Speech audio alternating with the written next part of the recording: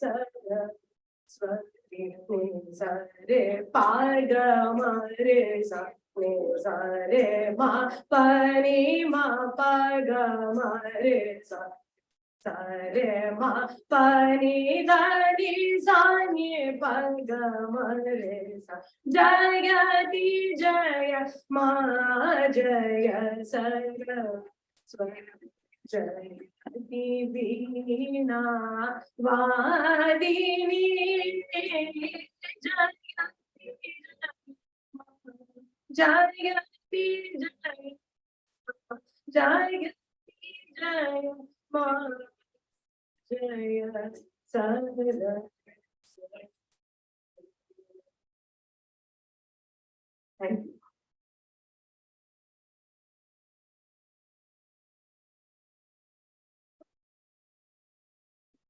Thank you, Uma ma'am, for wonderful, pleasant prayer, and thank you all the dignitaries. So next, I move on to our next part. Now I request Dr. our patron and president, Dr. S.S. Jha, sir, to facilitate our chief guest, Dr. Surendra Pandit ji, with a bouquet, a shawl, a memento, and a certificate of appreciation. Please join us.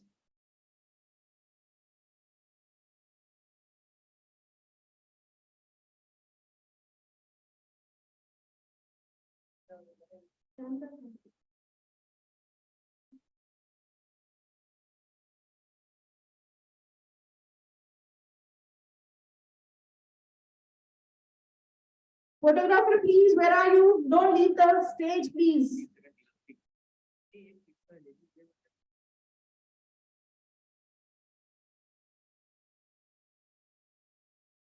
With applause, please.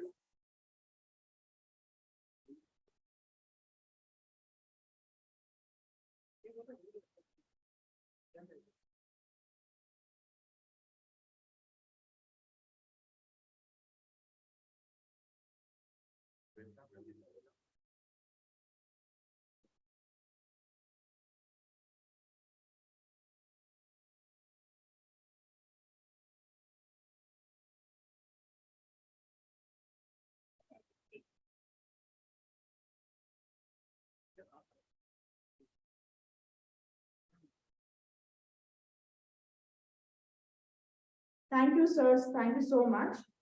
Now I request Dr. Lalit Gupta, our organizing chairperson, to present and facilitate our guest of honor, Dr. Arun Arora, sir, with a bouquet, a shawl, a memento, and a certificate. Sir, please.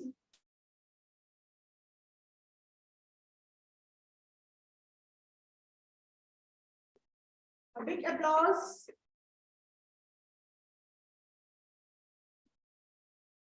आजकल हम बहुत कंजूस हो गए, तालियों में भी कंजूस हो गए.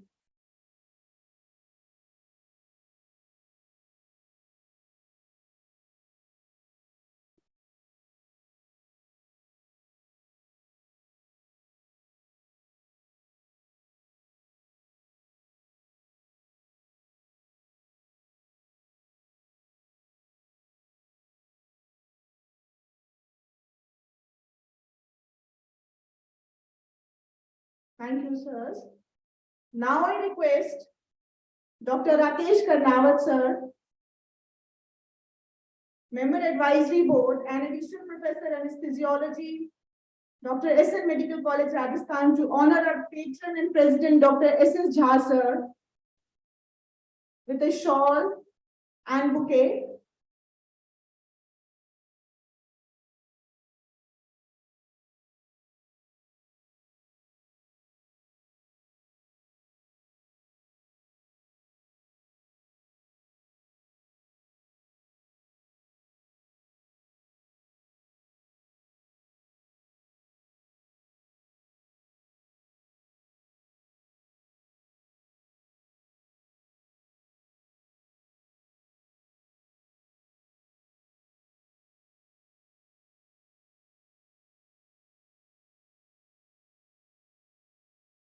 Big applause.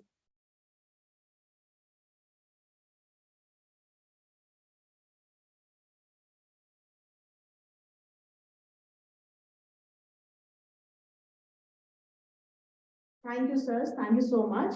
Now I request Dr. Uma Hariharan, ma'am. Dr. Uma Hariharan, ma'am, to honor our organizing chairperson, Dr. Lalit Gupta, sir, with a bouquet.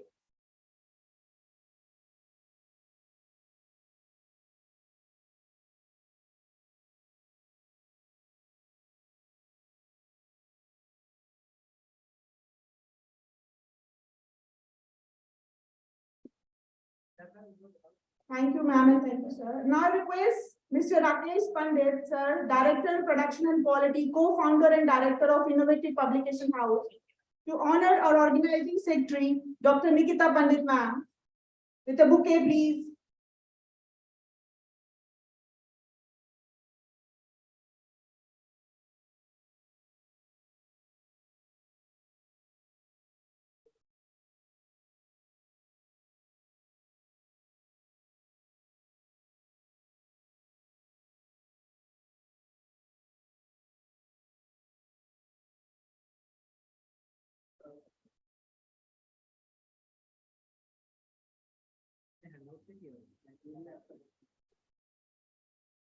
Now I request Dr. Anu ma'am to felicitate Dr.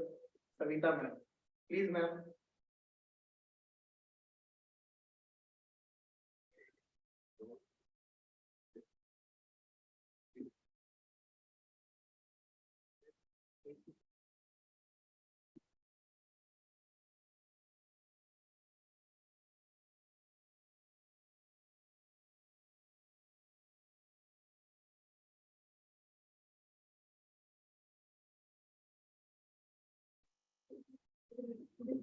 Yeah, please. Thank you, sir. Thank you so much.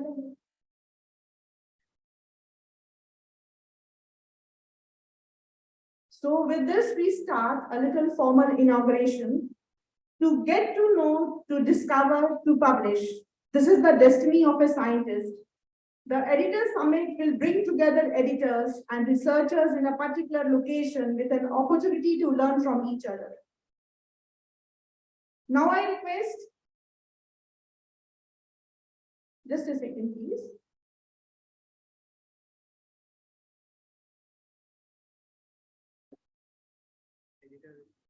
Now I request all the dignitaries to please stand on the dais for the release of the souvenir of the summit by our chief guest, Dr. Surendra Panditji, please.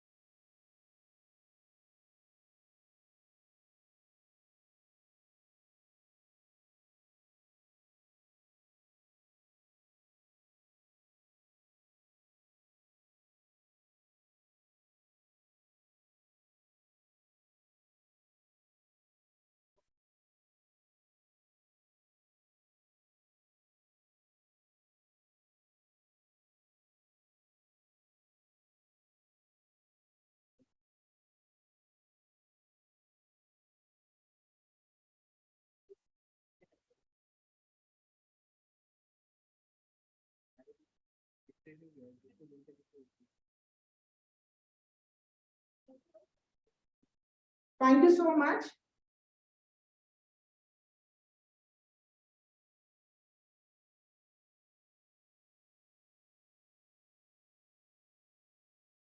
Thank you all. Please be seated. Thank you so much.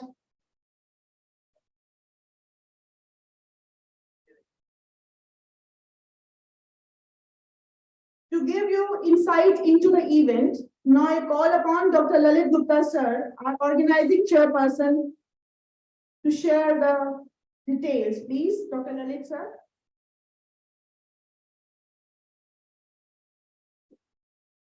A very good morning to all of you.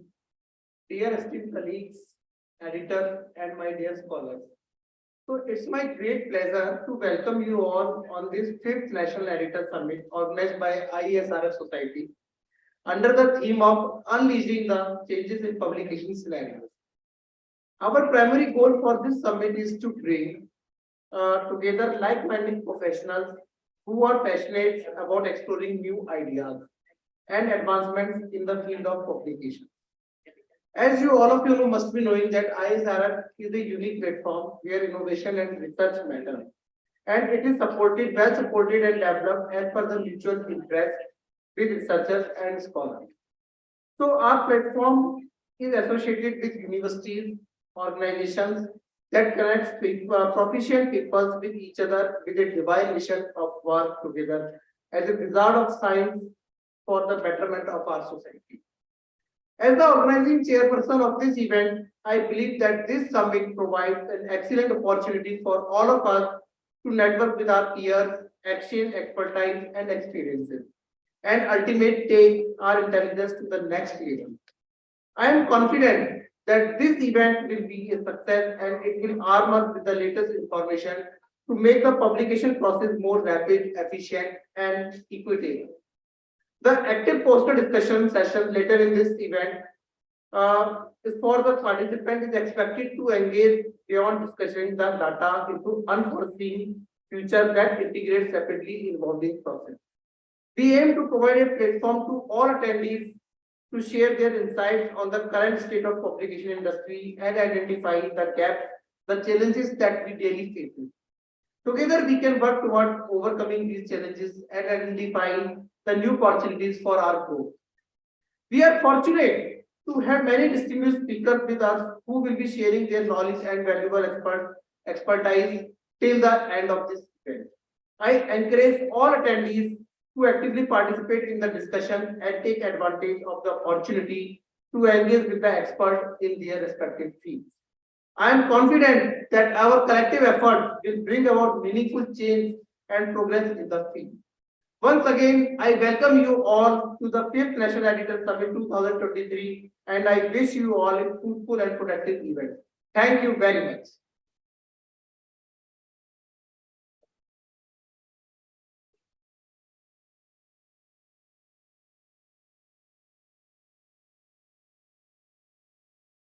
Thank you, sir. Thank you, sir, for this crisp introduction to the event.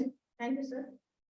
Now I invite our organizing secretary, Dr. Nikita Pandit ma'am, to make us aware of the achievements and highlights of IESRF. Nikita ma'am, please.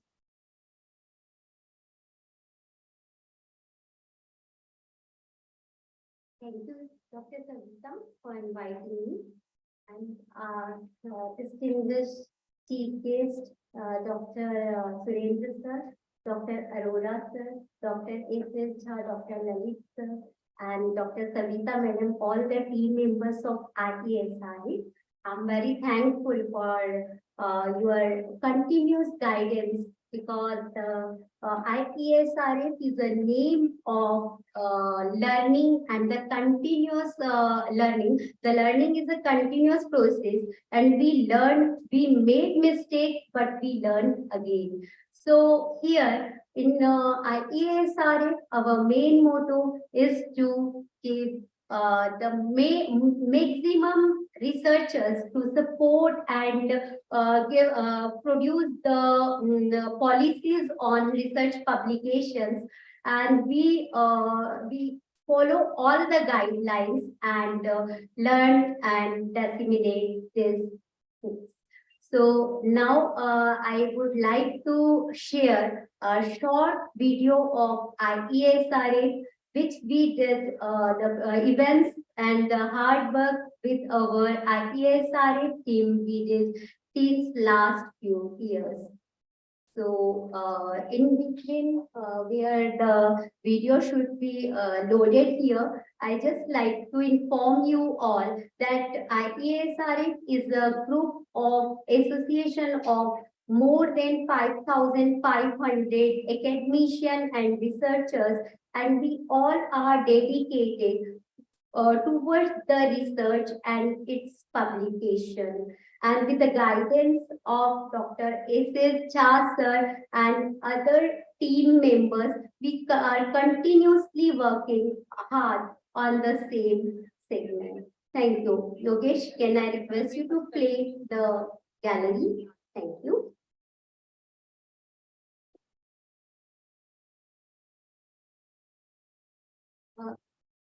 This mic.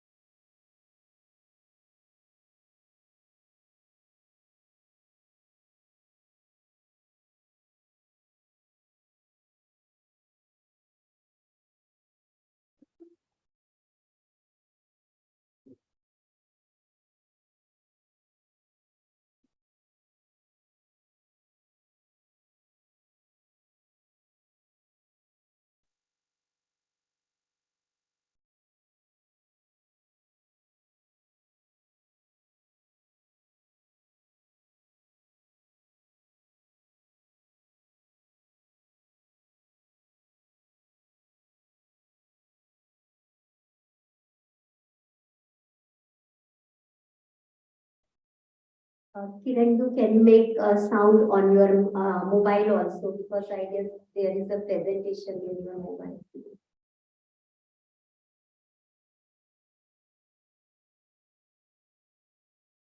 Actually, it's an audio and explaining all the information what we did in previous past. So please allow few seconds to rectify the problem.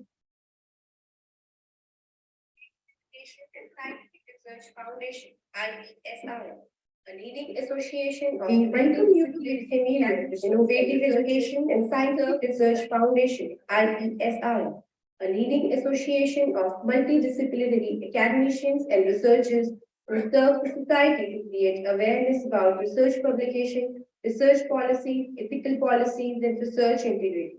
In the same series, we are trying to communicate researchers through one-to-one social media, YouTube channels, webinars, seminars, conferences, medical journalism, and research journalism. Get a short tour of Event Gallery by IESR, series of webinar on cornerstones of scientific publication, included the process of research publication, ethics, plagiarism, citation, and publication. Successfully conducted one of its own kind virtual conference for dental specialty with the collaboration of leading institutions like Seema Dental College and Hospital Rishikesh, Faculty of Dentistry, Jamia Millia Islamia. IESRF encouraged author, reviewer, editors by giving the training, education, and felicitating them for their hard work through IESRF Research Award programs. During the COVID pandemic, with a team of doctors, we served 24/7 telephonically and online system. Also created awareness about COVID and associated problems. We all are aware that tobacco is harmful to society through the leading dentist and medical consultant. We have conducted program series on tobacco. Research is the backbone to society, and we at IESRF are committed to serve society for integrity, ethical, transparency, open access policy, and awareness about research publication. Thank you.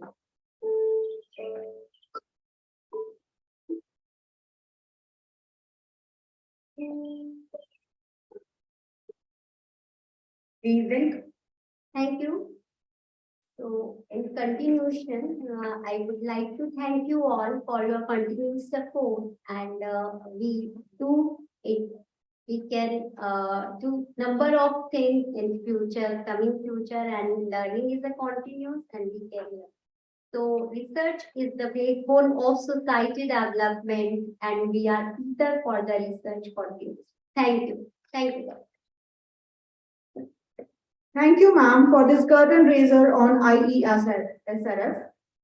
A pessimist complains about the wind, An optimist tries to change it and the leader adjusts the sail. The sails of this particular notion were adjusted by a person who is not only a great motivation to all of us, but a visionary and a person who gave us the belief to bring together this event.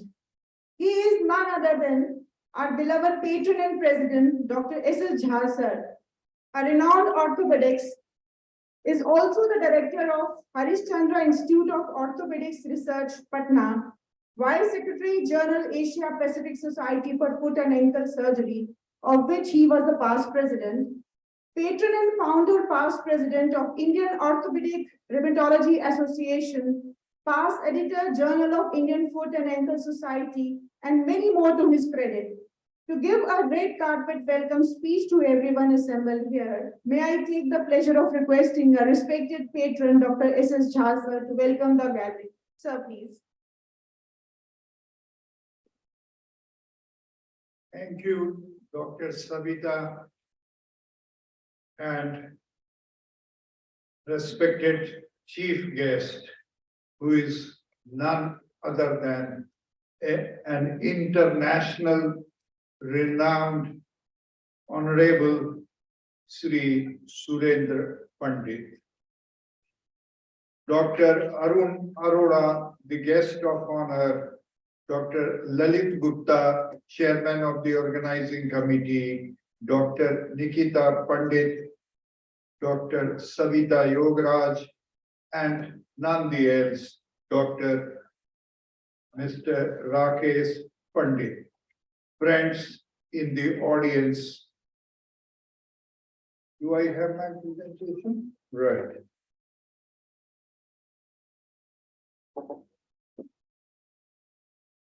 So,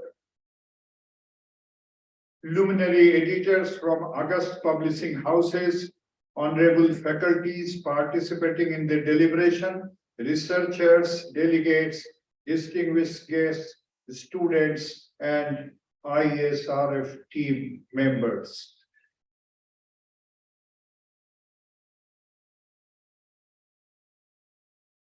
Friends,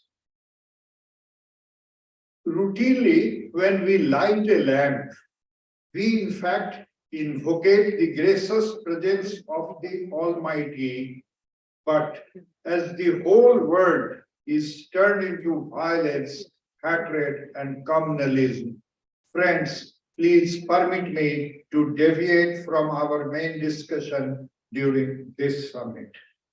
The ultimate goal in life should be focused to increase our devotion to God. All the processes and all the rituals that we perform, the ultimate aim is to develop love for God. Let me talk about all the religions, and talking of all the religions, let me start from Quran.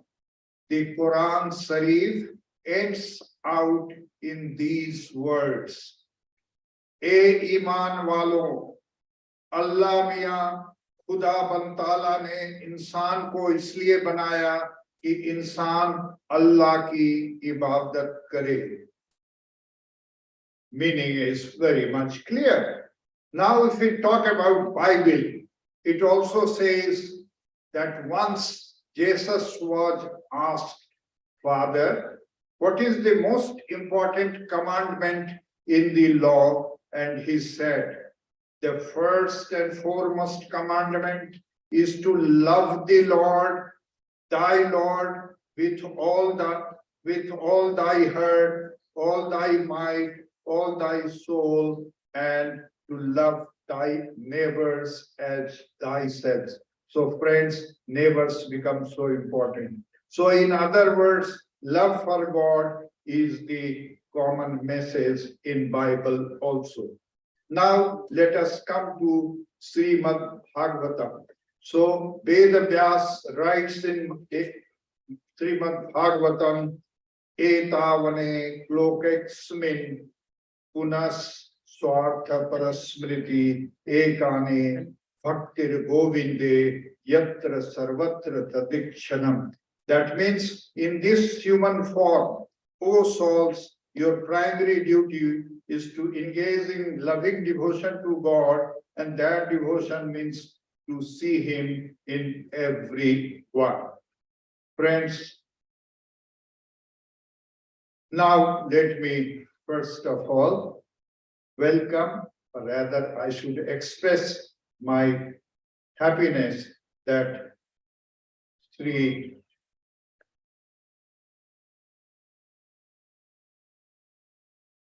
Surendra Pandit ji is here.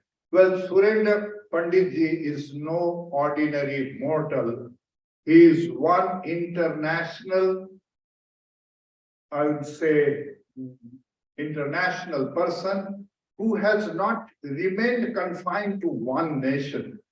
He has been working in so many universities, and more than 50 universities all over the world are being commanded by him. He has a Florida State University where Maharishi Vaidya University is being conducted. And look at the coincidence.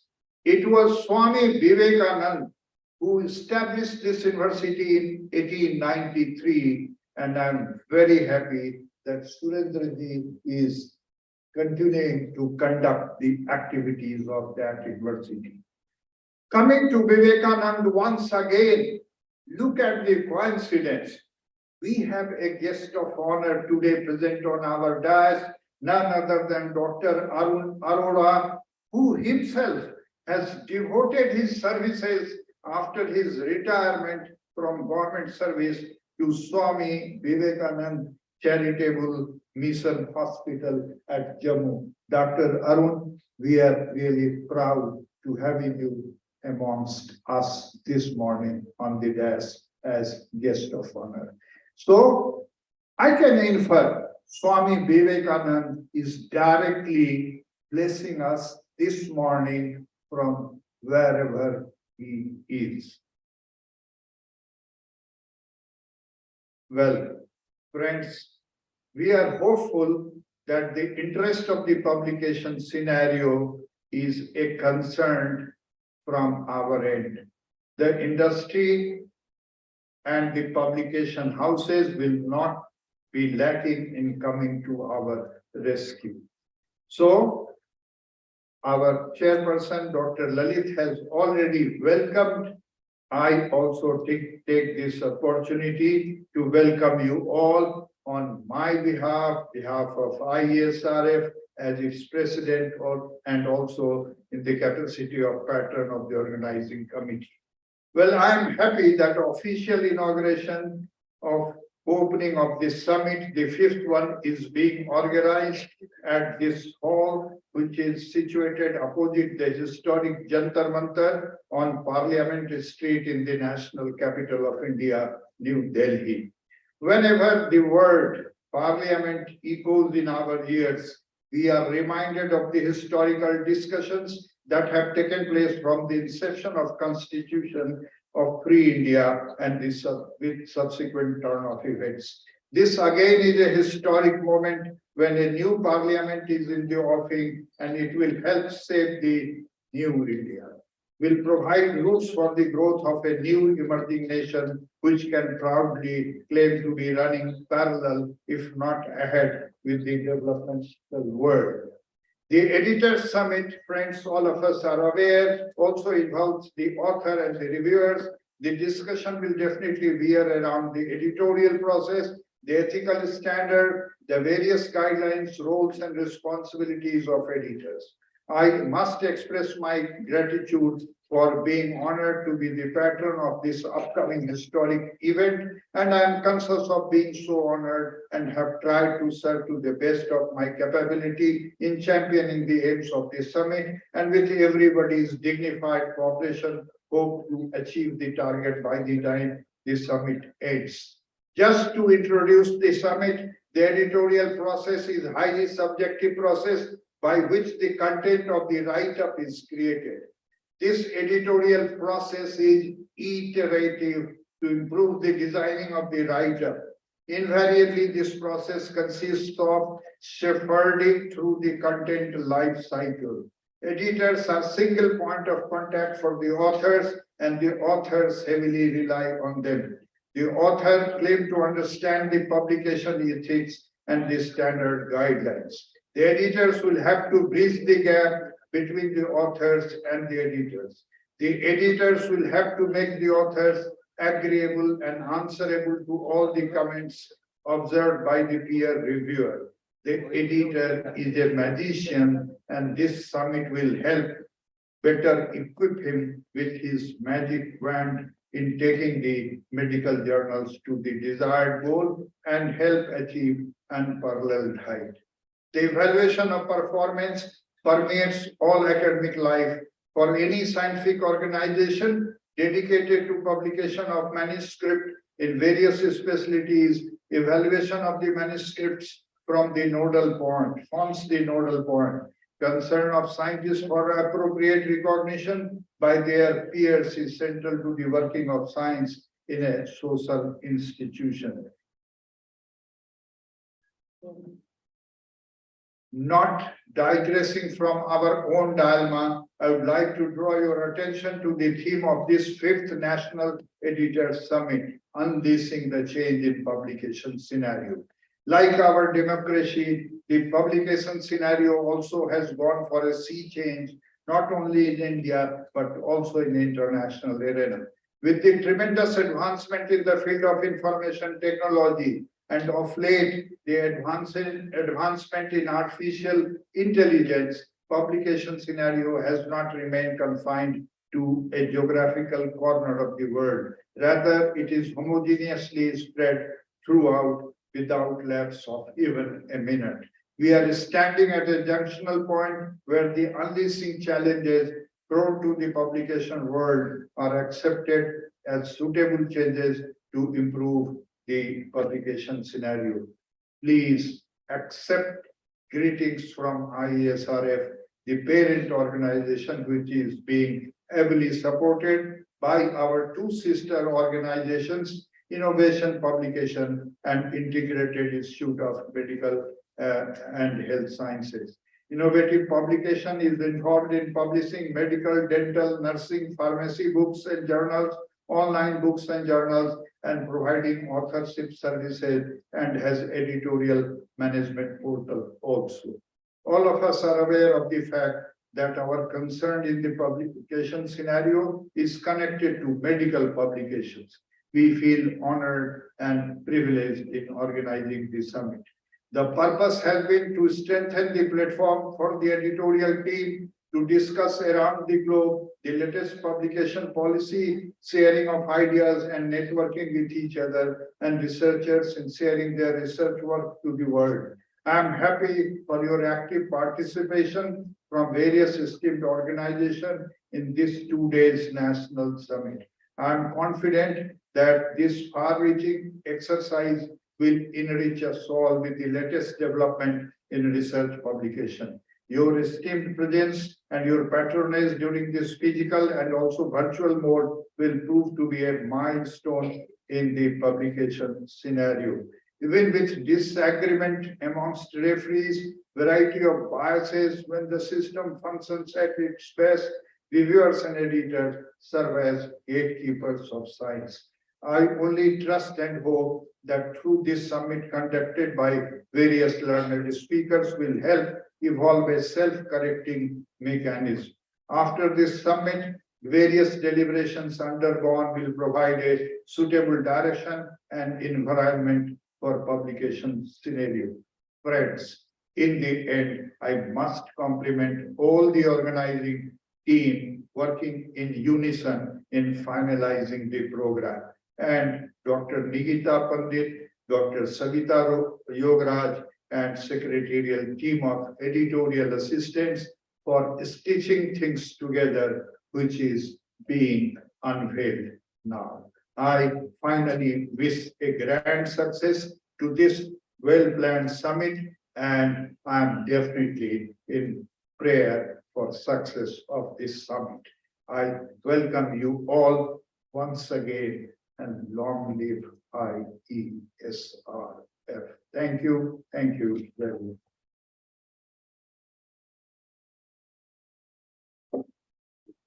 Thank you, sir. Your words of wisdom are always a motivation for all of us. Nothing great will be achieved without great persons, and persons are only great if they are determined to do so. Ladies and gentlemen, we are happy to have with us Dr. Arun Arora as guest of honor. Sir is one of the renowned anesthetists who has a wide variety of experience in health and medical education at JNK, a social activist, a strong administrator, at present a senior anesthetist at Swami Vivekanand Charitable Mission Hospital, Jammu. To boost our morale, to kickstart the event, I invite Dr. Arun Arora, sir, to say a few words of inspiration. Sir, please.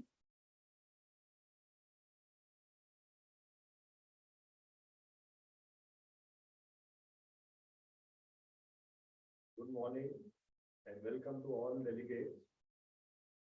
It is great honor for me to share the stage with the legendary person, Dr. Surendra Pandit, the international figure and professor of astrology. After my retirement from JNK, I decided to give charity to the institution so that the purpose of my life is fulfilled. I am working there as an anesthetist and I have established a small ICU there and doing all emergency services to help out the poor and underpowered persons. Swami Vivekananda once said, Nar Seva is Narayan Seva. That is service to humanity is service to God.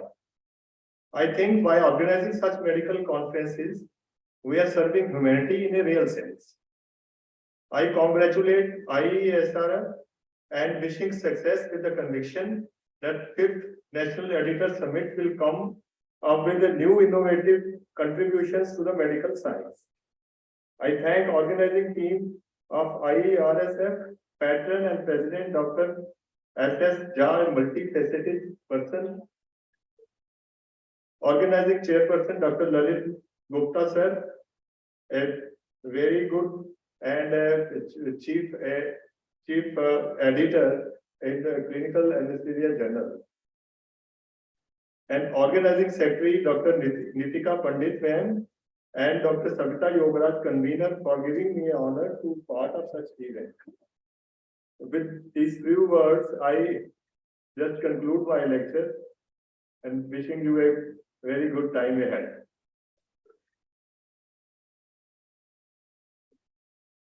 Thank you, sir. Thank you, sir, for this booster short of speech.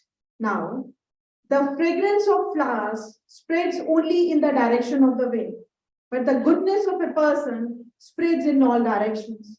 Ladies and gentlemen, we are delighted to have with us the Honorable Chief Guest, Professor Dr. Surendra Pandit with us. Sir is the International Professor of Astrology at Maharishi Vedic University in Holland. Sir has the highest level of educational achievements in his field and he has awarded multiple PhD degrees. As an educationist and scientific professor of astrology, Sir has delivered many lectures extending from North to South Pole, around 117 countries of the world. And on 9th of April, he will be awarding many PhD degrees from Florida State University. He is the epitome of excellence in his field and has made many national and international predictions who have turned true. I can go on and on with Sir's achievement, but I will put a stop here and invite our Honorable Chief Guest, Sir, to address the Augustus gathering with his precious words. Sir, please.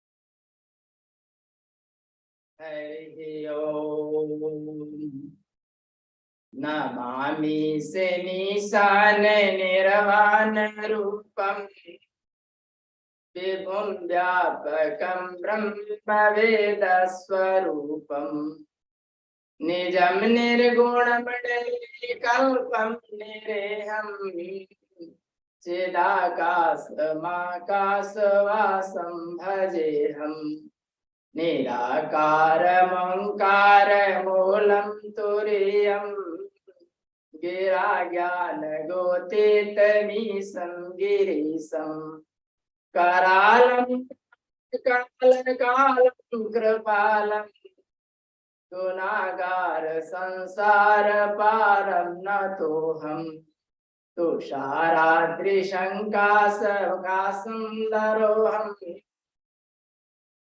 Om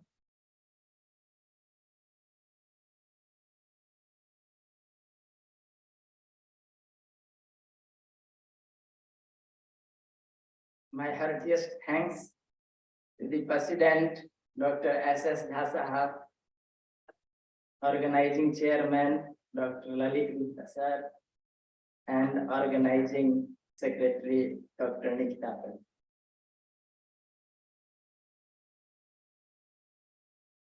It is my great joy to attend here for this innovative education and scientific research foundation, and many articles, many things I have observed that this innovative education society doing highly good in a research area for the society.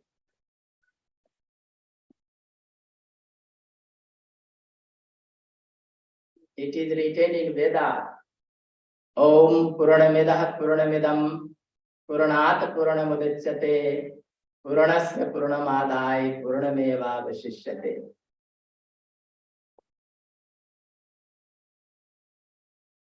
पूर्ण से पूर्ण को यदि minus किया जाए तो पूर्ण ही बचता है। यह आध्यात्मिक दृष्टिकोण है और इस आध्यात्मिक दृष्टिकोण पर इस धरा पर आज तक जब वैज्ञानिक अपना अनुसंधान करते हैं तो निश्चित रूप से उनको बहुत सारी चीजें पूर्णता की तरफ प्राप्त होती है। स्वामी विवेकानंद 1893 ईस्वी में अमेरिका के शिकागो शहर में उनको भी यही टॉपिक मिला था, ओम पूर्णमेदः पूर्णमिदम्, केवल 0 टॉपिक पर बोलने के लिए दिया गया था और उन्होंने जो यूनिवर्सिटी की स्थापना की, मैं उसी यूनिवर्सिटी में मैं अभी वर्तमान में इंटरनेशनल प्रोफेसर। इस यूनिवर्सिटी के माध्यम से पूरे नॉर्थ पोल से साउथ पोल तक बहुत ढेर सारे यूनिवर्सिटियों में जाने का मौका मिला है, देखने को मिला है। Our knowledge is structured in our consciousness. Knowledge को हमेशा साइंटिफिक वे में ले चलने के लिए यहाँ पर उपस्थित जितने भी महामहिम विद्वान उपस्थित हैं, उन लोगों से हमेशा मेरा निवेदन रहेगा कि समाज को देने के लिए, समाज की तरक्की एकमात्र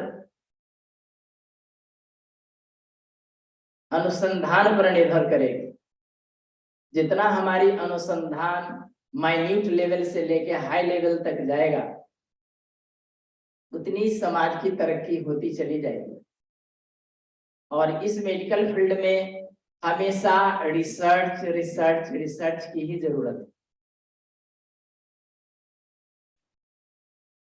दिन प्रतिदिन की नई नई घटनाएं घटने को देखने को मिल रहे हैं और उन घटनाओं को अगर ठीक ढंग से रिसर्च किया जाए तो समाज की तरक्की तेजी से होता चला जाएगा। और इस परिप्रेक्ष्य में innovative education and scientific research foundation तेजी से आगे बढ़ रहे हैं और तेजी से इन पर नए नए आर्टिकल, नई नई चीजों का अनुसंधान हो रहा है। जितना ये अनुसंधान आगे बढ़ता चला जाएगा, समाज की तरक्की होती चली जाएगी और वर्ल्ड वाइड संसार के बहुत सारे वैज्ञानिकों के बीच में इसका बिखराव होगा स्कैटरिंग रेज की तरह, और समाज में बहुत ज्यादा तेजी से सामान्य लेवल से लेकर हाई लेवल तक इसका फैलाव जब आगे बढ़ेगा तो देश की तरक्की होगी, संसार की तरक्की होगी। अभी जो कोरोना वायरस की जो स्थिति देखे हैं, इसमें पूरे संसार के लोग सामाजिक स्तर पर काम किए हैं।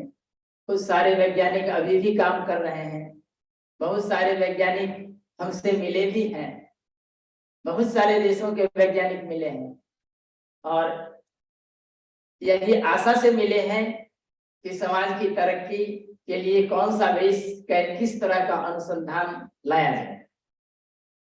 और इस परिप्रेक्ष्य में innovative education and scientific research foundations के सभी प्रेसिडेंट, सेक्रेटरी, सभी लोग बहुत अच्छी तरह से काम कर रहे हैं और करते रहें, यही प्रभु से हमारी प्रार्थना है। और आप लोगों को ढेर सारी शुभकामनाएं मेरे तरफ से। अंत में प्रत्येक ईश्वर की जो छाया है, we are surrounded with the light of God and the power of God always protect us. Ved, जो वेद का मतलब होता है ज्ञान, और ज्ञान हमारी चेतना में सन्निहित होती है, इसको जगाना है। और वेद कहता है अग्नि नीले पुरोहितम, मैं प्रकाश की ही पूजा करता हूँ, अग्नि की पूजा करता हूँ। बाइबल कहता है लाइट अपॉन लाइट, मैं प्रकाश की पूजा करता हूँ। और कुरान कहता है अल्लाहु नूरु समावाती बलद, जिधर जिस छाया में हम लोग जाएंगे, प्रत्येक छाया यही कहता है light upon light, we are surrounded with the light of God and the power of God always protect us. इस प्रोटेक्शंस के लिए अपने नॉलेज को सही डायरेक्शन में रिसर्च के तरफ ले चलना है। और जितनी रिसर्च अच्छी होगी, सोसाइटी का जो बैकबोन है वो है रिसर्च। सोसाइटी तेजी से तरक्की करेंगे, और जब सोसाइटी तरक्की करेगा तो देश की तरक्की होगी। Thank you. अंत में चेयरमैन सर और all our innovative education scientific research foundation के सभी सदस्यगणों को ढेर सारी शुभकामनाएं। Thank you.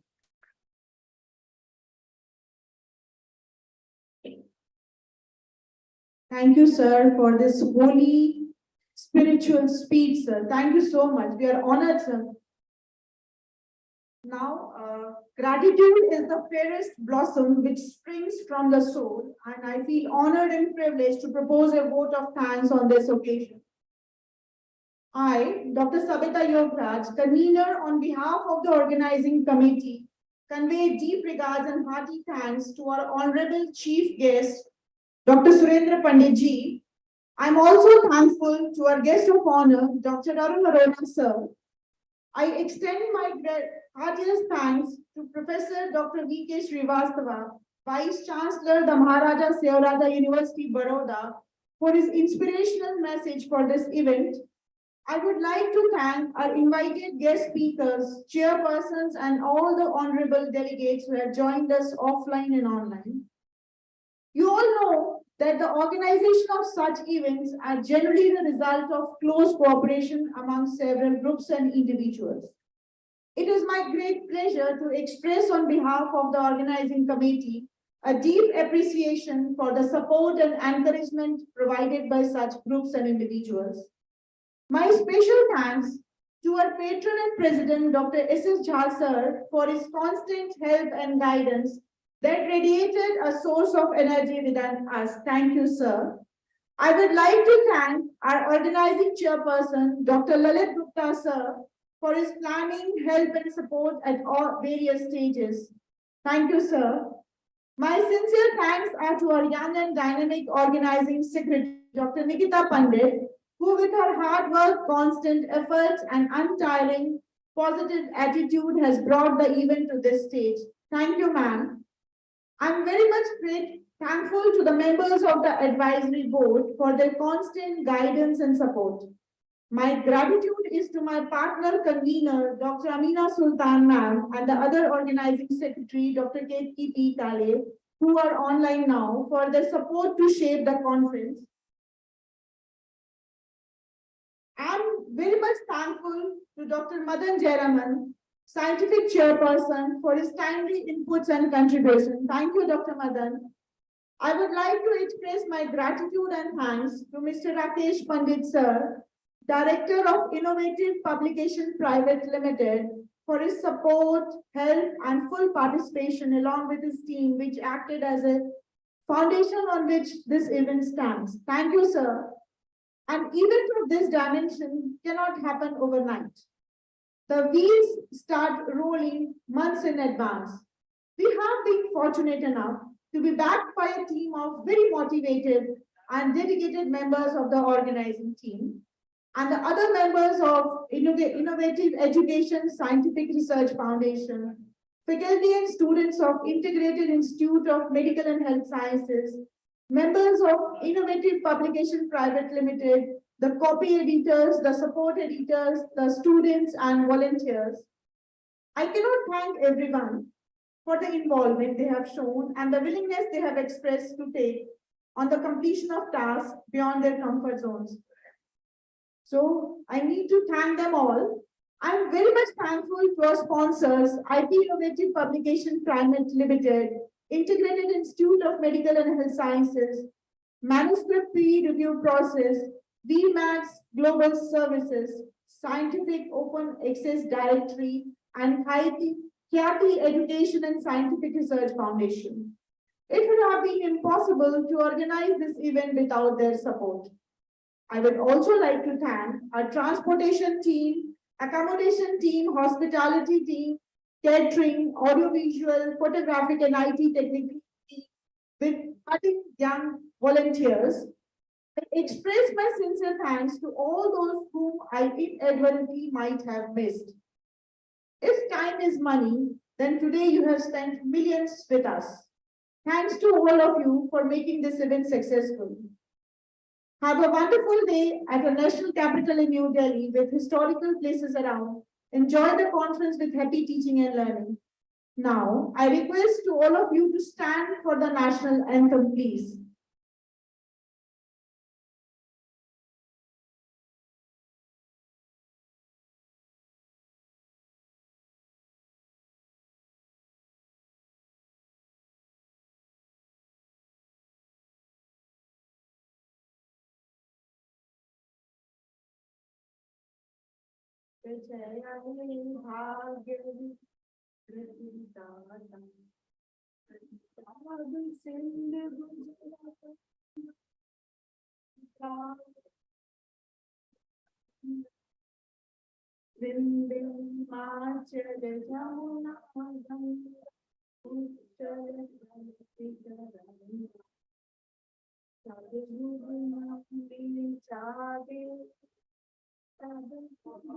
आशीष मांगे गाली सब जय गाता जन गण मंगल धारी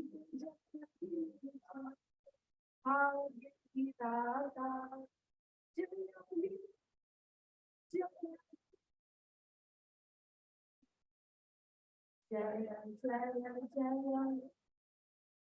जय Hind. So thanks to all of you. Now may I request the dignitaries on stage to please join us downstairs in the audience. As the student of Integrated Institute of Medical Health Science, Ms. Kusum has prepared a welcome dance.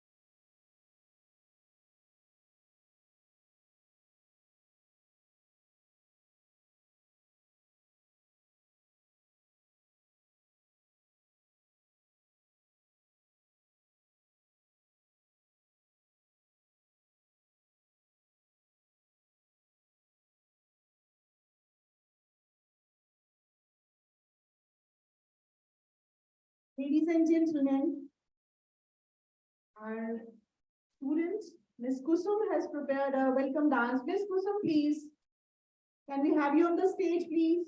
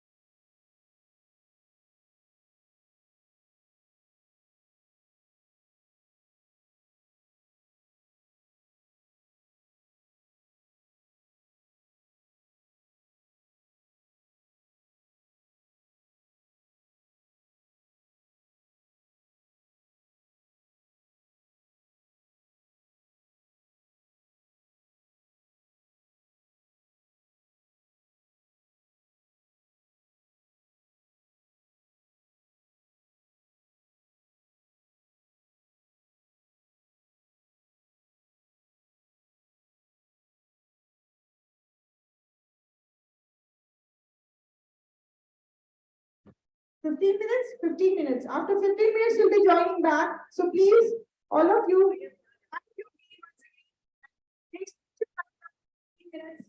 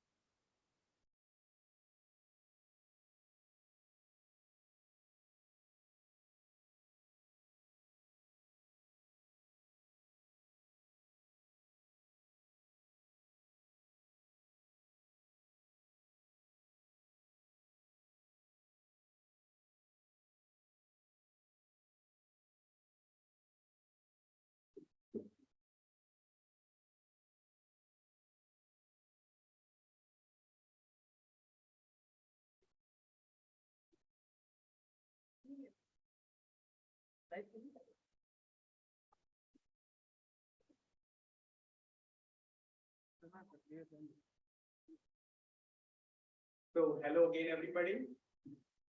I am Dr. Ashim Gupta.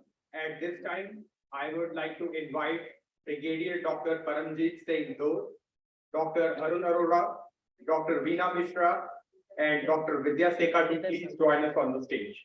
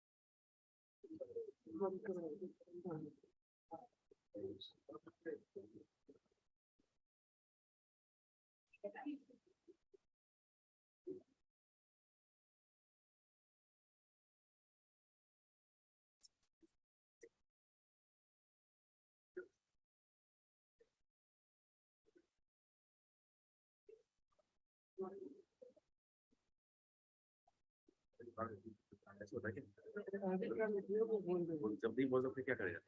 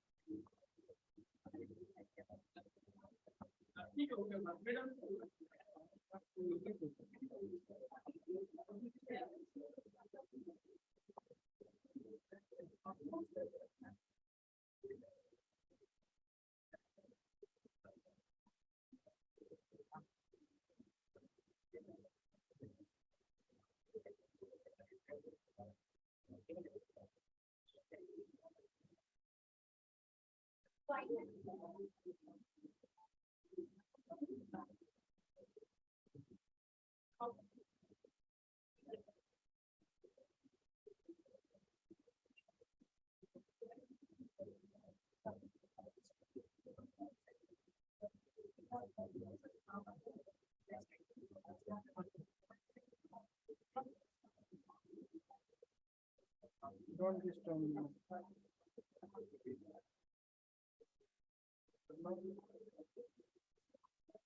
हाँ आदित्य के बात नहीं now I engage you.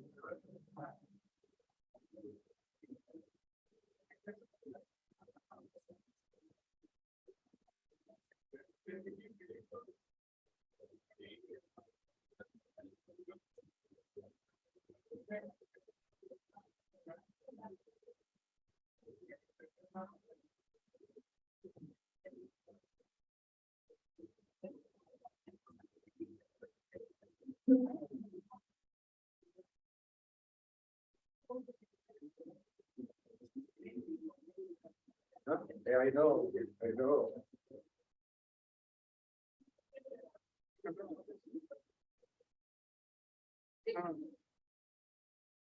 Hello again, everyone. At this point, I'd like to request all of you to please take your seats and we'll begin the session. I'll start by introducing the chair people for this session. First, it's a pleasure introducing Brigadier Dr. Paramjit Singh Dor. Dr. Dhoot was the Dean of Santosh Medical College, Ghaziabad, Uttar Pradesh. He is a teacher and examiner of various universities who was also awarded Vishisht Seva Medal, which is equivalent to the fourth highest civilian award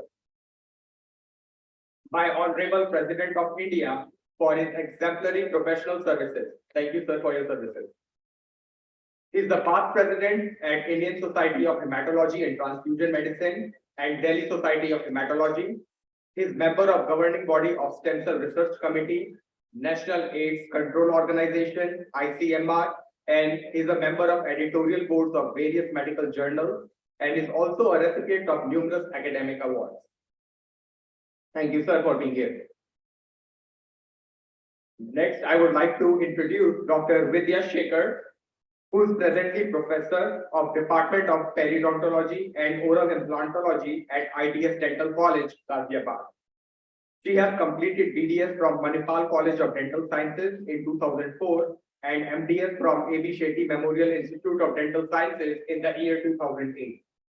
She has many national publications and has been a speaker par excellence in many CDE programs. She is a highly effective communicator with fluency in multiple languages. Currently, she is a resident of Ghaziabad and she loves music and reading. Welcome, ma'am. Our next chairperson is Dr. Sankal. He has a very big bio that I have, so I try to summarize it for you, sir. So he did his MBBS from Rural Medical College, Parwara Institute of Medical Sciences, Maharashtra, and then he completed his PGDEM, PGDML, PGDPHM, and MPH. His research interest was evident since his undergraduate days, where he was selected as a special volunteer in research at the Human Motor Control section of National Institute of Neurological Disorders and Stroke at NIH USA.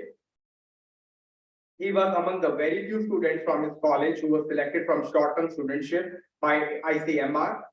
During the same time, he had been on editorial board of various student journals and was peer reviewing and copy editing actively. Again, he participated with great enthusiasm in various conferences and gave oral and poster presentations. After his education, he joined as a general duty medical officer in the Department of Medicine and TB at Sri Madan Lal Khurana Chest Clinic. Besides, he has been actively involved in research, as evidenced by his 136 peer-reviewed publications and above. Some of his published case reports are the very first in the medical literature. So just to summarize, he has been very prolific. He has done a lot of stuff, and I think we'll need a session to go over all his biodata. Lastly, but not the least, I would like to welcome Dr. Arun Arora again. And Dr. Arora is an anesthesiologist. He's a senior and in charge anesthetist and ex-administrator at Swami Vivekanand Charitable Mission Hospital in Jammu. He is ex-consultant anesthetist at J&K Health and Medical Education. Welcome, sir.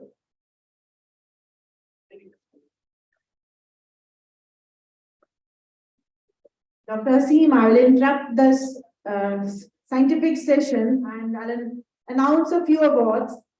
And I will request the chairpersons to please come to the stage. Leave the chairs so that you can give some awards. Please, chairpersons, please join us here on the stage.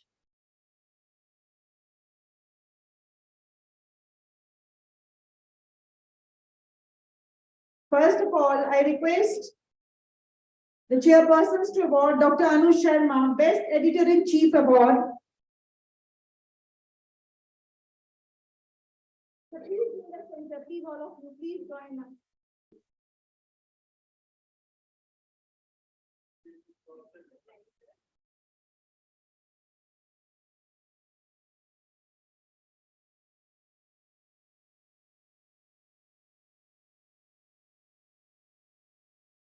Now I invite Dr. Uma Hariharan for IESRF Young Researchers Award. Dr. Uma Hariharan.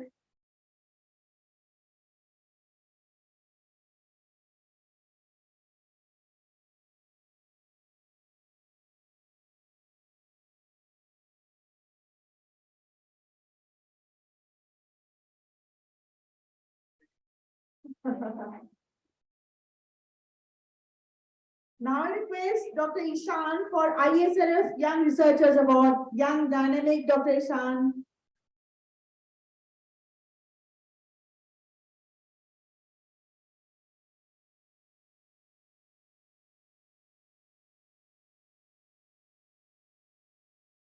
Dr. Ishan, please. Thank you, ma'am.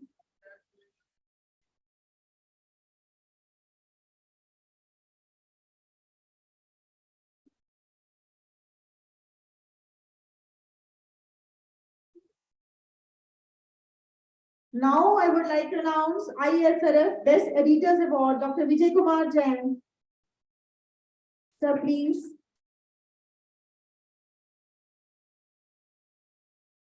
Dr. Vijay, sir. Best Editors Award.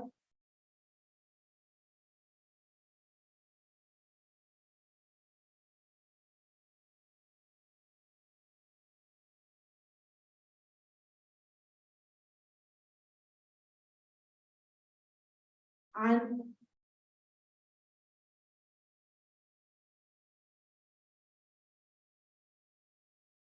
Best Researchers Award for Dr. Manisha Verma. Dr. Manisha, please.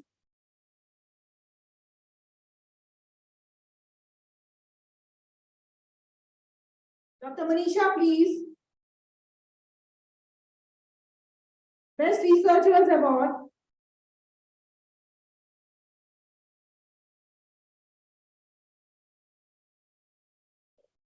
Thank you, chairpersons.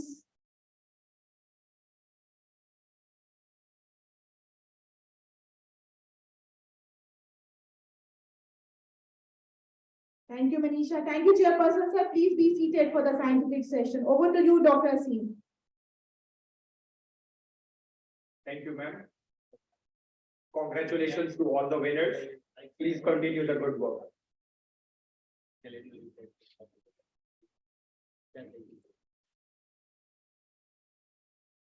So now we'll begin with the scientific session.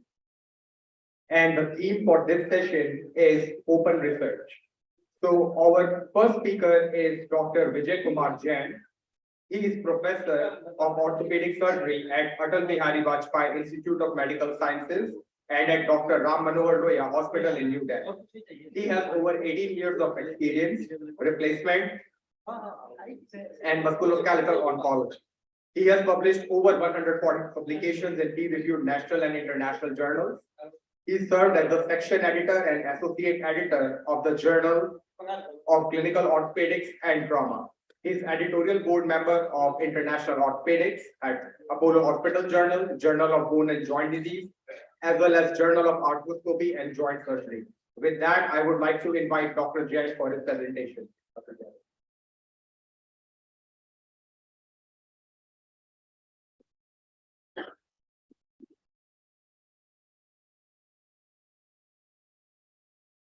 Good afternoon, everyone. So, I'm thankful to the organizer for inviting me for this talk. And I'm really thankful to the Dr. Madan Jaraman, who has given me this opportunity to present this very topic, which is very sensitive to, at least for the Indian context.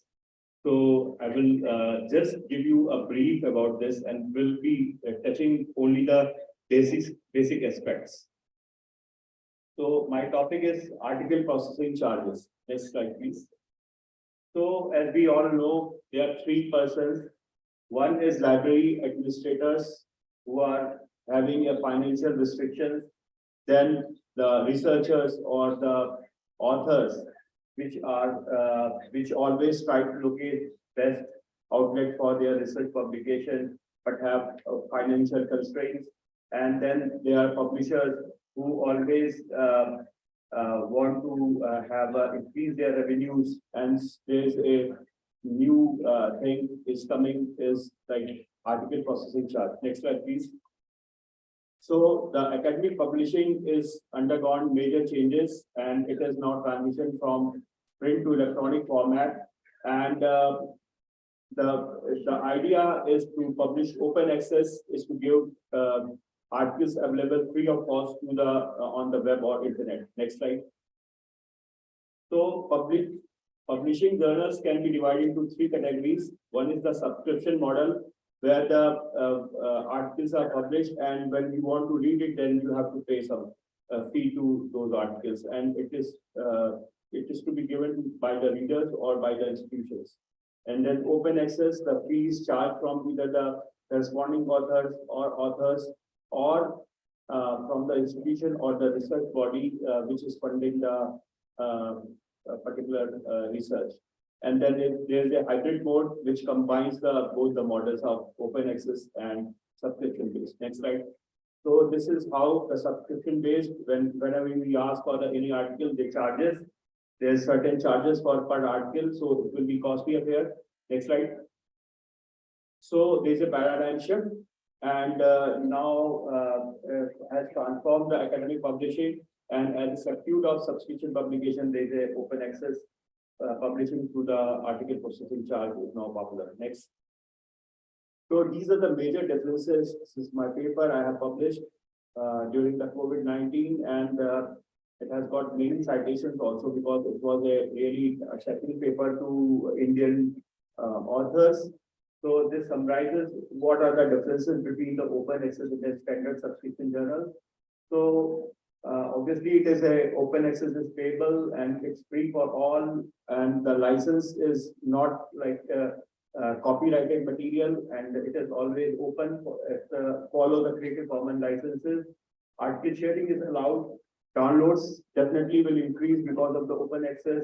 Is a less rejection rate is less in open access journals, but now when I have written this paper, then it was suggested that there is a high chances of rising in the citations, and the rejection rates are slightly less, but now the things are almost equal in both the journals. Both are kind of publication. Then the speed of publication is faster, and there are other things which are differences between these two. Next, please. So the article processing fees, or also known as the publication fees, it is required for the open access, and also it is required whenever there is in the printed form, whenever there are more number of figures or more number of tables, the journals will be required fees for the additional figures and the tables, but it is not required in open access journals. Next slide. So the aim of the open access is to produce transparency and visibility in the scientific research, thereby providing equal access to discovery and the knowledge. So there's because these are the open access, it is available online, so there's a rapid sharing of the research, and it works on a model which is commissioned by the G20 and the European Commission. It works on the fair model, that is the findable, accessible, interoperable, and reusable. Next slide. So how the open access changes the way in which the article is published. So all articles are freely available, universally accessible. The authors can hold the copyrights for their publications, and the copies can be permanently archived not only for the publishers but can also elsewhere. Next slide, please. So who all are benefited from the open access? Firstly, the authors, who can disseminate their work to the widest possible audience, and this will improve the citations. And also, it is not only limited to the libraries, but you can also find it on the net. So it enhances the literature searching, and the result can be results can be publicly shown because the taxpayers' money is involved. And then reading is equal in all, because whether the person is from the high income country or from the lower middle income country or the lower income country, all can access the articles very well. Next slide, please. So not only these advantages, but also the efficient research and innovation and collaborative networking is improved with the open access. Next, please. So the golden open access gone through various cycles, various processes, and at one point of time, the ABC is required, and then the article is open for immediately for the readers all over the world. Next slide. So why the APC is required? So APC is required basically for the clear review, administration and management, copy editing, text type settings, then professional production of the different formats like PDF formats or other formats, and then for the dissemination of the published paper in various institutions in the library. And also the process is also, the money is also required for processing to applying for the PubMed or PubMed Central or other areas. So, and it is sometimes also the monies required for some journals, some publishers also provide money to the reviewers. Next slide, please. So recently, this Informa Taylor Sciences has started giving honorarium to the reviewers, and they have listed more than 40 journals so that they can speed up the process of publication, and they named it as an accelerated publication, and they charge us very high, and but also paid honorarium to the reviewers. Next slide, please. So, but the charges varies from journal to journal. They can like from 1,000 rupees to $1,000. So they can vary, and also the low and middle income countries are usually exempted, and there are some riders are there. So there is no transparent policy is there for the waiver, and publisher charges and APC in a gold open access business model, and it can be waived off partially or fully, but there is no transparencies there, and you have to apply it, you have to ask for the waivers. So also it is very cumbersome to understand the policies, and sometimes the authors get discouraged from asking the waivers. Next slide. So this is the slide showing the full waivers to the low income countries, and lower middle income countries can have to pay some 50% of the discount. Next slide. So how the APC eligibility is determined? So it is determined based on the WHO classification of the gross income, gross national income, and also the per capita or GDP of that particular country. And accordingly, that the low, high, low, and middle income countries are divided based on the GDP they have. And so it is very it is classified according to the WHO, according to the World Bank, and also some journals and publishers have specific variations exist. Next slide. So, and it is also important to distinguish these journals, open access with the predatory journals, because these journals deceitful gives impression that they are the open access journals and they are the journals which are really indexed, but they are the warning signs whenever you have a mail which you receive, and the editors or the mail promises that they will give short time to publications, they have low APCs, and also they assure that also the assurance of publication is there, that it will be published definitely, and ambiguous information on email or web page, or the false claims of indexing, one must see that whether this is a predatory journal or the open access journal. So this compromises the article quality and also the review of authors and institution. Next, please. So I have published this article, whether the article processing charge is really varied in the publication. Next slide. Yes, for the Indian context, if you see that we have a very significant financial crunch for the Indian researchers, and our institute do not pay for the publication and research, and we have a very limited options of journals where we have to submit our articles. So, but less well-off institutions, academic students are unable to publish their work, though we have a lot of clinical materials and people want to publish it, but we have very little option because of this open access problems and because of this APC. So, in nation that hardly access the financially for the research, APC waiver is needed. Next slide, please. So the request of the APC can be made at the time of submission or when the article is accepted. And the problem is that whenever we request for the APC's waiver, there's always chance for delay in review process. And many a times it is rejected. So if they are not convinced with your letter of waiver. Next slide, please. So we can get either no waiver or we can get 20 to 50% of waiver, and sometimes only rarely the full waiver is required. Next slide, please. So this slide shows the approval of waiver by one of the skilled in nature journal. And next slide, please. So also because I have talked about the transparency, we have written another article, can open access publishing be made just for the authors from the lower middle income countries. So it is defined by the Commission of European Commission, but it should also be Jagron friendly, universal, sharing and transparent to each and everyone all over the world. Next, please. And so what are the solutions of APC? How we can deal with it? Next slide, please. So either your institution can become a member of the publications, for example, Biomed Central, so that whosoever is going to submit their article, the APC can be paid off. So in India, we have a member list. Only 3 of the institutions are member in the Biomed Central. Next slide, please.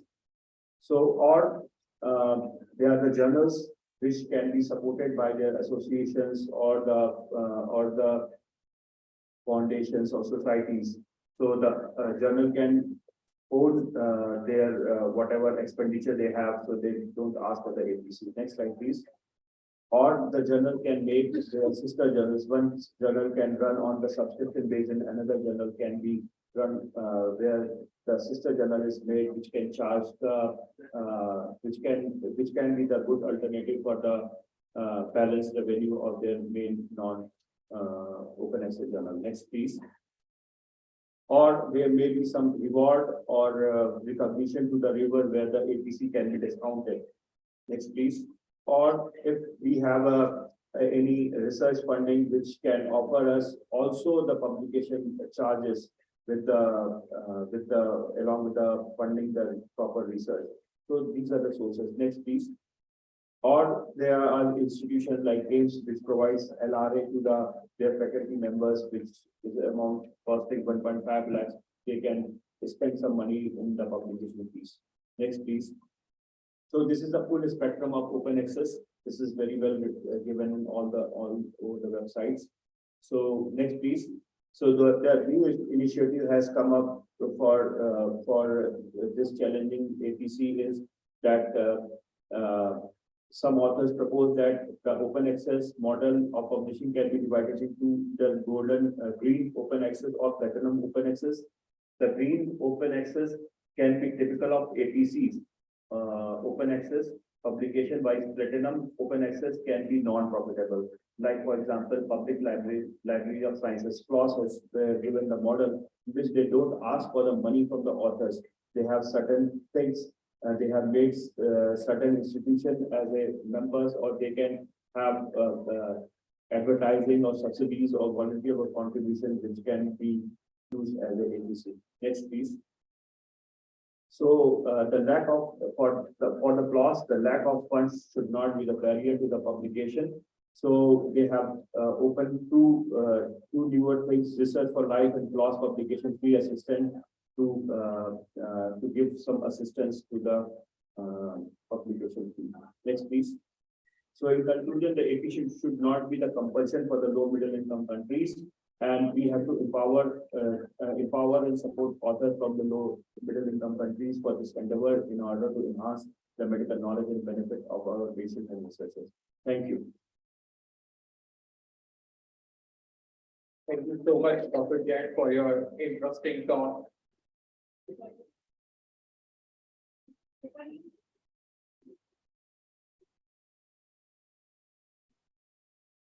Dr. Jain, thank you very much for an excellent lecture. I have 2 questions. Some journals need to pay heavily to publish an article. Indians cannot afford to pay $200, $400, $500 for the party. Similarly, I had an experience where I was invited to write a chapter for a book. Later, they wanted me to pay $800 for that chapter. They said, we'll take you to the court. I said, take me to the court. I have no issue at all. So why should people charge so heavily, especially from third world countries where we can't even afford to buy a journal? That's my question. Sir, this, I'm going to tell you, whenever we are going to submit any article or any book chapter to, or accept any invitation, it is always mandatory that it is not a pediatric journal. Because I receive at least 4 or 5 invites every week, and I always see whether this mail is a junk mail or whether it is a really authentic person who is emailing me. So I receive so many mails. So if anybody is caught in this, then there's always be a problem. I have written few chapters for some publishers, and after the submission and acceptance, they ask for the money. So I always wrote them, I don't have money, please give me waiver, because I belong to the low middle income country. India doesn't come under the India come under LMIC, low middle income country, but we can have only 50% of waiver, according to the World Bank data. Not full waivers, it can only be requested to the editor-in-chief on case-to-case basis.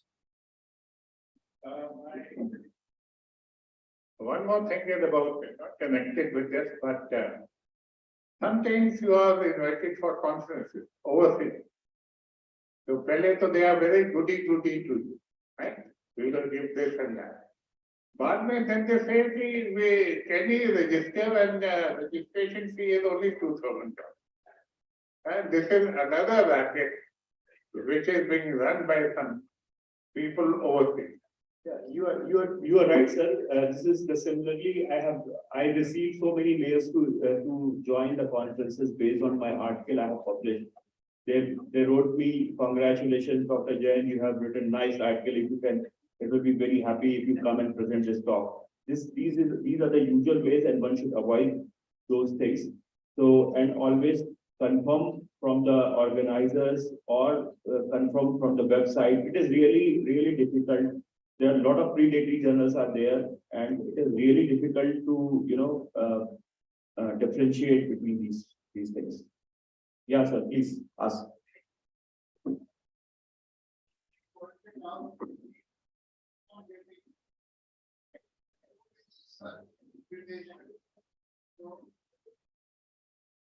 We have to be careful about these invitations.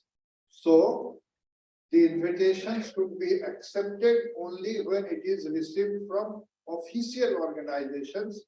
Otherwise, some scrupulous people, they come together, organize some such conferences. I will tell you one example. I myself accepted one such invitation from Sydney. Luckily, when I was going to buy my tickets, I asked my son who stays in Sydney, will you please find out from the hotel? And he told me the hotel does not have any information what was written there. So we have to be aware of it. Yeah, these are like online frauds which happen to the bank. You give your bank number, account, and then I will transfer money. It's like that only. So you have to be vigilant. So I added for a lot of international journals, sir, and you are right. So India does not classify as a low income country, and for Indian authors, it's very hard to pay APCs like $2,000, $3,000, and as Dr. Jha overstated too. Please make sure do your due diligence, see who is sending you emails. There are a lot of frauds out there who are just doing it for profit. They do not care about you being a speaker. They do not care about your scientific work. All they want is money. So please be careful and be vigilant. And always talk to your peers if you have a doubt that is this party legit or not. So at this point, I would like to ask Dr. Dose to please give the certificate of appreciation to Dr. Jain.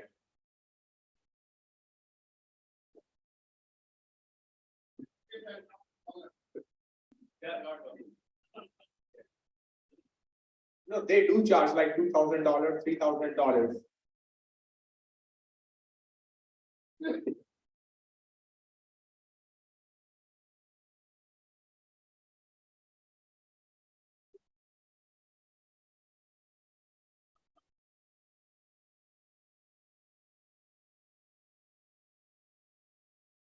Thank you, sir.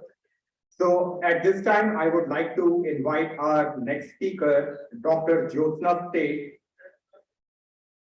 who will be talking about hybrid journals. Dr. Seth completed her BDS and MDS from Saraswati Dental College and Hospital, Lucknow. She is fellow of Pierce Product Academy. She has been trained in palliative care during IACC course. She has delivered more than 20 keynote guest lectures. She has chaired sessions at various conferences and conventions. She was awarded Chaitanya Nari Shakti Award of 2023, awarded as Young Researcher Award in 2022, awarded as Teacher of the Year 2022 by Honorable Chief Minister of Uttarakhand. Indian Achievers Forum of Excellence Records Unity Day Award 2022. So she has a lot of accolades. At this time, I would like to invite Dr. Jyotsna for her talk.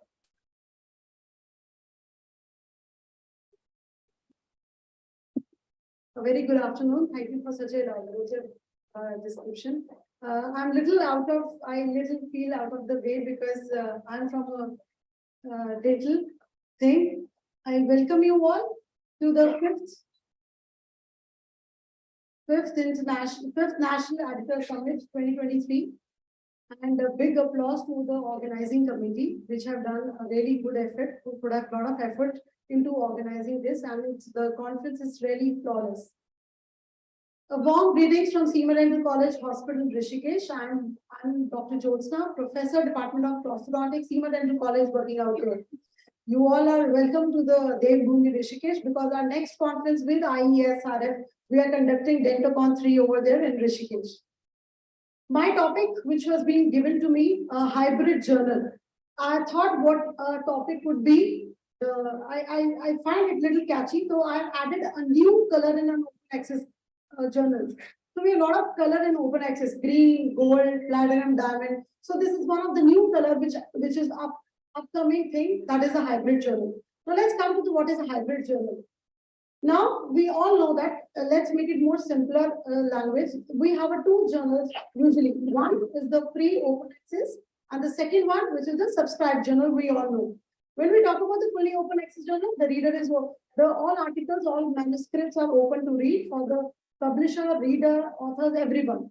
But in the subscribed journal, when we talk about the subscribed journal, in the subscribed journal, you have to pay. For example, as being an institution, I have to pay certain amount of money, and that journal will be subscribed, and then I'm able to read the articles. Now, what is hybrid journal? Hybrid journal is lying somewhere here. So hybrid journal is not, it's a combination of both the stuff, the open journal as well as the hybrid journal. Thanks to Dr. Vijay sir. He has explained, I think, a lot of things which is being included in this presentation. So now hybrid journal, for example, if as being an institution, I have subscribed some of the journal, but for example, the people who have not subscribed, the Y person has not subscribed the journal, but he or she will be able to read some few articles which are open access in that hybrid journal, right? So this is, so publication in a hybrid open access journal requires paying an article processing charge, which Dr. Vijay sir has very nicely explained. And open access is offered as an option upon being accepted for publication. Means that article, that manuscript has to go through a peer review process, which is the normal protocol of a journal. At the end of the when it is being peer reviewed, they ask you wanted the open access or not. So there the APC charges is being given by author. So now, how the inception of the hybrid journal came? The concept was first proposed in 1998 when it was recognized by the Walker's own Florida entomologist. He was the one, he has paid extra charges to make his article more readable in that journal. So from here, that concept came. Idea of that hybrid journal entered the mainstream from 2003 when the major publishers such as Elsewhere and Wiley started incorporating this publication. Now, there are various hybrid journals which are available. Few are like the European Journal of Neurology and the Springer Nature, which sir has given a few examples of that. When we talk about hybrid open access, how different from fully open access, I would say, as I told you, once if the article has to go through a certain procedures, then at the end, they ask this, that yes, make my article online open. So you have to pay certain ATC charges for that, and then your article will be online immediately. Now, when we talk about online immediately, we have further two routes. The one, the gold route, and the second is the green route. When we talk about the gold route, as soon as you pay the ATC charges, your article will be published immediately, right? It will be open access to all the authors or readers, everyone, right? But when we talk about the green route, what happens? There is a proofreading kind of a stuff which is being online access, but after that, within 6 to 24 weeks, it has been online access to all the readers. When we talk about the advantages, yes, we have few advantages also about the hybrid journal. The one is more visibility and higher impact. Yes, that's very true, because when any subscribed journal, we go and see a subscribed journal, and in that subscribed journal, we'll find few articles which are open access. So, but obviously we'll go for that article, and that article will be more cited by the people, more readability, more visibility, and more citation, because you are downloading that, you are doing some study, you are finding those articles open access, more downloaded will be there, more citation will be for that particular article. Now, copyright retention, I think that is a common license, there is common license copyright, and the one, what happened to subscribed journal, when we are publishing an article, so we are giving copyright to that publisher, right? So, but in what happened in the hybrid journal, that copyright is being reserved by the author itself. So you can put it on your own website like a ResearchGate, you can put your journal, the complete form, the complete text of that article. Coming to the high quality, yes, anyhow, that article, whether it is open access or whether it is subscribed, it has to go through a certain protocol for the peer review. Yes, no doubt, it has some of the disadvantages, because sitting in this online media in a hybrid conference, we can say that, yes, it is somehow now after coronavirus law, we want that everything should be available to everyone, whether we are talking about the scientific researches and articles. So the disadvantage is that the first is double dipping. Now, what is double dipping? What happened? For example, I'm the publisher, and I'm taking money from a institution, X institution, to get it subscribed, right? So this is one dip from my side. The second, if some Y author wants to publish an article and he wants that in subscribed journal, his article has to be open access, right? So I'm taking money from that. So this is called a double dipping, what we are talking about, the hybrid journal, which is quite not good in our researcher community. Now, there are different level of access. There is a little annoying thing, because when we go for some subscribed journal, we find some manuscript to be open, some manuscripts to be they are not available to the readers. So there is a different level of access, which is little frustrating for the readers. Yeah, more expensive. I told you, there was a big discussion about the APC. There is the shedding of lot of money is into the APC to get that online access of that particular manuscript. Now, limit innovations, because now what is happening? Hybrid journals are actually, there are a lot of open access journals coming out, and now they are just making a little the articles are little promoted in that era, which has to be read more. That articles are given less priority. And when we talk about does not necessarily transition to open access, now the more criteria is towards the making hybrid journal towards the more open access journal, which is good for the reader as well as authors. Now, coming to the conclusion, I will say that although the hybrid open access model enjoyed rising popularity between the early 2000 and mid 2010, evidence suggests it may be falling out of favor. Why? Because a lot of research council indicates publication fees for article in a hybrid journal will no longer be eligible for reimbursement for the authors, as there was a lot of discussion before. Researchers are instead encouraged to submit to fully open access journal. I would say that what is the future scope of this?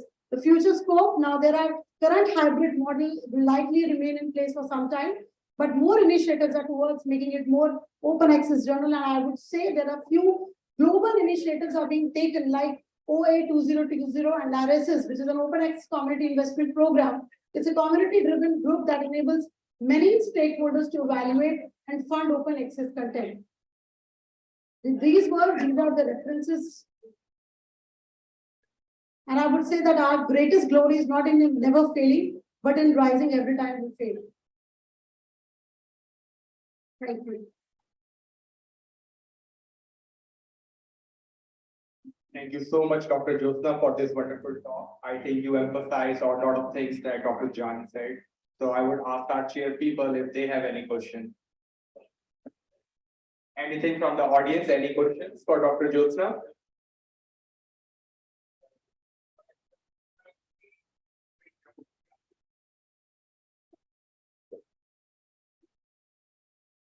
I think after Corona, now everything is available on the net.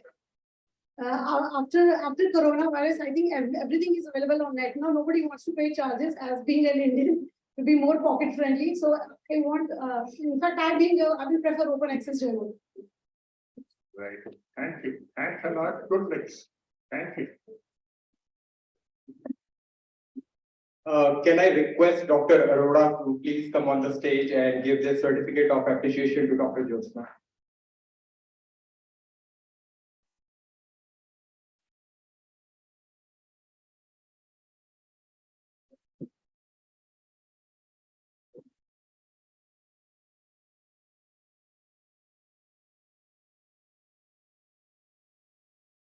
Thank you so much. As we know, the hybrid cars are the future of the generation. In the hybrid general, I think it will become its future.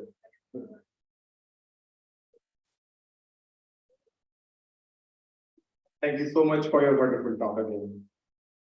So moving next, our next speaker is Dr. Vishal Tandon. Dr. Tandon is a professor at PG Department of Pharmacology and Therapeutics at Government Medical College, Jammu and Kashmir. He is also the editor-in-chief for Journal of Midlife Health and also serves as editorial member for various journals. He has published many books and research papers, both nationally as well as internationally. He'll be talking about regulatory requirement of clinical studies in India. With that, I would like to invite Dr. Tandon for his talk. Thank you very much. If you are right, I would convey my sincere thanks to the organizers who have given me this wonderful opportunity to interact with this forum of editors. And with the permission of respected chair, over next 10 minutes, I'll be just focusing on what every editor of Indian journals would look for when they are dealing with, you see, current regulation requirement, particularly when they are going to get some research, particularly with a new molecule, new drug, new vaccine, or even, you see, even if it is non-drug studies. So previously we were guided by some schedule, very popularly known as Schedule Y. But now the country is governed by new clinical drug trial rule 2019. So I'll not be going through what is new clinical drug trial rule, but what is going to be the editor's perspective, what is the checklist every editor should look for when they receive some manuscript, particularly from this field. So that is the idea of today's presentation. So with these words, I'll start. Can move the slide? Can I move from my side? Okay. Go to the next slide. Next slide. Next slide. Yeah.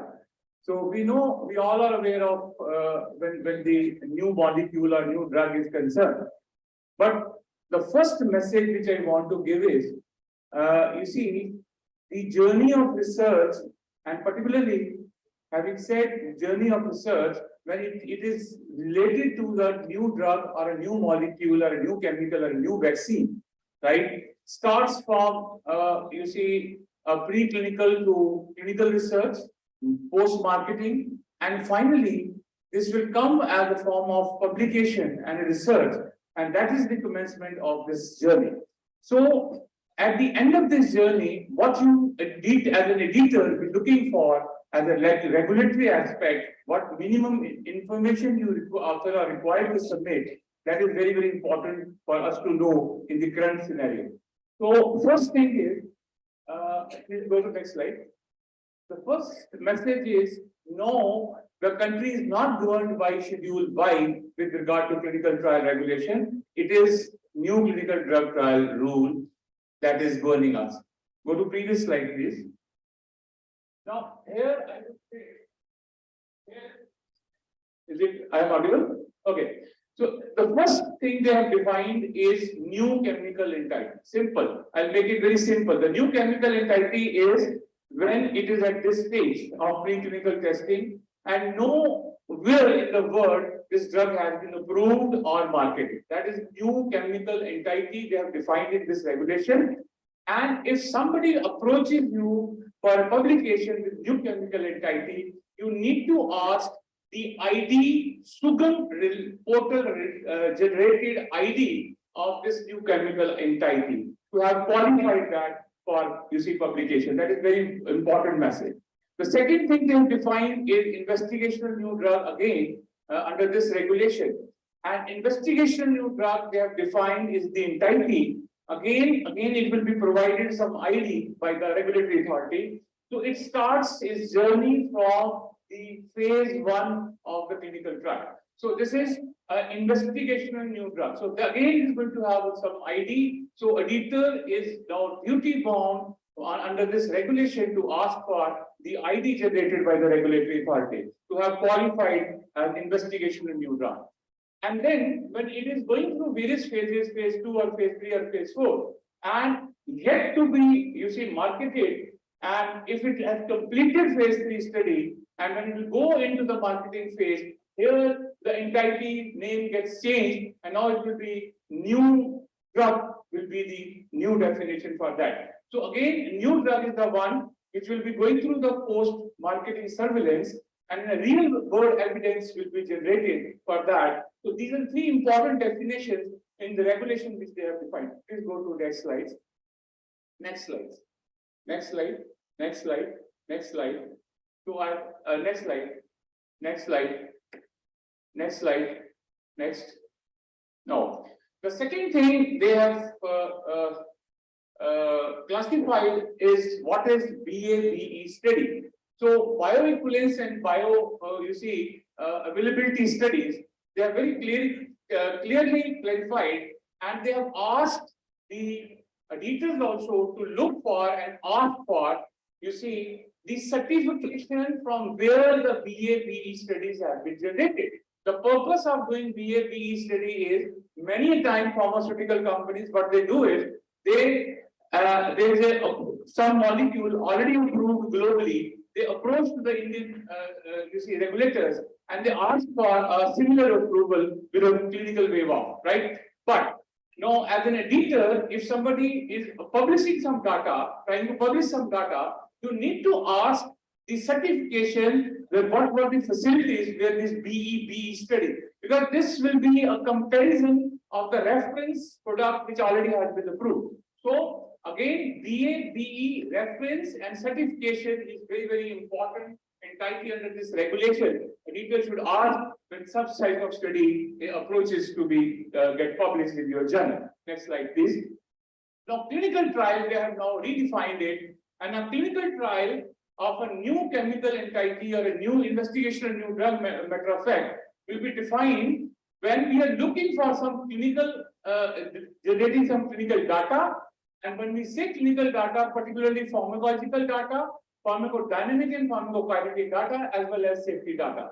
And ultimate objective is to find out efficacy, safety, and tolerance, right? So again, when somebody is approaching some editor with the investigational new drug, whether it is a phase 1 study, phase 2 study, or phase 3 study, again, the Sugam portal is the portal which generates the ID for, a new chemical entity or investigational new drug. So you need to ask for ID from that generated portal to have a validation and confirmation that it is actually the new drug which the author is claiming to be published in your journal. Next slide, please.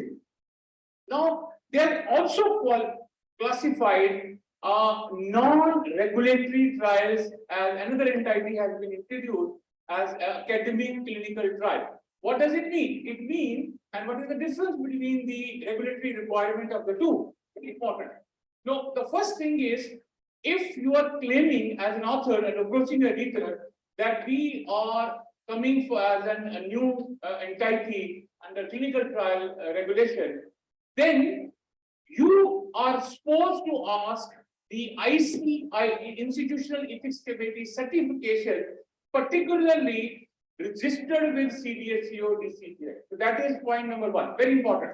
So if somebody is approaching under regulatory clinical trial, investigation of new drug, so you need to ask in the IEC permission, as well as the second thing you need to ask is the CDSCO, that is the DCGI permission for the conduct of clinical trial. That means two important things you need to ask, right? The regulatory permission in CT4 form, and second is the IEC permission, particularly of the committee which is registered with CDSCO. Now, no non-registered IEC will be, you see, it will be uncalled if you are going to publish any IEC permission which is, you see, not registered with CDSCO and the person has approached under regulatory clinical trial. So this is very, very important thing to note actually. Now, going to the academic clinical trial, anything which is non-regulatory, which is not a new drug or investigational new drug or any new chemical entity. So any research other than that, but we are generating this type of research from, you see, thesis form or discussion form or individual research, and those research have been classified under academic clinical trial now under this regulation. This is very important. And second thing, the biomedical research, all other form, whether it is a case control study, it is a cohort study, it's a cross-sectional study, in vitro, in vivo, or observational data, database studies, all has been classified under biomedical research and as an academic clinical trial. Now, so what is the regulation saying about these for the editors to look for? The editors now need to again ask the IEC permission, not less than registered with, you see, the DHR, Director of Health Services, ICMR, NATIC portal. So the point here is, if somebody is approaching to a manuscript with a regulatory clinical trial, whether a new vaccine, then you will be looking for an IEC permission of CDSCO. And if somebody is approaching under this category of academic clinical trial, any form of research, you now, by mandatory requirement, required to have an IEC permission of the IEC registered with the NATIC portal with DHR, ICMR. Now, if it is not, then again, it's a serious issue actually. The IECs from where the research is getting generated, they actually needed to be registered with both the portals, CDSCO as well as the DHR NATIC portal. So that is the second very, very important thing which in this regulation has been added. Please go to the next slide. These all are the studies I have already made. You are looking for a new indication, new rope, new dose, new dosage form, right? So all will be under the academic clinical trial. But point here is, when somebody is approaching the academic clinical trial, you will not be asked for CDSCO registered, you see, IEC clearance or something like that. But only the NATIC portal, DHR registration will be mandatory, IEC registration will be required. Go to the next slide, please. Next slides. I'll cover this. Next slide. Next slide. These all are the examples I have made. So this is the portal. So IEC registered with this portal, National Ethics Committee Registry of Biomedical Health and Ministry of Health and Family Welfare. So previously they started with 2019, and now by 20 they have made it mandatory to have registered your IECs to be registered if somebody permitting some permission under this. So if it is not, then I think it will raise even any article getting published in the journal. So editor must be conscious asking both the registration under these two categories. Next slide, please. Next slide. Now, this is what I am asking, a regulatory requirement. If it is clinical trial, so a scenario can be, some institution can be have single ethics committee registered with both the portal. This can be scenario. Can have up to different ethics committee. So it is not an issue, but we need to look for a valid you see registered IEC with both these institutions depending upon the category of the research you are going to publish actually. Next slide. Next slide. Now, they are even defined clinical trial protocol. I think this is not of very much importance. Go to next slide, please. Now, good clinical practice certification is again a mandatory requirement if somebody is approaching to an editor with, you see, regulatory clinical trial in particular, right? So you have to ask for good clinical practice certification. So that is very, very important requirement now under regulatory clinical trial. So what are the eligibility, what is the education qualification of the authors, what is the setup requirement, are the procedures followed properly, IC is registered. So everything will come, role and responsibility, they'll come under good clinical practices. So now it is sort of a regulatory requirement. You need to ask for this certification as well, particularly dealing with regulatory clinical trial. Next slide, please. Next slide. Next slide. Next slide. Next slide. Next slide. Next slide. I'll conclude because the major messages have been given. Go to the last slide, please. Last slide. This is very, just hold on. Previous slide. Last message I want to give you. Previous slide. Previous slide now. So this is the last thing which any editor should ask for now. There is CTRI registry number of clinical study. Very important. Now, here again, you should be aware of two very important things now. One, that previously it was not mandatory, but it has started its journey in 2009. And important date, I tell you, is after 2019, it has become prospective actually.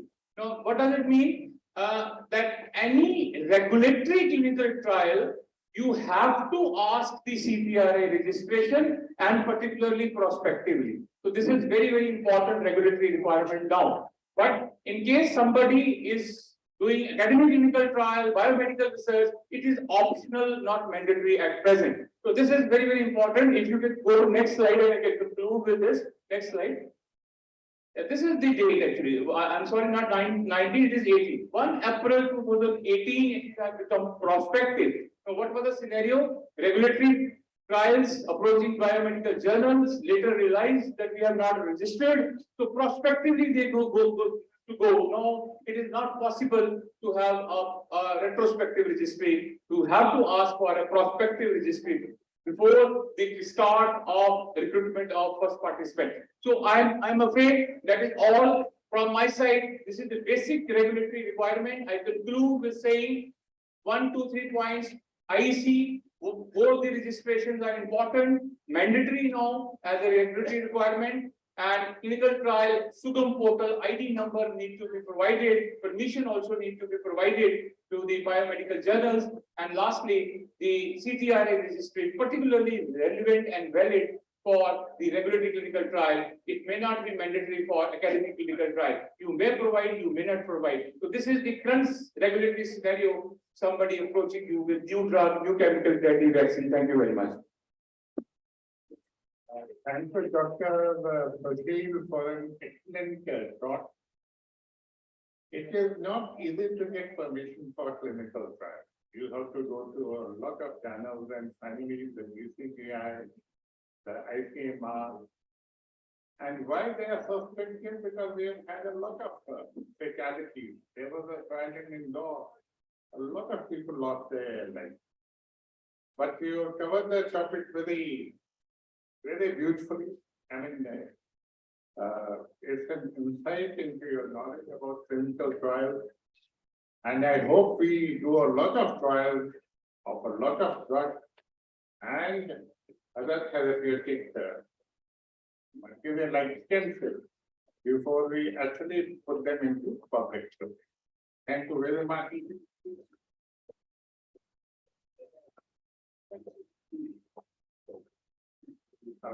Oh, sorry, you are Vishal Tandon.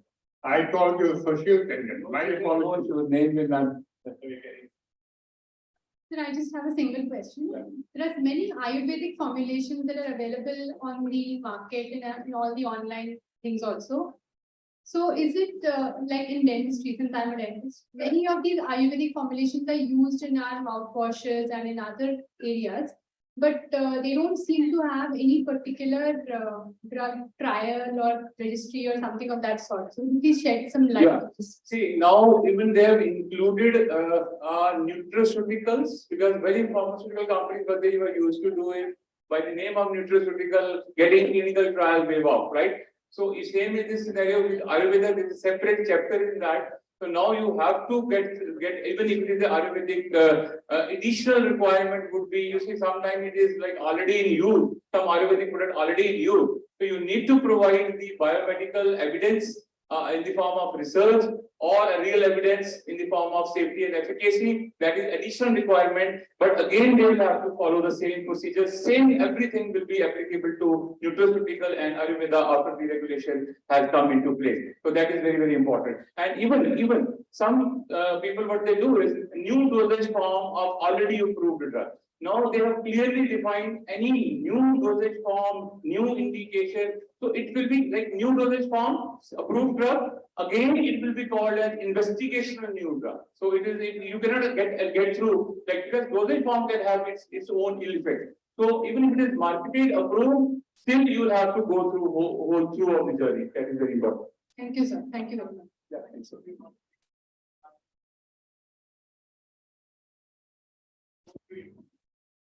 When the vaccine for COVID was to be launched, there was a sense of urgency. Accelerated symptoms. So, lot of controversy went on. Which one has completed all the formalities, which one has not? Any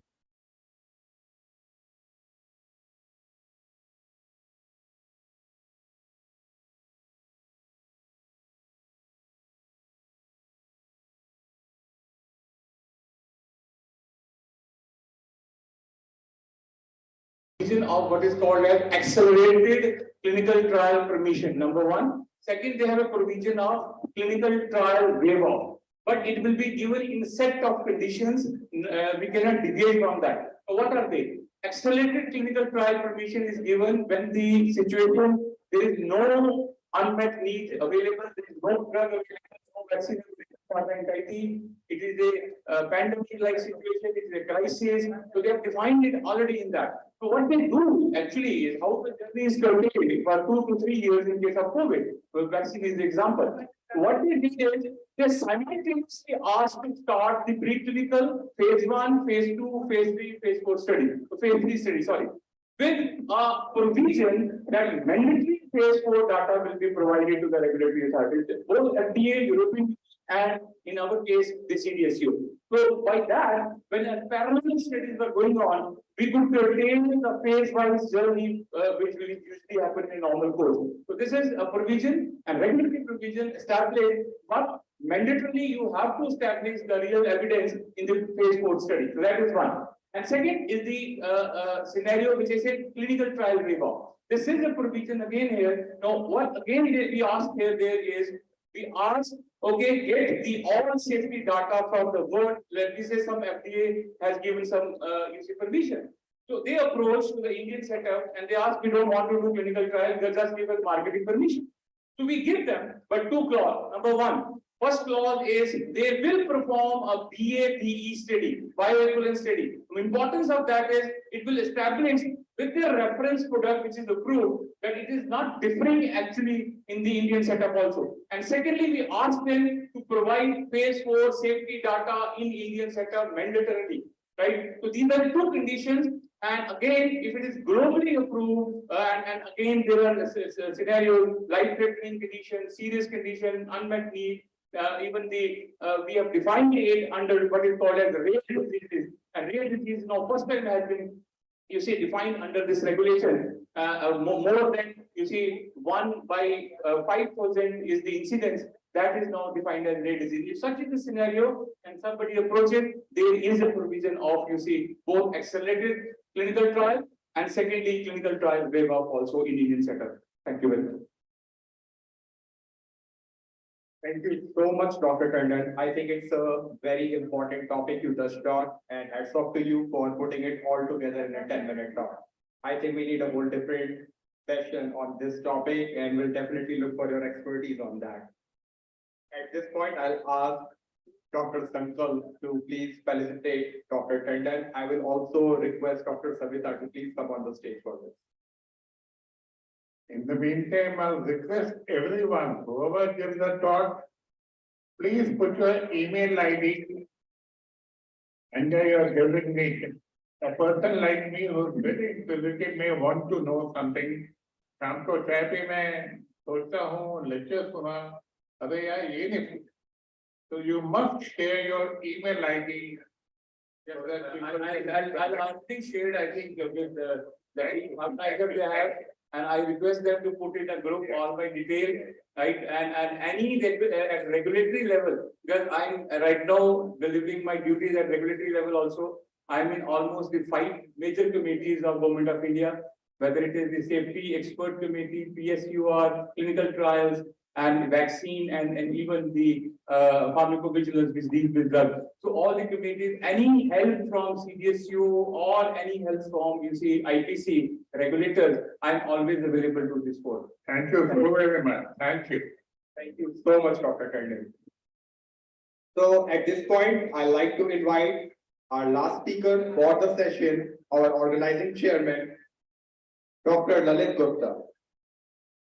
Dr. Gupta is working as an associate professor in anesthesiology and intensive care department at Maulana Azad Medical College, and along with the associated hospitals. He has more than 16 years of experience in the field of anesthesia and intensive care. He has over 80 publications in esteemed national and international journals. He is the reviewer, associate editor, as well as editor-in-chief for more than 60 national and international journals. He has authored numerous chapters in many books, both at national as well as international levels. He has also authored books on synopsis of anesthesia and drugs in anesthesia and critical care. He is the foundation member of Anesthesia and Critical Care Foundation Society. He is member of advisory board for International Conference on Technology for Education, Training and Business in collaboration with ARSEAM Foundation, and member of National Advisory Board for Innovative Educational and Scientific Research Foundation. He is member of various other societies as well. So at this point, I would like to invite Dr. Lalit Gupta for his wonderful talk. Thank you, sir, for your kind word. Thank you, sir. So it seems like he gave me his outdated biodata, so he is actually being a full professor. So congratulations on that. Dr. Lalit, you happen to be one of the best top 10 medical colleges in India. We expect a good talk from you. So thank you, sir. So we are going to discuss a very important topic of a general, related to general, what mean to be an ideal peer reviewer. So, you know, the word ideal itself is very confusing word because there is nothing like an ideal. What is the important is the consistency and how do you work. So you have already heard that it's the continuous effort that makes you perfect. And the more perfect you are, the more real you can be an ideal reviewer. So from here moving, if I am going to search with my reviewers, there can be some red marks where I had to give in some importance in the past and some are the very good ones, which I would like to keep in my journal. So I always ask to my students, why do we need an ideal reviewer? Because a peer reviewer is an essential part of the scientific process and it is the core of the review, who critically reads the manuscript prior to the publication and then suggests recommendation as to whether the results are to be accepted, revised, or rejected. It means the reviewer, a good reviewer is the backbone of the editorial process. So, you know why it is important to know about the peer review process and a reviewer. Go into the past in 1968. There was a famous paper on weak and electromagnetic interaction that got the Nobel Prize at that time. But the paper was not reviewed because there was no reviewer available that could review that paper. No knowledgeable person was that paper. And similarly, there was another paper of Annus Mirabilis. The same thing happened in the 1905 and there was no reviewer. And you will be surprised to know that there was a paper, 15 papers by a single author which were reviewed and later on found to be fraudulent, but they were all reviewed because the reviewers were not having the those efficiency which were not at that level. And the famous Krebs cycle, which won the Nobel Prize in 1953, was rejected by reviewer itself initially because the reviewer process was not well defined. The foundation of the reviewer process, the structure, the guidelines were not laid. So if you see the papers which were to be accepted and got the Nobel Prize was rejected, while those papers which need to be rejected were accepted and published, which was found later on to be flat-footed. So this is why the reviewer process is very important because it's the basic of your editorial process. So someone asked me why do I review for a journal? The reasons are simple. It was a survey which was done that showed that 93% wants to do it because they want to be a member of the community of the research community. 83% say that they want to improve the paper, their paper, they want to help the others. While 74% says that they reciprocate to the other reviewers when they are doing the similar work. And from 72% to 61%, there are some people who wants to become the editor later on, and the reviewer process is the first step for them. So if you see, the enjoyment in reviewing is the main thing, which I usually do myself. It is the main time, my trophy for the reviewer process. Other things are the general interest in the area, the awareness of the new research, the development, the career development, as I told you, it becomes a foundation stone for the future editors. The help develop own research association with the other journals and editors, it's a ever-friendly network. And finally, the CAP updated with the latest developments because you are the first person who gives the first-hand example of what is going in the medical field. So, what is an ideal reviewer? You get an email, you give the acceptance, you review the course material, you visit, you think something in your mind, then you go to the literature to revisit the process, and then you make a constructive report and you submit the report to the journal. So this is an ideal reviewer, but it is not happens. What happens is the jargon of the email you get in your inbox. You are confused, which to accept, which to reject, but sometimes you reject someone. Then you visit to the journal site to accept the review, the article.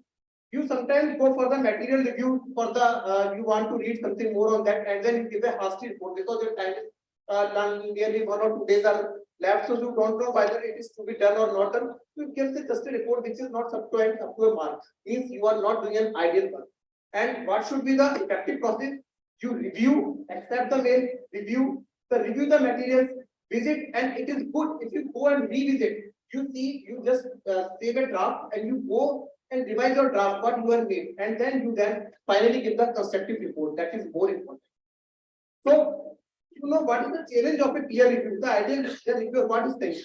From the author point of view, author says it is a very uncomfortable because he is sitting in the home and he is waiting for the result. The negative feedbacks just give shattered their dreams. The perception of the value, time commitments are something very important which people don't want to follow. They want, if they have submitted the article, it should be published or should be accepted in the next few days, which is not possible. While from the reviewer point of view, he always thinks of the fairness of the review, the very first thing. The questions about the validity of the result that he is getting. And the most important is the time commitment because most of the journals give at least 3 weeks of the time and reviewers have many things to do. So it is a very important thing what the reviewer thinks in that case. Now, if I have to describe the ideal reviewer in terms of the metrics, which is a very difficult thing to describe, I would say it is a complete paradigm of 3 combinations: the quality, the efficiency, and the fairness. And it is the equalness of each and every quality which makes a reviewer the ideal. He has to be robust. He makes the effort to improve the quality. At the same time, he should have disagreement and divergence from the quality. He must keep aside his biases and he should be unbiased for a fairness. So quality, fairness, and efficiency are the 3 pillars for a ideal reviewer.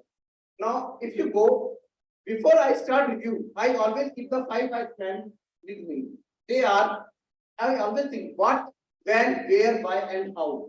How it is done, who has done, why it has been done, and how it can be improved. So, coming to each and everything which I have tried to explain in the points, the first thing is the why, how. Knowledge and expertise is the very first thing. An ideal reviewer should have a thorough knowledge and expertise in the subject matter of the research being reviewed. They should have a good understanding of the research area, the concept. They should have the reviewer academic qualification as well as the professional experience. And they should be able to identify the strength, the weakness of the research, and they must provide the constructive feedback. Coming to the impartiality and objectivity, they must be impartial and objective in their evaluation. They should know, they should not have any personal or professional conflict of interest with the research or the researcher. Should be impartial and unbiased in their review regardless of the personal beliefs or opinion. And they should provide constructive criticism and feedback as much as possible. They should have excellent attention to the details. Even the minute details in the manuscript should be in their knowledge. They should carefully read, analyze the research, identify any flaws and inconsistency in the report.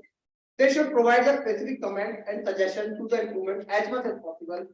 The reviewer should be able to identify the errors or omissions in the paper. They should have a meticulous eye for details, able to catch even the smallest errors in the manuscript.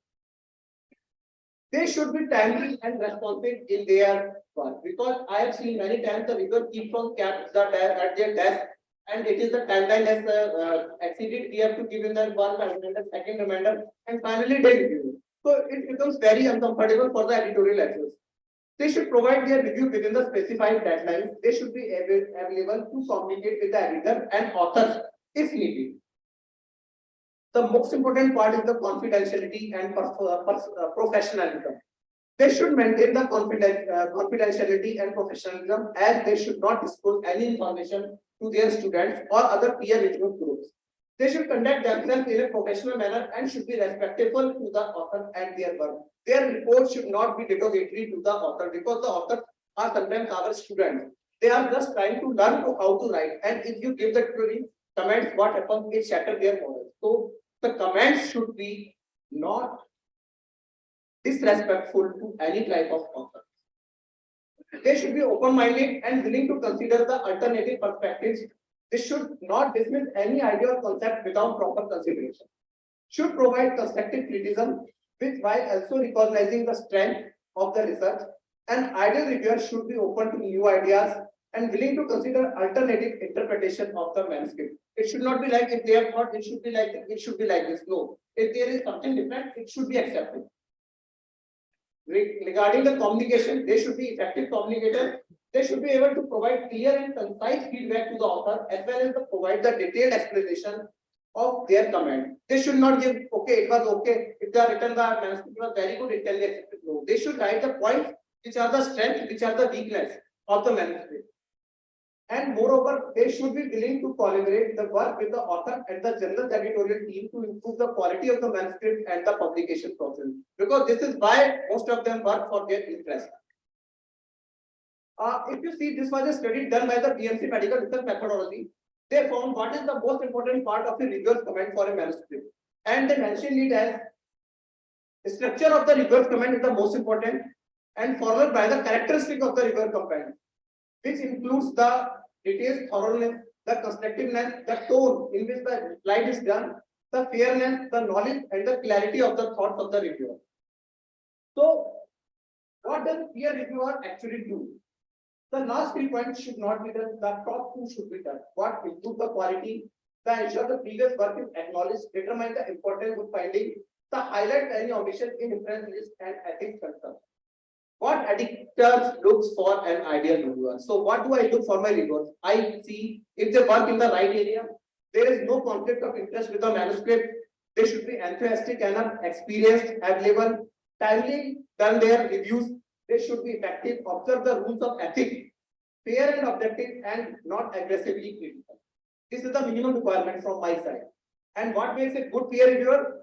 Make peer review part of the training with the supervision. It should be instituted from your medical college where the students are studying, so that they should know how to review an article and give the critic comments.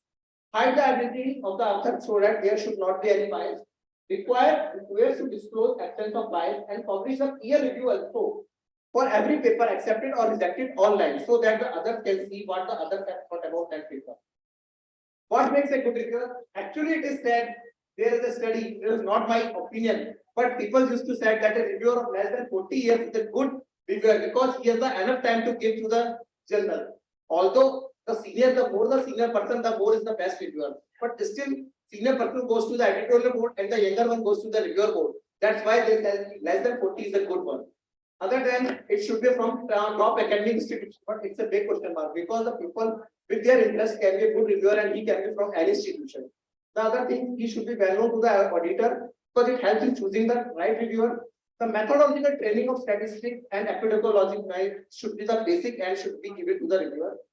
Blinding to the identity of the manuscript author is also very important.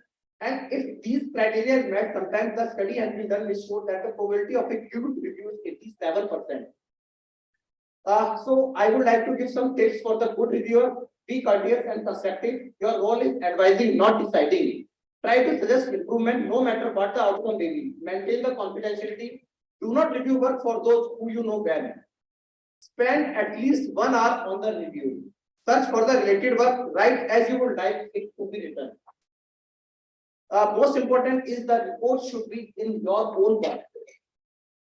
So the tips being, find the time, make note of the deadline, ask for the extension if you need. Be intentional, you should have a desire from inside to review. It should not be compulsory you have to do 4 or 5 reviews in a year. It should be from your inside.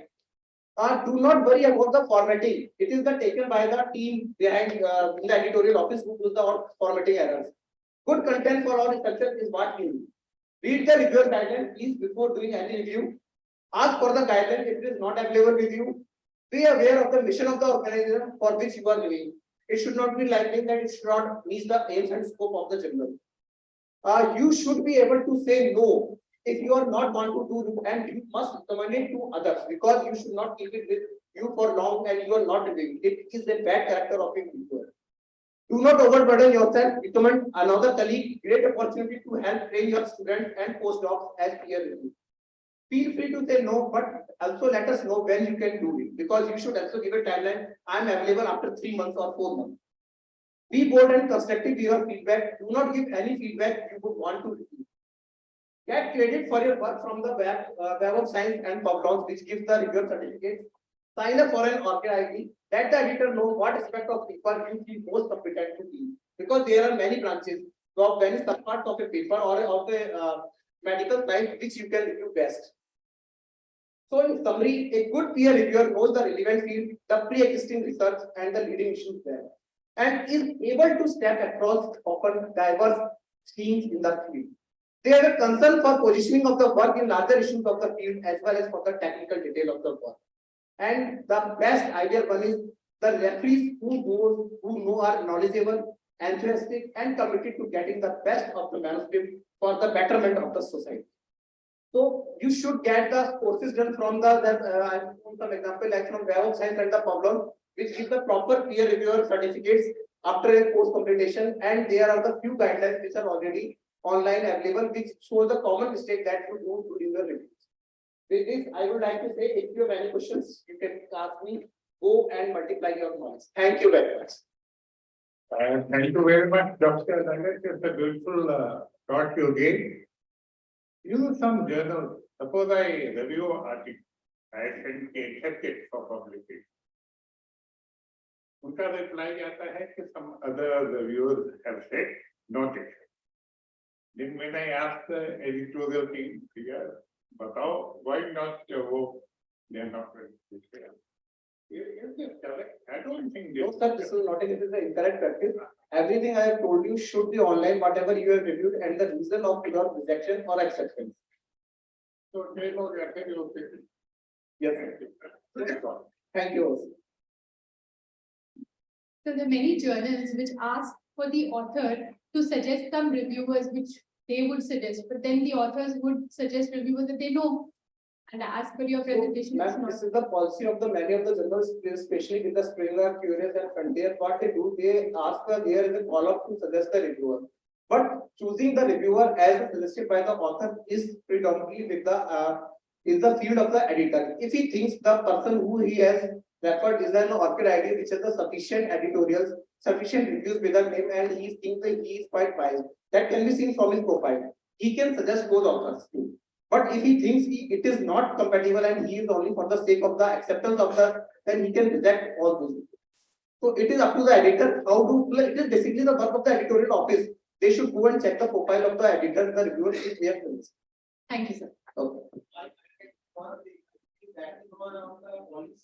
or technique by which the journal the editorial board, they actually increase their number of visual 90 classes.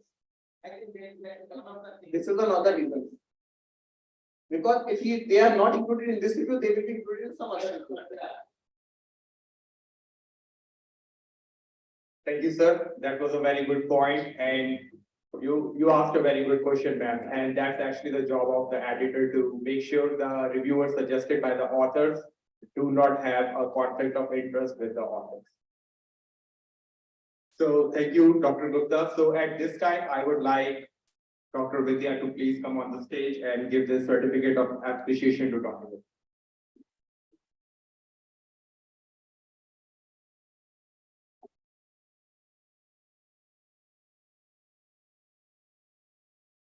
Thank you, sir. I would request Professor Jha to please come on the stage and give these certificates of appreciation and our thanks to all our wonderful chairpersons.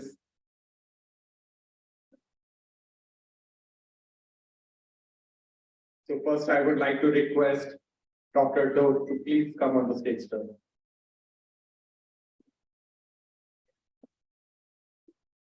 I would also like to invite Dr. Pandit on the stage, please. So can you please join us here as well?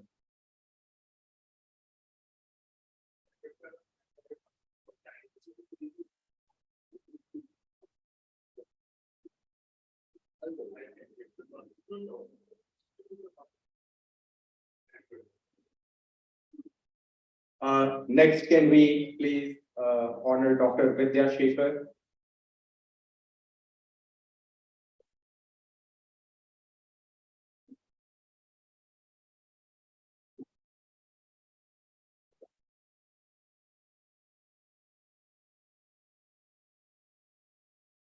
Thank you, ma'am.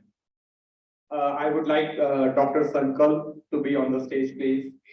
Dr. Pandit, please.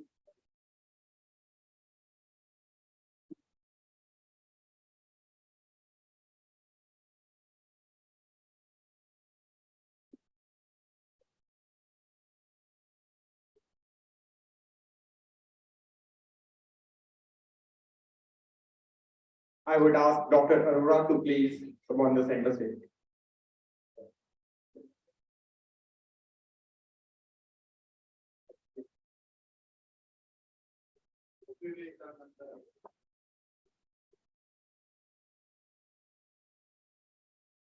So I'll request all the dignitaries to please stay on the stage for a minute. So we have two special things we're going to do. I have this certificate for best reviewer for IGCA, which goes to Dr. Amol Bansal.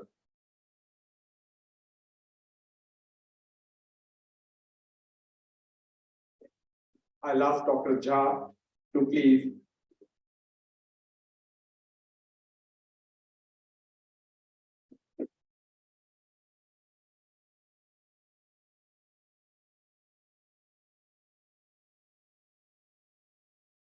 Thank you.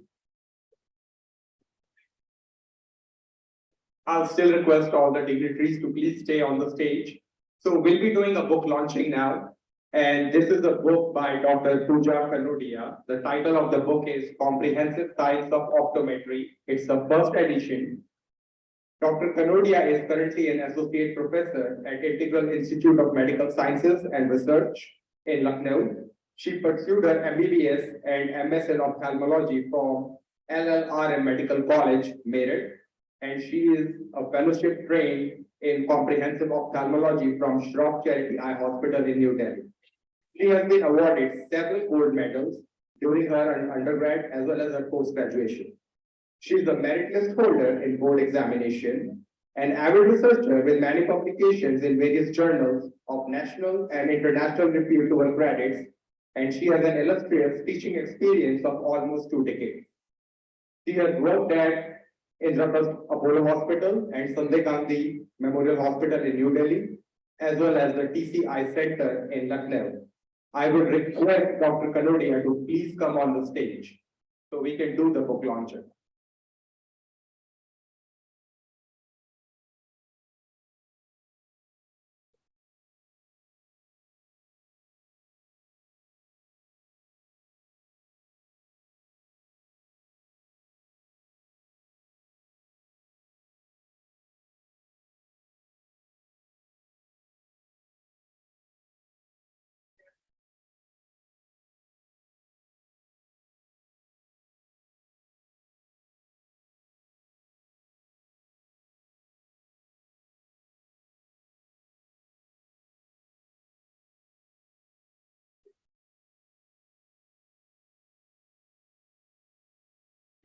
Please open the floor.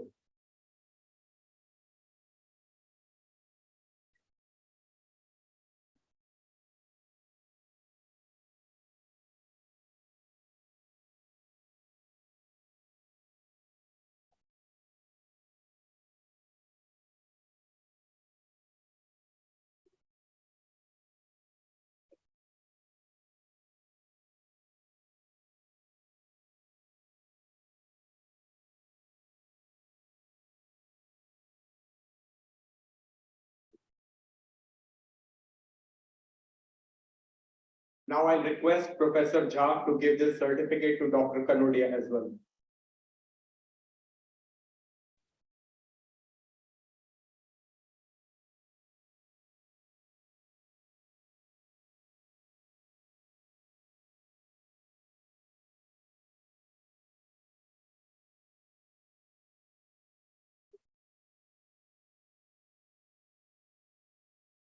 At this point, I would take the opportunity to invite Dr. Kanodia to the podium here with me and say a few words.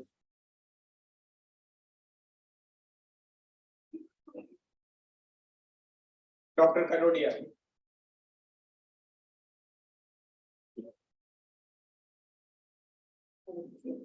Thank you very much for this opportunity. It's my pleasure to be a part of this National Editor Summit 2023. At the outset, I would like to say कि मैं अकेला नहीं चला था राहे मंजिल मगर लोग मिलते गए और कारवा बनता गया आसान नहीं था ये थॉट कि बुक कभी लिख पाऊंगी एक्चुअली ये आइडिया माइंड में तब आया I am professor in middle college तो ये जो सेक्शन है ऑप्टोमेट्री स्टूडेंट्स जिसके लिए मैंने बुक फ्रेम करी है ये आते थे हमारे पास कि हमें कहाँ से पढ़ना है एक्चुअली इनका कोर्स थोड़ा वेरीड था and they were not having a proper book complete book जहाँ पे उनका सारा सिलेबस हो बस वहीं से ये आइडिया क्लिक करा कि कोई ऐसी बुक फ्रेम की जाए जिसमें इनका कंप्लीट कोर्स कवर हो जाए तो that was a little try from my side I took the blessings of God my parents my seniors and special thanks to my family, my husband and innovative publication जिन्होंने help करी मेरे इस dream को सच करने में special thanks to Rakesh sir mister Chetan कई बार रात में भी कुछ आइडिया आता था तो हमेशा सपोर्ट इन लोगों का मिलता था तो it's my pleasure to be part of this event thank you very much for giving me this opportunity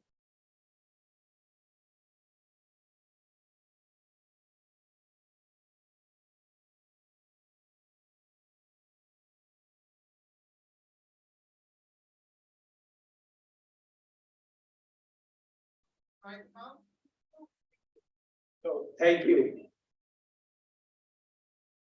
So with this, we'll conclude this section. I would like to thank all the chairpersons, Dr. Pandit, Dr. Jha, all the delegates, all the speakers for giving us this wonderful session. Thank you. Thank you. Exemplary, if I can say, you have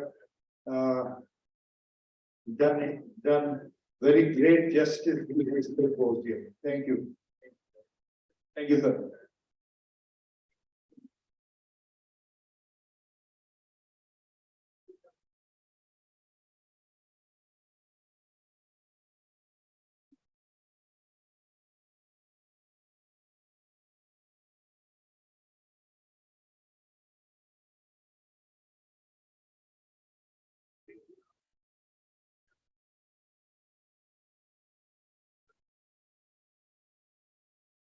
Good afternoon to one and all present here.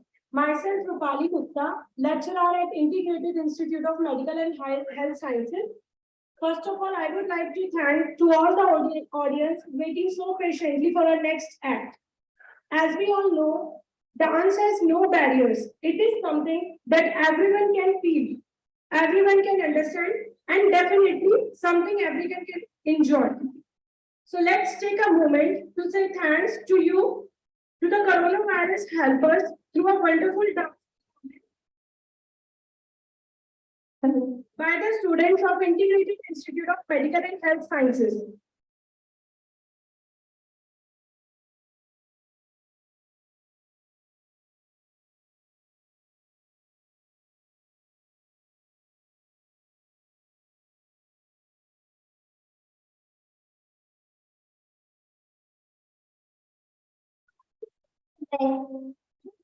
हाँ बेटा, बेटा रोज news में बबलू के बारे में पूरी खबर क्या कहता है? बिल्कुल।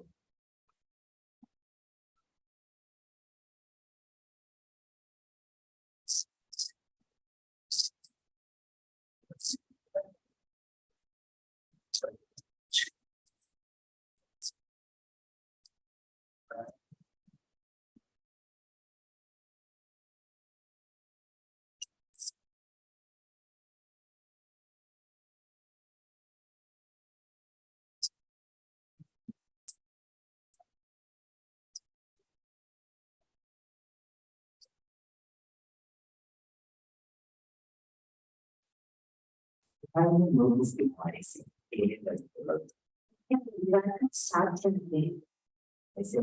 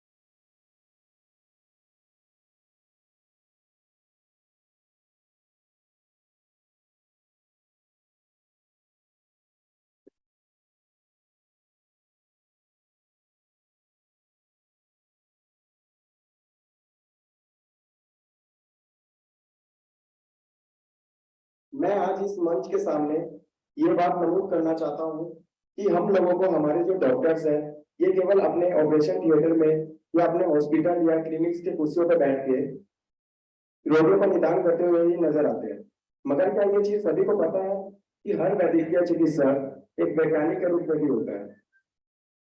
ये लोग अपने सहकारियों को और पूरे मेडिकल फील्ड को अपने रोजमर्रा की जिंदगी के अनुभव अपने विकास करते हैं।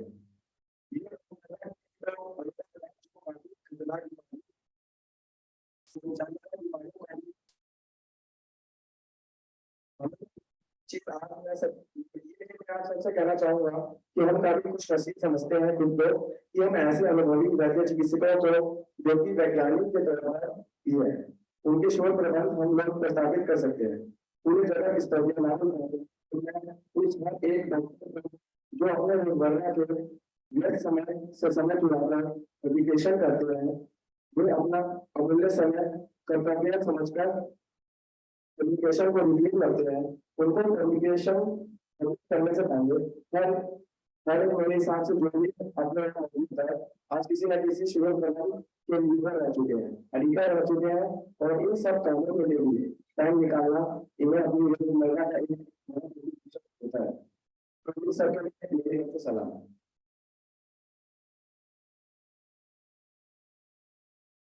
That was such a heart-touching performance by our students.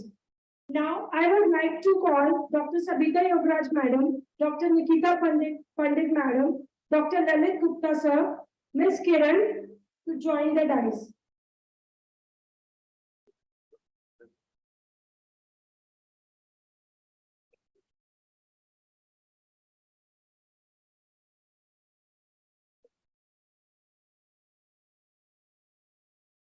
And Dr. S.S. Jha Sir.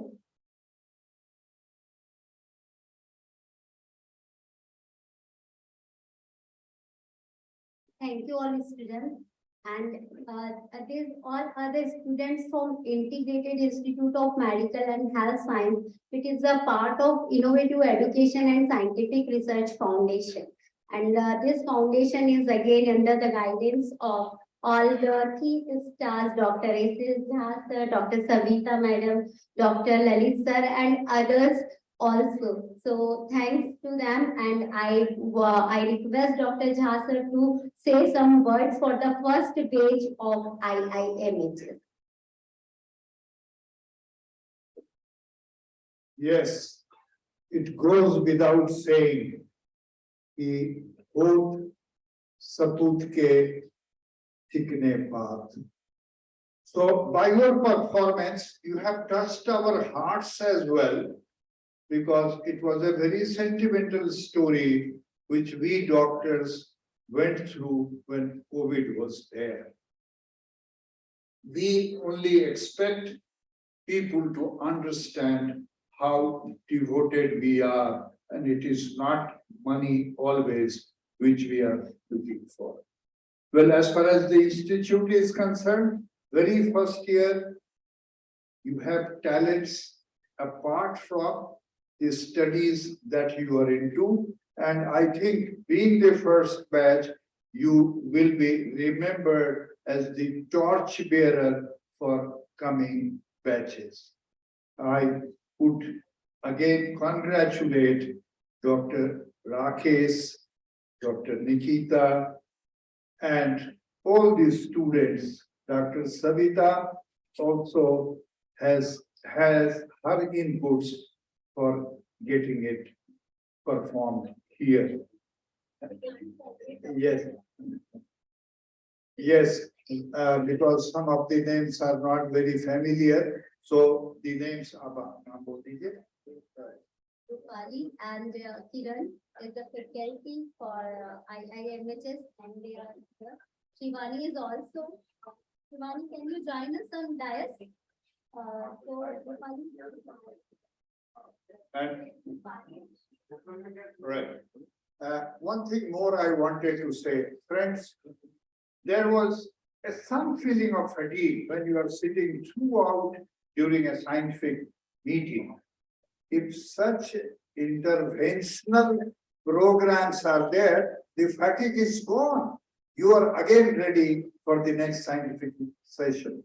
Thank you very much. I once again congratulate all the young artists, if I can say so, for giving a brilliant performance. Hats off to you all.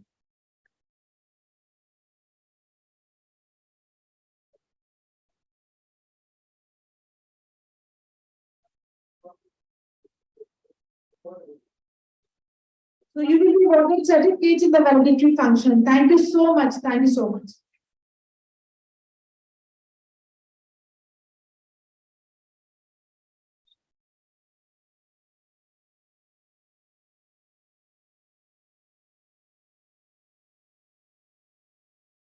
Thank you, students, for this lovely performance.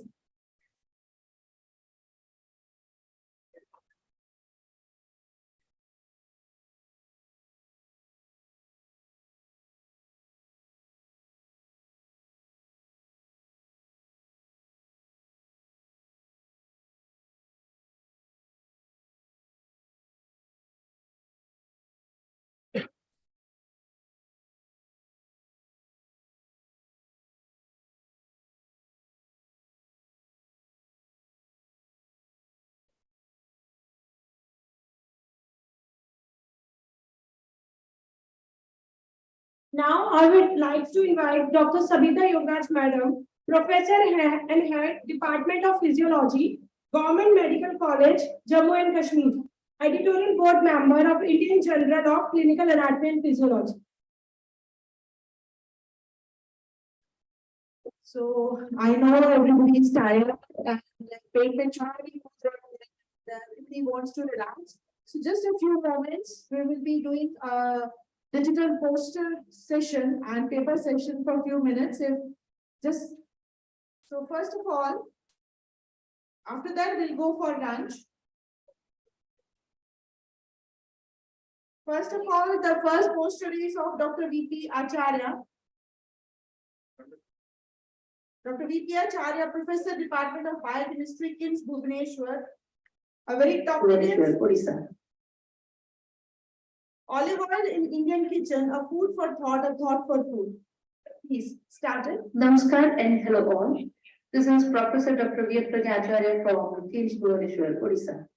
I'm Associate Editor of ICCPR since 2014. My topic of discussion is olive oil in Indian kitchen, a food for thought, a thought for food. We all know that role of fats and oils is very vital in terms of modern epidemics. Now, a new entrant, that is olive oil, which is rich in Nufa and Clufa, how good it is for us, whether it is really cardioprotective. To know about all this, we took up a study where we made the 3 aliquots of different oils. The main stock was kept in dark and cool place in amber colored bottle, and one aliquot in room temperature, one under direct sunlight. And every fortnightly we assayed the primary and secondary oxidation products and finally the Totex value. And also the oils were exposed to different temperature. So finally what we got for olive oil is its smoke point is 200 degrees Celsius, moderated UFA, but rancidity can develop in cool and dark place, maybe due to oxidation, and the oxidation products under different climatic conditions during UV exposure and high temperature was quite high, which is not that good for health. So without knowing the real benefits, should we jump to include olive oil into our diet? Whether it is causing financial pressure on our nation, we have indigenous oils like mustard oil, desi ghee, coconut oil, ginger oil, which are quite good substitutes. Excess PFA may actually damage your heart. So whether we should be including olive oil, we must give a thought to that. Thank you. So, Namaskar and hello all. So this was the presentation which clarified our many doubts about the olive oil. So proceeding to the next one by Dr. Amit Nampaliwal, Reader in HOD, Department of Rognidhi and Vikriti Vigyana, Government Ayurveda College and Hospital, Bilaspur. This topic is anti-diabetic activity of Onychostema, leaf extracts and streptozotocin-induced diabetic rats. Please. Namaste to all. Myself, Dr. Amit Nampaliwal. Today I am going to present my PhD topic, anti-diabetic activity of Onychostema retrovirus, Mammatica with extract in streptozotocin-induced diabetic rat. This is my PhD research. The anti-diabetic activity of Onychostema retrovirus, Mammatica with extract was initiated with streptozotocin-induced diabetic rat. A comparison was made between the action of different extract of Onychostema retrovirus and more anti-diabetic drugs given the mice 600 micrograms per kg body weight, and oral glucose tolerance test was also performed in experimental diabetic rats. The petroleum ether, chloroform, alcohol, and active citrate of Onychostema retrovirus were obtained by simple administration method and were subjected to standardization using pharmacochemical and photochemical screening method. Those selection was made on the basis of actual oral toxicity study 52,500 milligrams per kg body weight as per OECD guideline. Onychostema retrovirus active extract and isonazid extract show significant anti-diabetic activity in diabetic rat. In 30% in this model, blood glucose level of these extract on say 1 day of the study were 132 plus minus 4.955 mg per year in active extract and 163.3 plus minus 28.59 mg per year in economic extract in comparison of chloroform extract, that is 210 plus 8 plus minus 14.99 mg per year. In glucose rat, Onychostema retrovirus exhibited glucose level of the 176 minus 8.724 MB per year after 30 minutes and 110.33 plus minus 6.687 MB per year after 90 minutes. Whereas the level of the economic expected animal where 166.66 plus minus 3.403 MB per year after 30 minutes and 148.83 plus minus 4.615 MB per year after 90 minutes. This effect also prevented body weight loss in diabetic cats. The drug has potential as an anti-diabetic drug. Thank you. Thank you very much. So we will stop here and continue with next presentations after lunch. But before that, we call on stage Dr. Kirti Agarwal for Best Editor Award. And for that, I call Dr. Rajesh to please present her the award. Dr. Rajesh, please, on the stage, please.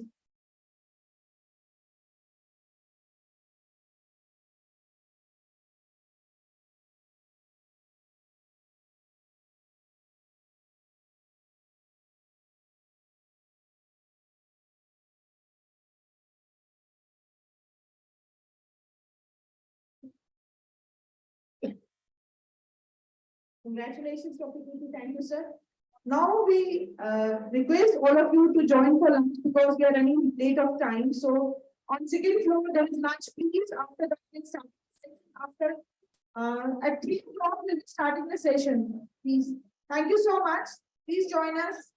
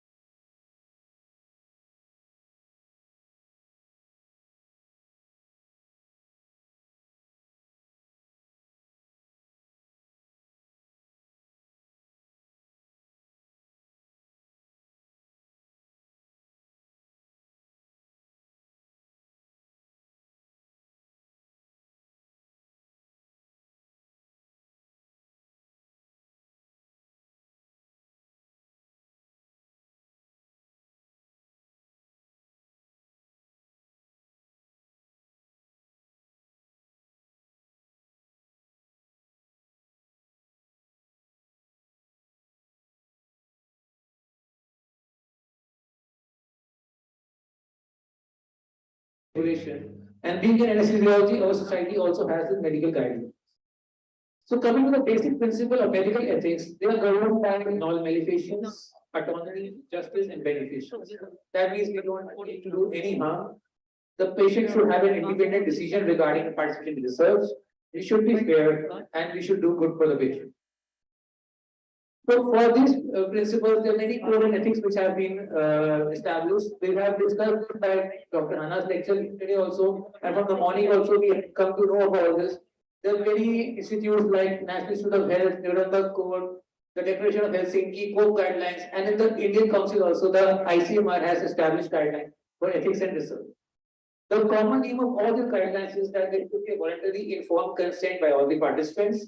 And we should research should answer a question that will benefit humanity. It should not be just for the purpose of doing it, should answer the thing which was for humanity. So the ICMR has said there are some principles for ethical conduct of human research. That is same as the principles of medical research, respect for autonomy, beneficence, justice, disclosure, and most important addition is the freedom to refusal or end participation at any time during the research. So in general, if you say about the ethical principles in research reporting, so that the principles for research conduction, principles for research reporting, they should be honesty, objectivity, integrity, respect for the intellectual property rights. There should be transparency and confidentiality. So why it is important to adhere to these ethical norms? Why we have had a session in this editors on this topic?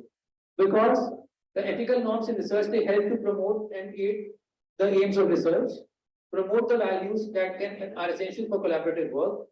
They ensure that researchers can be held accountable to the public, build public support for the research, and promote a variety of other moral and social norms like responsibility, compliance with law, and other things. These are very important for research. Now coming to what is research misconduct. So in layman language is the process of identifying and reporting unethical and unsound research. The definitions have been given by various institutes. The most recent one is by the Office of Science and Technology Policy, which includes research misconduct as basically FFP, fabrication, falsification, and plagiarism.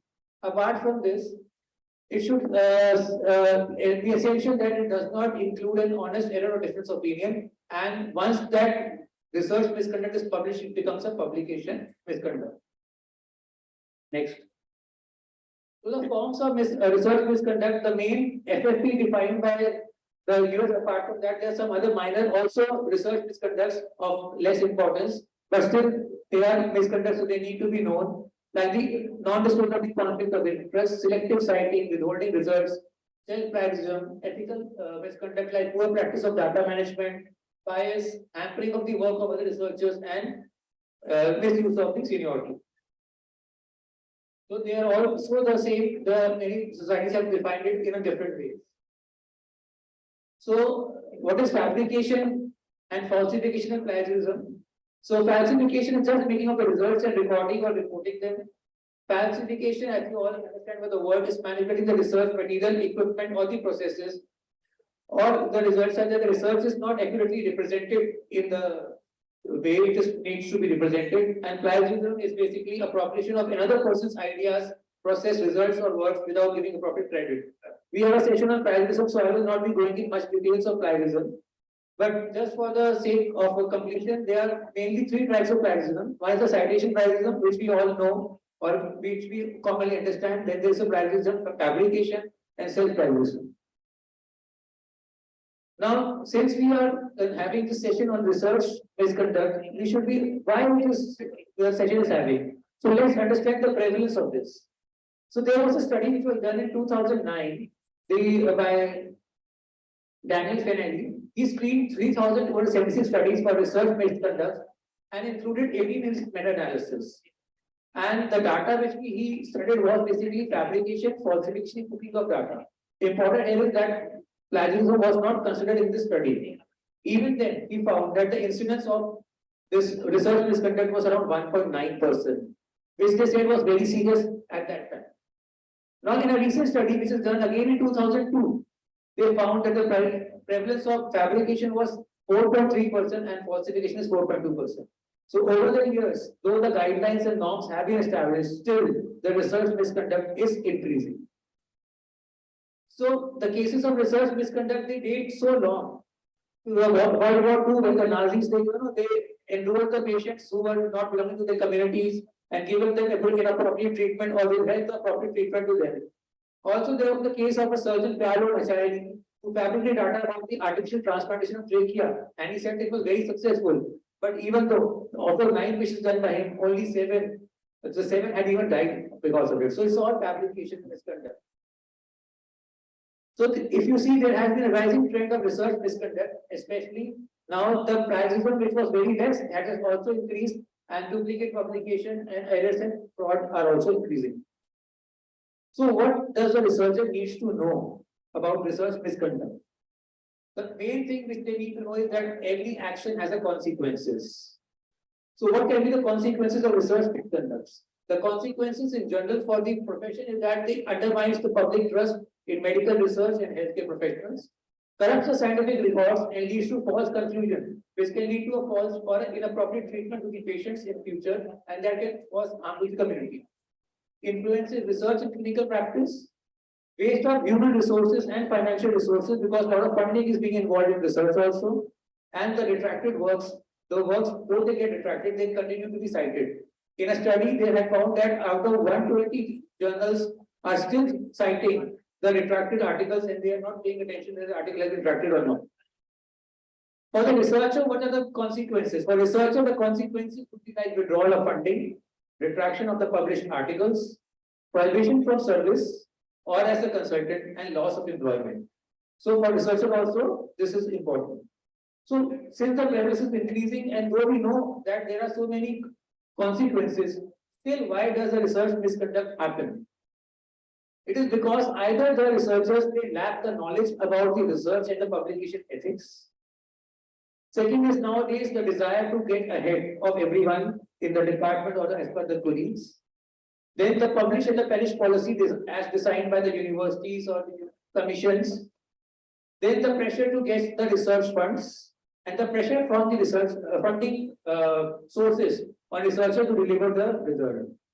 Apart from it, there can be inherent characters of the researcher like laziness or rapid acknowledgement or lack of rationalization which leads to this. So how can we avoid the research misconduct? So avoiding misconduct by researcher requires that they have the proper knowledge of the research and ethics. They should be honest in all aspects of research. There should be accountability in the conduct of research, professional courtesy and fairness in working with others, and good stewardship of research on behalf of the others. So basically, since we now know what are the kinds of misconduct which can occur, what are the research ethics. So I'll be just giving a brief few slides about how we can avoid misconduct before, during, and after the conduct of research. So as to avoid the misconduct before the conduct of research, it is important that the researcher has a proper knowledge of the research ethics and practices. He develops a clear plan, the role of each investigator, what he has to do, when he has to do, the timelines should be known and they should be adhered to. All the investigators should adhere to the authorship. In the last, there are, as we have discussed yesterday also, there are ghost authorship, guest authorship, and gift authorship. So all that should not be occurring in the life stage, to be decided from beforehand. Then they should do extensive literature review so as to know that whether their research will add something extra for the humanity or not. Otherwise, it's just a wasteful of the resources, humans, and also if it is causing a harm, it is a risk to the research population. Then submit proposal to the research ethics committee so that the proposal can be ethically screened at all times, and that can also avoid the misconduct. And nowadays, as mandated by the many societies and also by the NMC, that clinical trial registration has to be done, which we have discussed in the morning also. So regarding the knowledge of research ethics and principle, the researcher should understand that the participation by the research participant should be voluntary. We should have an written informed consent. The anonymity of the participant should be ensured. We should ensure confidentiality. The potential for harm should be clearly explained, and the results communication should be done properly. So basically, all this means that the Informed consent, if you see the informed consent, all these things are almost always covered. So if the informed consent is given properly and it's done in a correct way, then it can avoid all this kind of misconduct before the conduct of research. Then how to avoid misconduct during the conduct of research? For this, the researchers need to follow an approved protocol.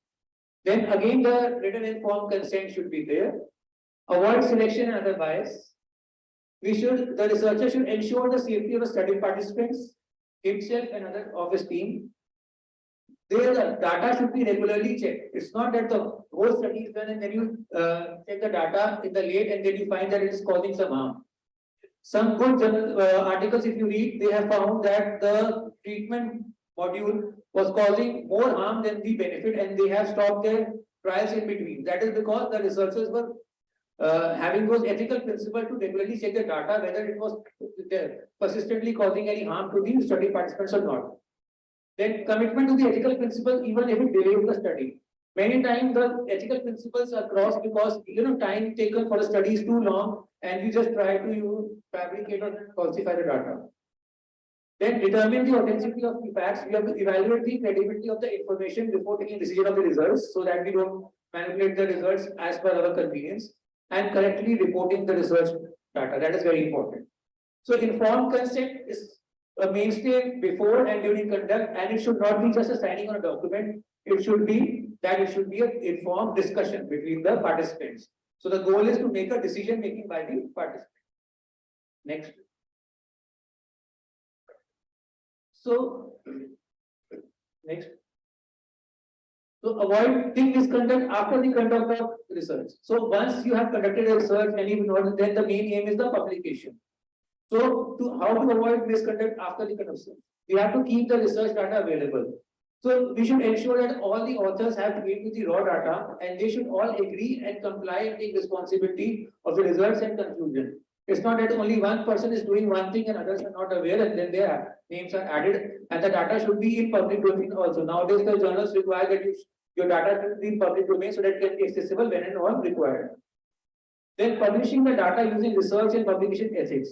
So you have to avoid the common forms of fabrications like concealing the negative results. There's a common misconception that if your study has brought a negative result, it will not be published.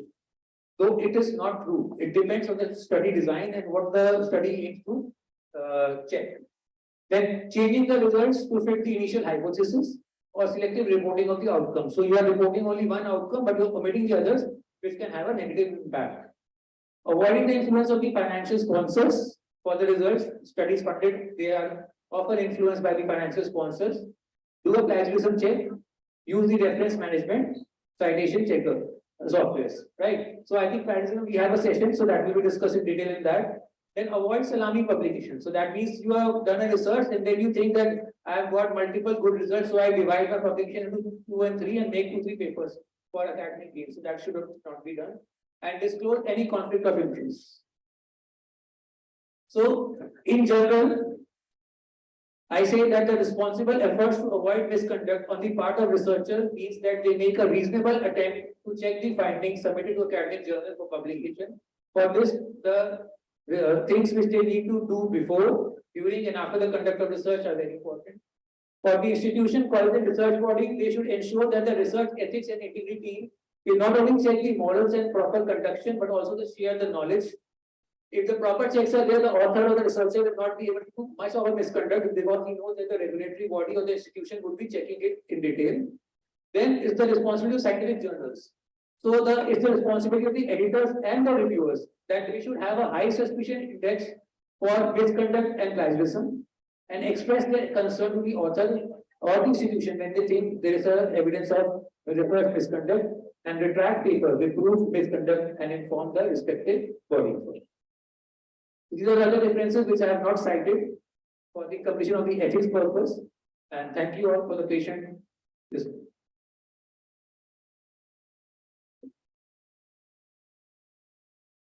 Thank you so much, sir.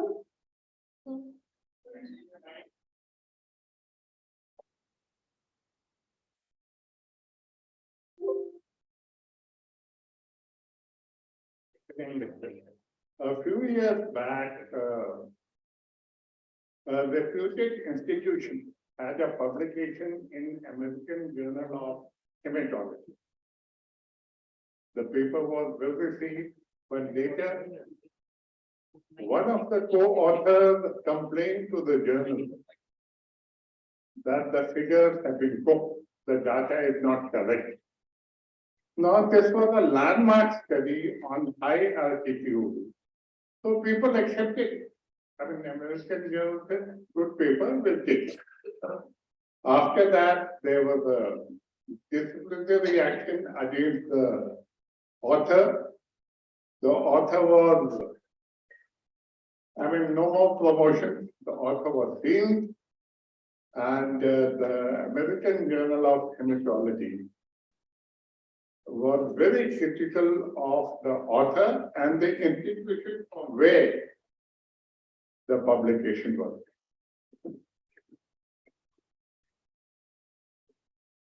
Thank you, sir.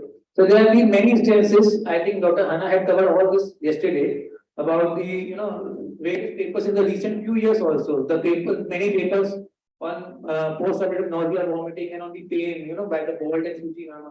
So they had even 120 papers and all were retracted because of the falsification. So that is why now the institutions have a major role. And if they are checking the conduct of the research properly, then I think it will be very difficult for a researcher to publish it in that way. Any questions from the chairperson, sir? Very good afternoon. Dr. Kapil Chaudhary has covered very nicely about research ethics and misconduct, which is a must that every researcher should know now. Thank you, sir. To say from our side, I think I have already consulted. It's a very good presentation. Thank you, sir. Well, what I wanted to say that it could be a double-edged sword as well. Maybe the second researcher, he becomes a defector and then tries to put that particular research article into disrepute. So it can be visualized that way also. Yes, sir. That is why, sir, nowadays the journals, they require the signature of all the authors with a statement that they have read and the contents and they are all agreeing to it and they take responsibility of the data. Just adding to it, Dr. Kapil, not just signatures. Signatures can still be falsified. You can put anyone's signature. Now the minimum guidelines or the minimum commitment is whoever is the author, there will be Send an email, yeah. office of that journal to everyone to acknowledge, and there is a statement that you have to fill. That you have acknowledged all the data. Yeah, many journals, they are not sending mails to the authors. They want an email upon the authors so that they can themselves do it. I agree can be falsified. Just a last, not a query or not exactly a comment. Wonderful talk. But don't you think this should be a part of the training for any undergraduate or a postgraduate curricula, which is still lacking? Maybe the new programs, ABM-based programs, maybe. Because whenever, at my time, or your time, when we learning about you were going to do thesis or research, nobody knew that ABC of that. So what's your take on that? See, this type of curriculum is already there in the Western countries in the curriculum of the postgraduate program, and it should be there.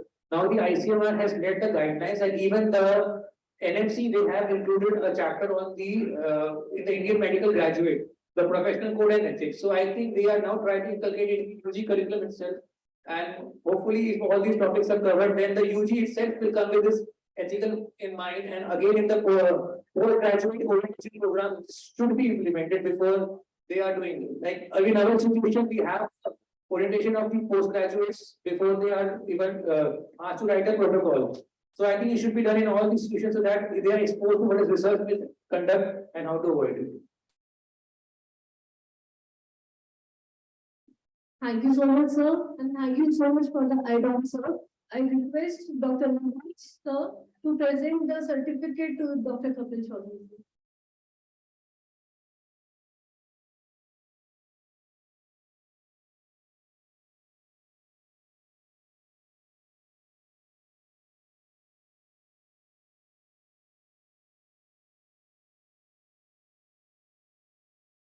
Our next speaker She is prolific and widely published scientific author with more than a decade of experience across the country as a teacher. Dr. Vidya Shekhar is presently Professor, Department of Periodontology and Oral Odontology at ITL Dental College, Ghaziabad. She has completed her BDS from Medical College of Dental Sciences Institute of Dental Science of the year 2008. She has programs. I welcome you, ma'am. Give a round of applause to the ma'am.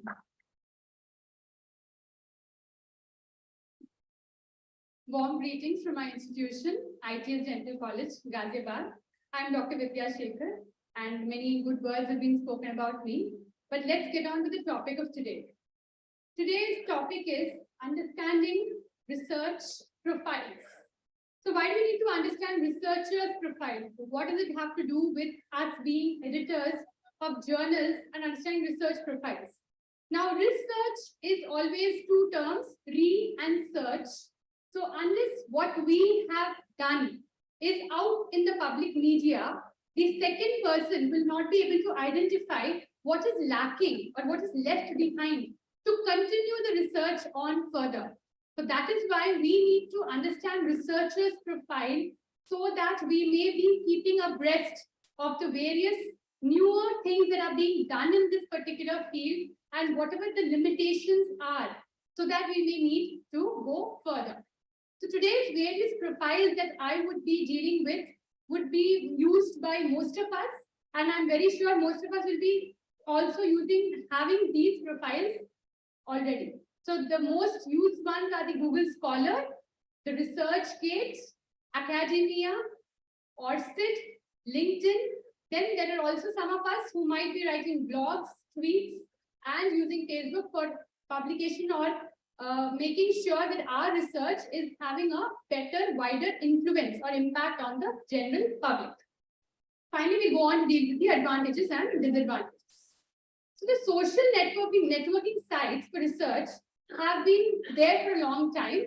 Normal social networking sites like Facebook and Instagram are also very much in use, but the ones on research are slightly different. They are also web-based services, and they also have a third point of control. The control is not with us. They have a third point of control, but they mainly facilitate the profile creation of an individual, and that individual may have his or her own profile in Google Scholar, LinkedIn, Academia, or even ResearchGate. And with those, their posting of the ideas take place, and there is another set in which there is something called as Mendeley, in which the posting and sharing of the academic content alone is done. So in that particular area, the profile creation is not there. So this is one of the first citation areas. So Google Scholar. So this is when we open Google Scholar, this is the first page, and then we set up our Google Scholar profile. So how does Google Scholar profile help us? This is my Google Scholar profile. So it tells me what are my key interest areas. It tells me my H index, my I index, and it helps in further citations. So if there is a person who's looking for a certain article which is written by me, then once they write the article on Google Scholar along with my name, the article will be found there. So immediately in this citation profile, my citations will increase. So on the cite column, the cited by and the year will automatically come. So that is one of the advantages that an author or a particular institution will have an advantage of by gaining and increasing the number of citations. Next is the ResearchGate. Now, when we open ResearchGate, this is what is seen. So it automatically asks you, what type of a researcher are you? Are you an academician? Are you a student? So this is where we realize that students as undergraduates or postgraduates also need to start having their own profiles so that they may have access to or content to their professors or other college professors' profiles, which can influence their thinking and their research. Then there are also certain corporate, government or NGOs that can have, and as well as the medical professionals who are obviously avid researchers. So the next one is the academia. Now, say for example, in academia, I go through one particular journal article. Immediately, academia senses what article I've gone through and tells me the other common articles which are similar to that particular article. So this does some work for me by itself and helps me to know what other articles are there in that same profile. So I don't have to search through Google Scholar. Academia will send me an email stating that this article seems to be similar to what you have been reading now. Would you like to read it? So that is another advantage with academia, which is there. Then we have ORCID. So ORCID is one of the major important ones. We all have to generate ORCID IDs, and ORCID IDs are research profiles. Now there's very easy 3 steps. And when we go through these 3 steps, this is why we need to go for an ORCID. There's more time for research. There is flexibility. You can customize your visibility. Whom do you want your profile to be seen by? And it is uniquely yours. It reduces your administrative burden completely. And you have a portable profile data. So say this is my ORCID ID. I have not made a lot of entries in my ORCID ID, which I realized that I have to. So I suggest everybody also does the same thing. So they see the amount of educational qualifications, your invited position. So it's like your resume is already there on the internet and anybody and everybody can access it. And then the lesser academic ones, Twitter, blogs, LinkedIn. Now, why are these less academic? Because they are your social media parts. They are not exactly concerned only with research. You may have a viewpoint which you can also express in these. So if you are a researcher, highly acclaimed researcher, you might have your own blog which someone might follow, or you might have your own Twitter account which someone might follow. LinkedIn also helps us in professional help. So in case we have similar research profiles, maybe a foreign university or a college might invite you for delivering a particular lecture or your views on a particular topic. So this is an article which says, why do we want to do collaborative research? Because social media is going to help us do collaborative research. So what does collaborative mean for us? It could mean a multi-centric study. It could mean that many authors from different institutions get together to work on a similar thought process. So that is one of the biggest advantages I see of social media with research. So to conclude, I've already told the advantages. There are certain disadvantages of this also, because it is the side of 2 coins. Social media is of 2 sides. There can be advantages and disadvantages. So what are the disadvantages that we can think of? One is that research misconduct, as sir is so evidently told just a few minutes back. Research misconduct can occur because some ideas that are actually yours can be changed, because nowadays there are open access journals can be changed and it can be put in by another person. That could be one of the major disadvantages of this.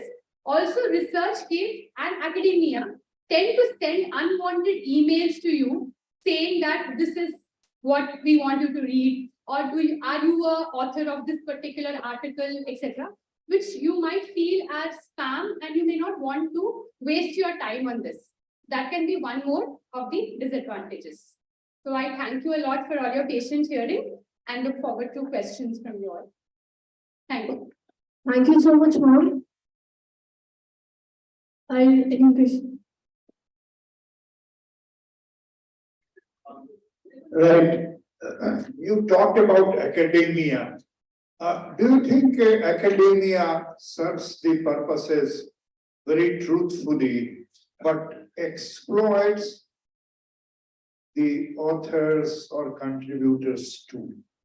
Sir, it has its one purpose in what I'll say. For example, if I read a single article, for example, I read some connective tissue elements of periodontology quite a few moments back, and it told me and showed me all the relevant articles similar to that, which I would have liked to read. So I don't have to search for those articles. and it keeps sending me, say I read it a month back, but it still keeps sending me even after a month based on that article. So that is one disadvantage that I feel about academia. And otherwise, sir, as such, it does not have any, it is only a role where it tends to showcase more number of articles for you to read. So if you're interested, we can read it. If you're not interested, we can dismiss that. Madam, you touched upon a very important thing about H index, Google Scholar. In 1990, I was doing my hematology from East.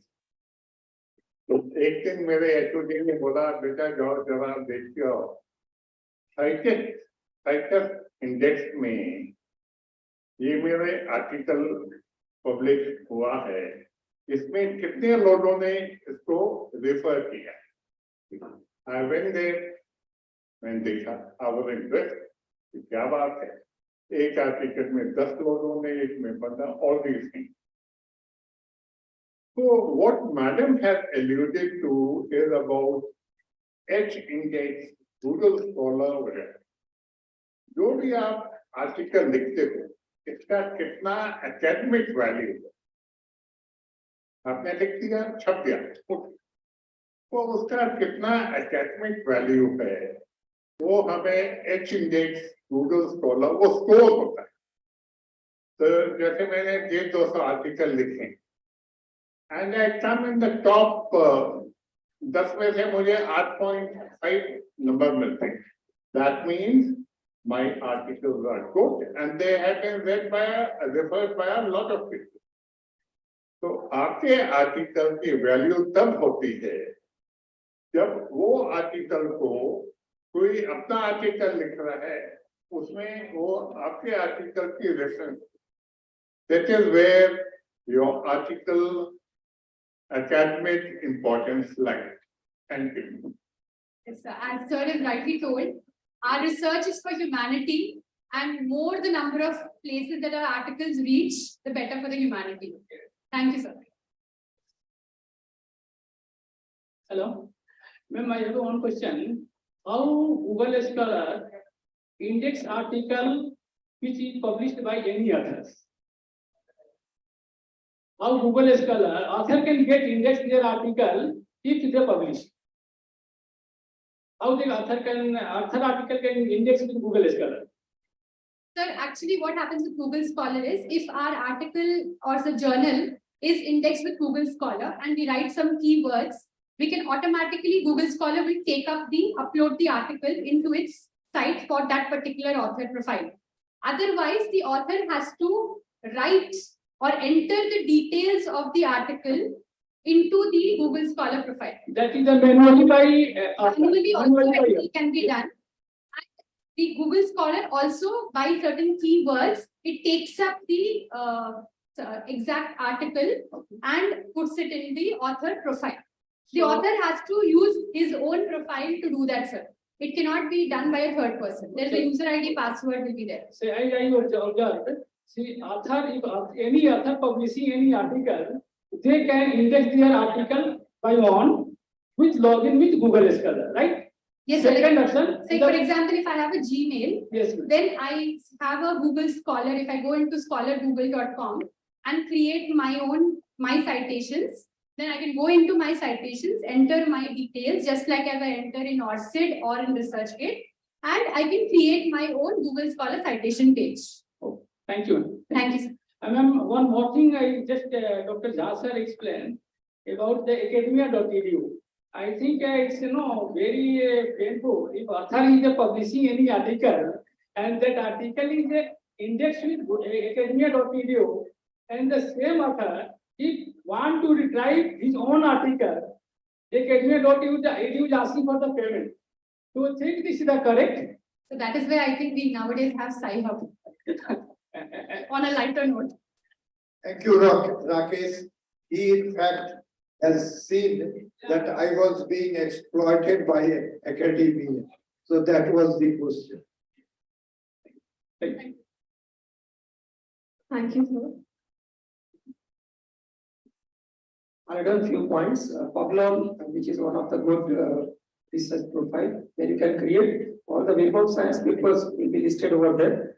Along with the Publon and OSIT, these two are the one of the best profiles are there, where you can have your own reviewers profile also inside there, along with the some of the journals now started editorial part also.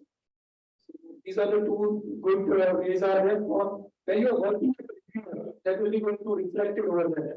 Along with that, one more is the look profile that gives for frontiers, that also one of the good profiling way, where editorial part, section part of their only is visible, but in future, maybe many other journals will start their own profiling. Same way like PubMed is also having their own, if you can modify that, you can visible all the PubMed articles in your profile, and you can regularly update these things. About the research scholar, Google Scholar, one key advantage of that, which is not present in any other, that is collaborators. The Google Scholar only provides some collaborators on right side, where similar work which you have did with the collaborators will be listed. So the others can see that with whom you are publishing frequently. So that is automatic, or even you can add on plus or minus that thing. Regarding paper which is not reflecting in Google Scholar, you can manually upload, but that will be not useful because citing them is very difficult task.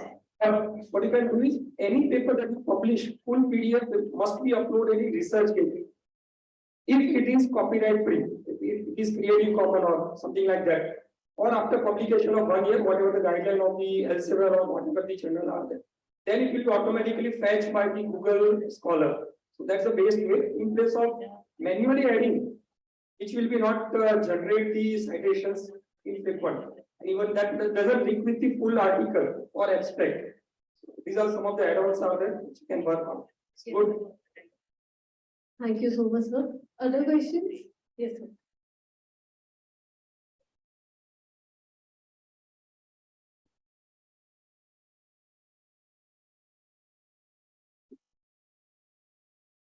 Hi, hello, good afternoon. Myself, Himanshu.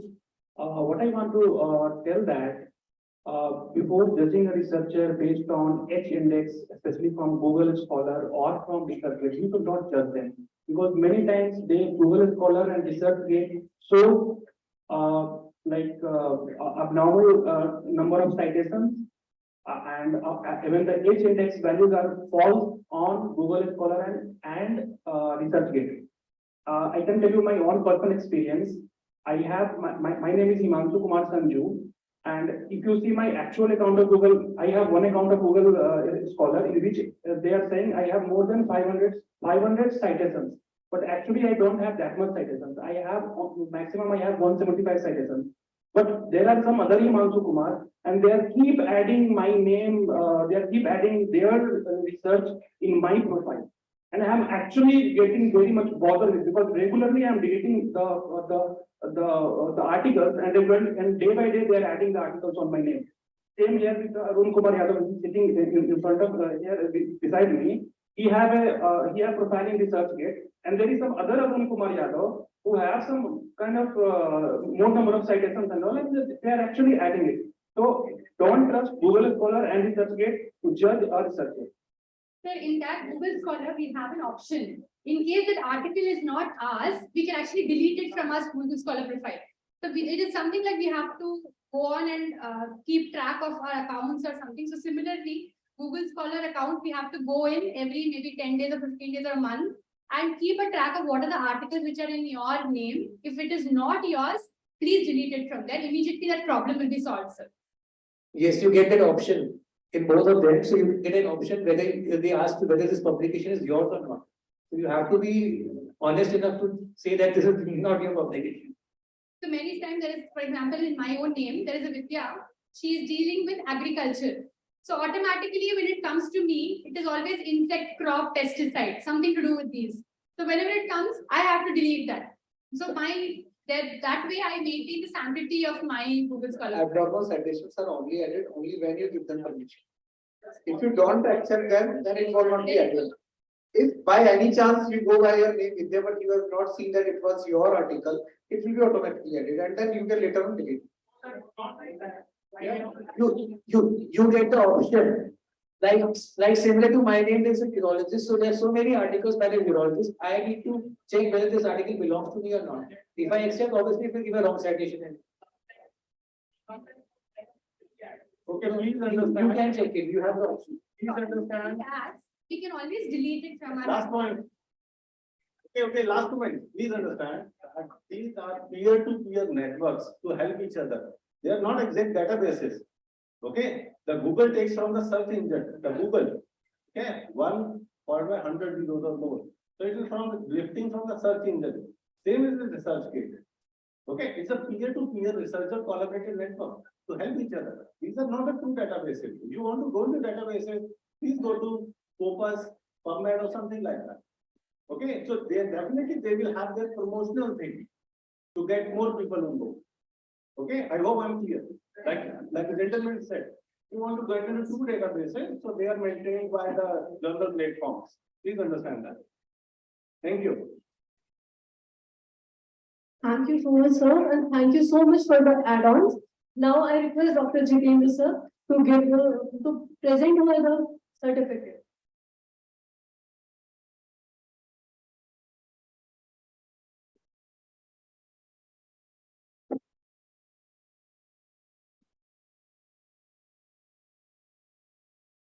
Our next speaker, although she don't need any introduction or something, but I like to introduce her, Miss Nikita Pandit. She is co-founder and director of Innovative Publication. She has completed her master degree in ergonomy and MBA in supply chain and international marketing from Symbiosis International. She has also served as a Department of Agriculture multinational organization. She has also served as a Department of Agriculture, Government of Madhya Pradesh, as an agriculture officer and felicitated with various awards for her effectiveness and efficiency. She has been associated with various reputed institution organizations as an active member and is responsible for the welfare of those organizations. She also has been awarded and nominated various times for her work and active participation from different institutions. I welcome you, ma'am.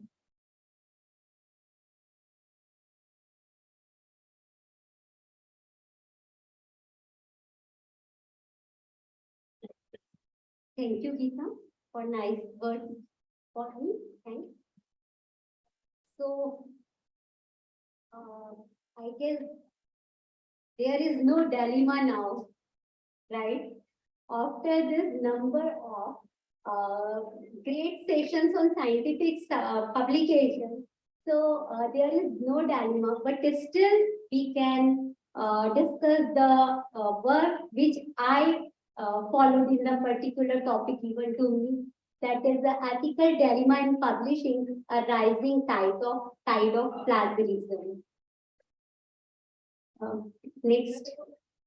So I acknowledge my research on research publication, and it is an essential mission of our institution, not only our ESRS, all the academicians and researchers of our country, which is required towards the research and education in India, is to foster learning and promoting research integrity in the current and next generation of researchers in the country.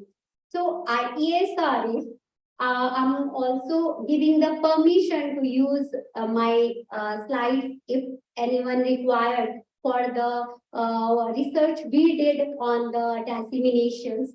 So I permit. Next, please. So yesterday, Dr. Himanshu sir, good evening. Doctors, Aaron present yesterday on the subject of research, importance of research publication. So scientific paper is included in his topic. After that, Dr. Hanna Ranji madam also explaining on the same topic.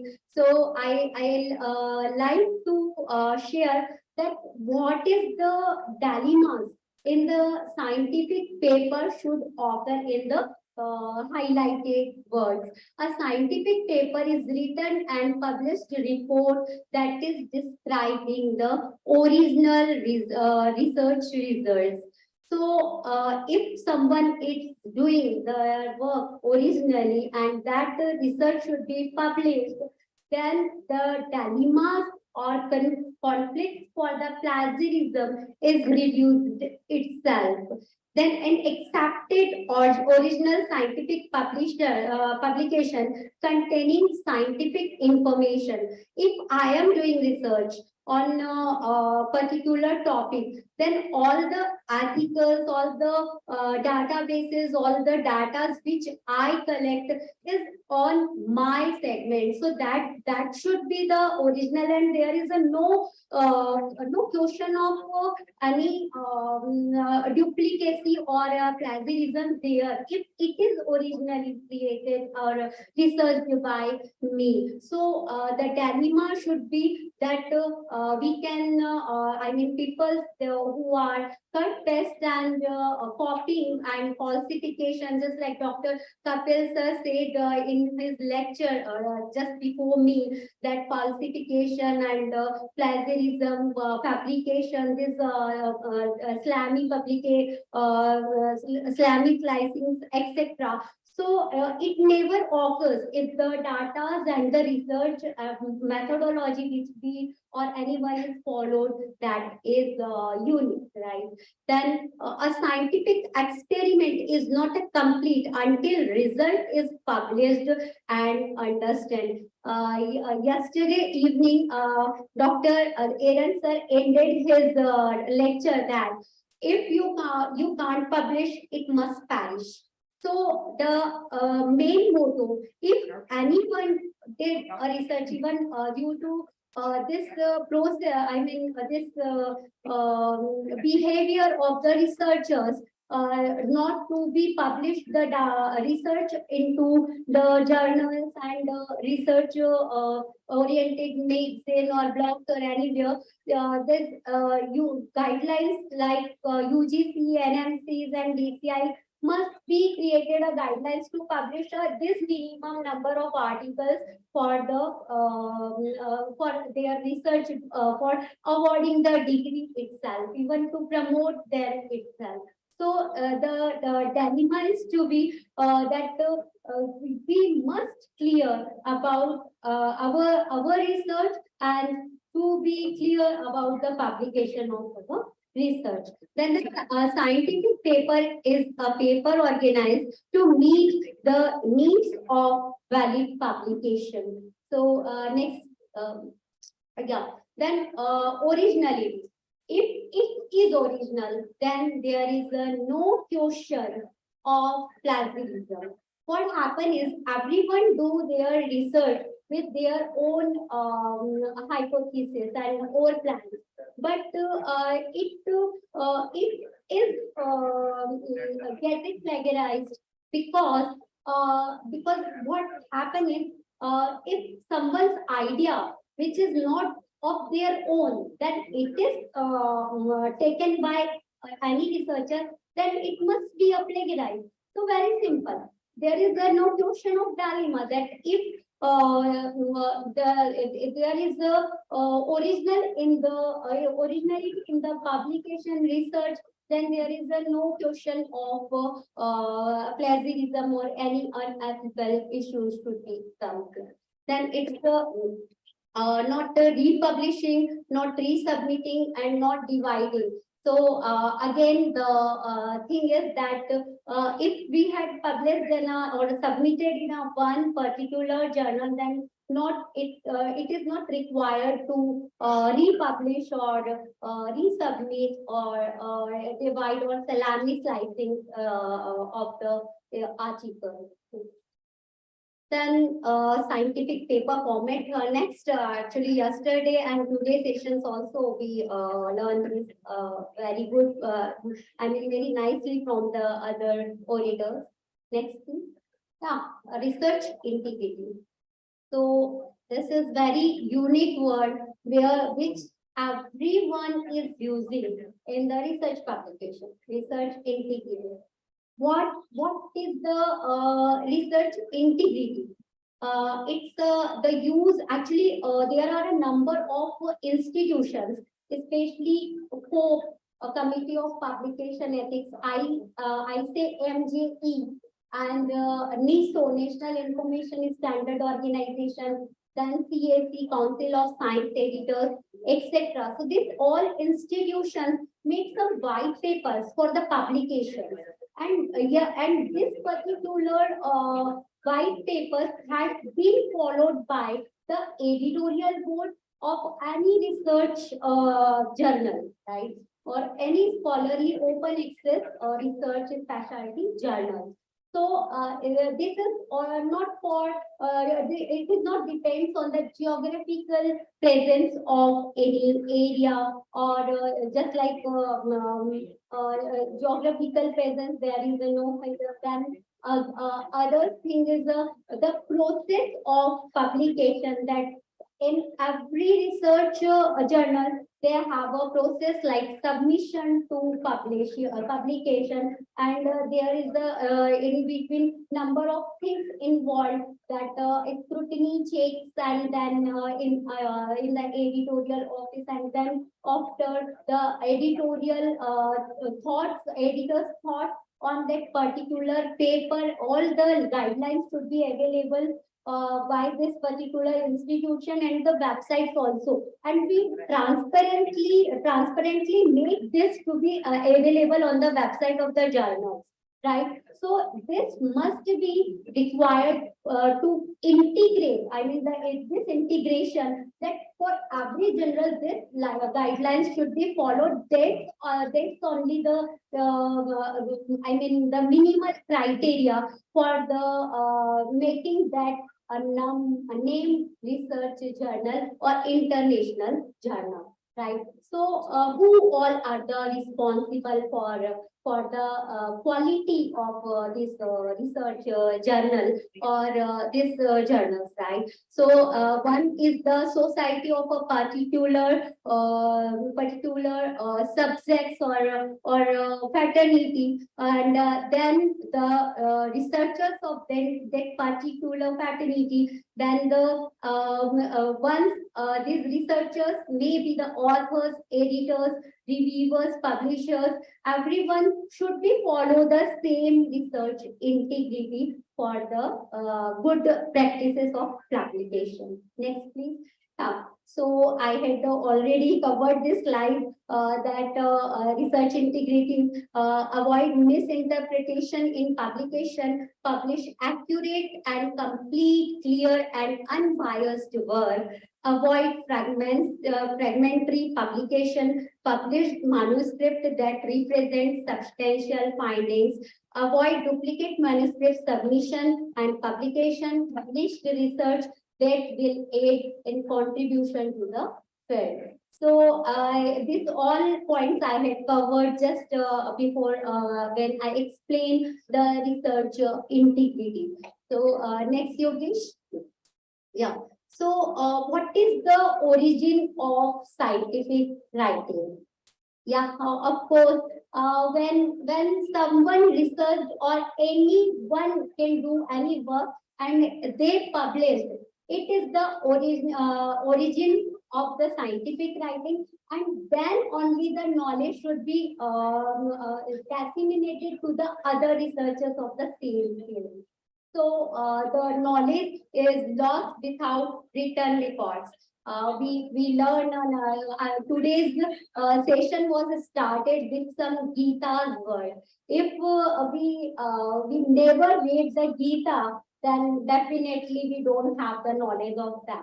So it must be required the written records of the any scientific or any non-scientific rods too. Even written records is must required for the knowledge.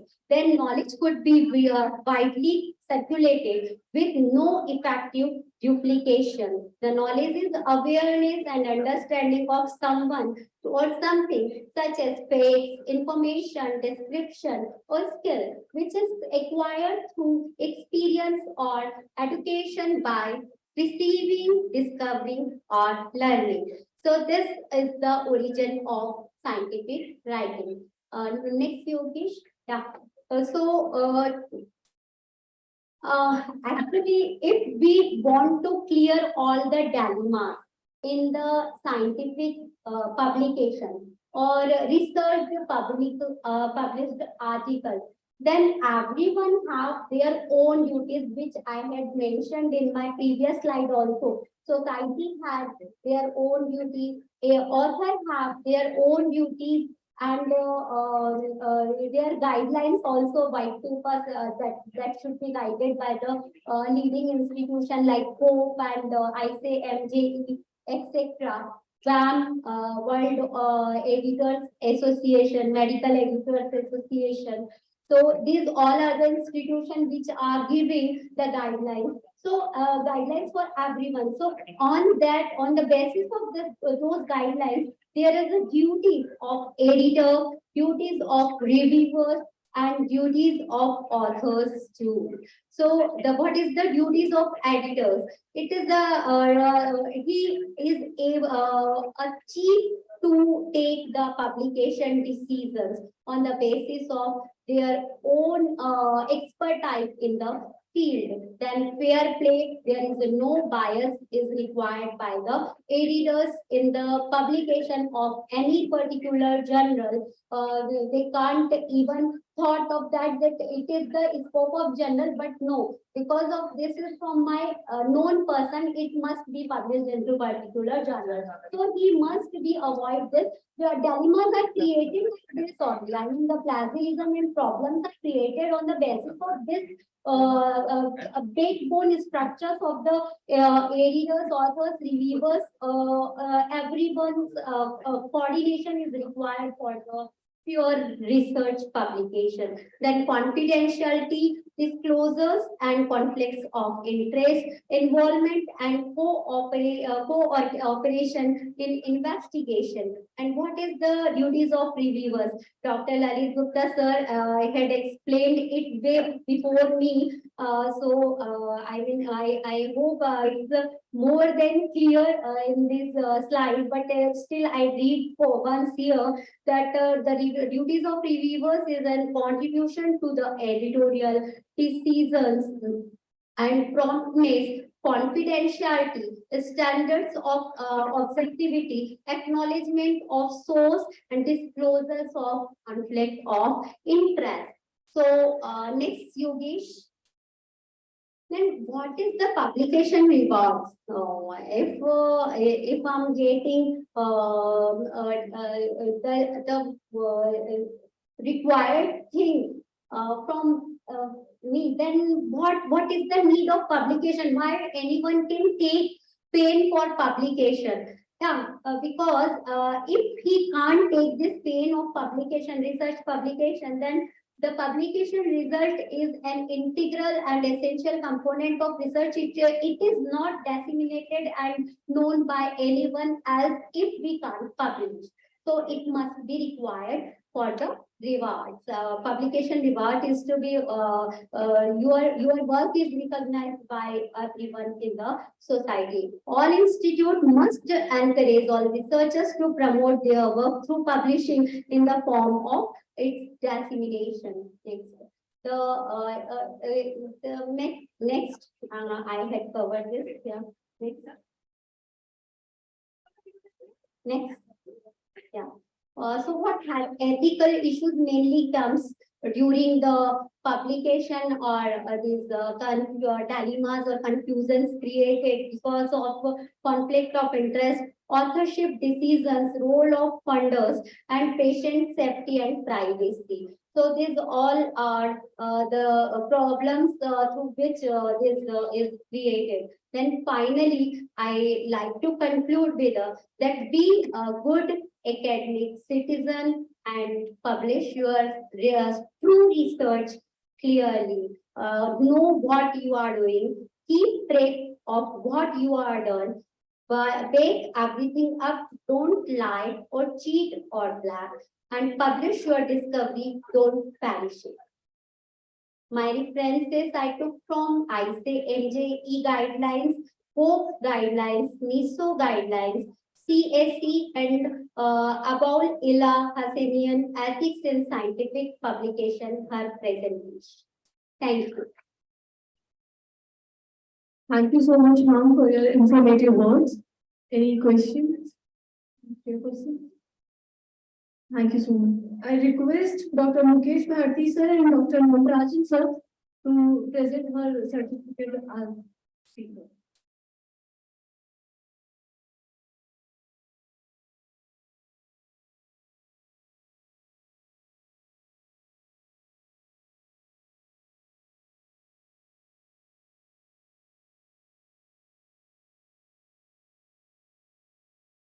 Now I request our dignitaries, Dr. Jha sir, Brigadier Dr. Paramjeet sir, and my teacher and my mentor, Dr. Himanshu sir, to present the felicitate our chairpersons.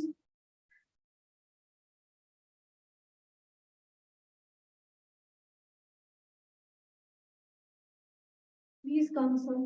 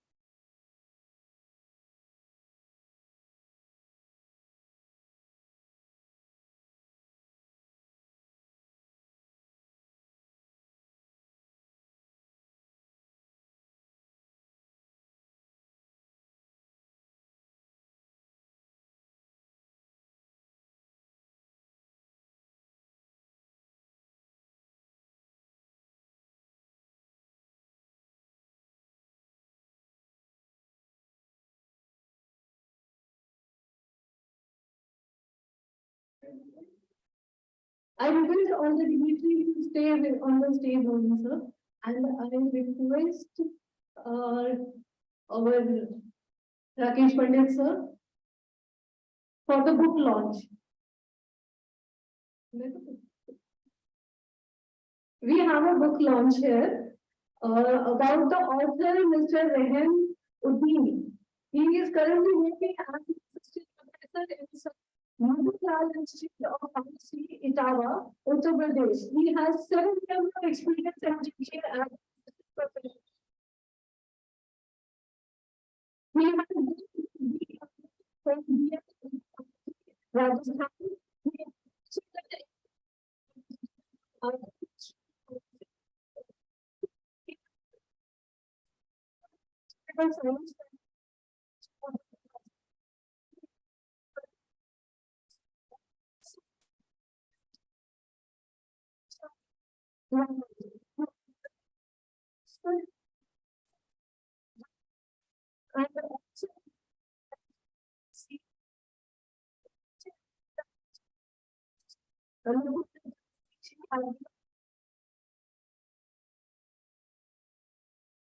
Mr. Rehan Uddini.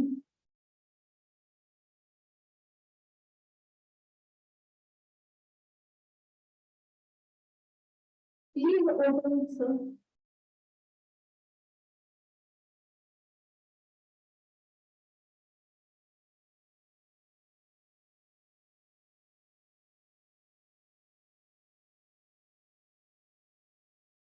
We can also have a round of applause.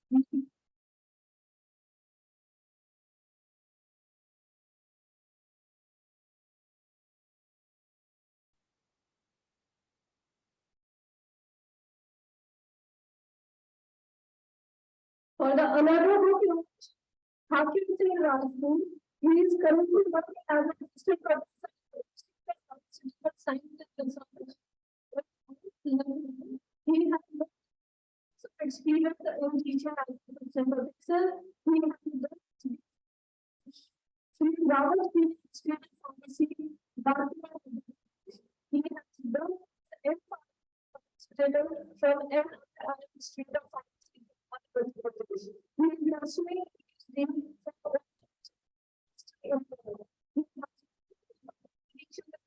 journals.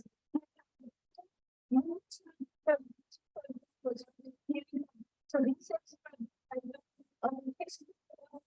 factors.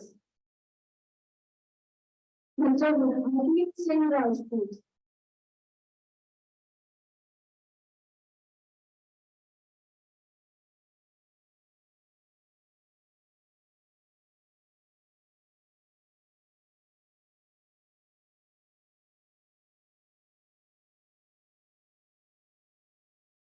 Please open, sir.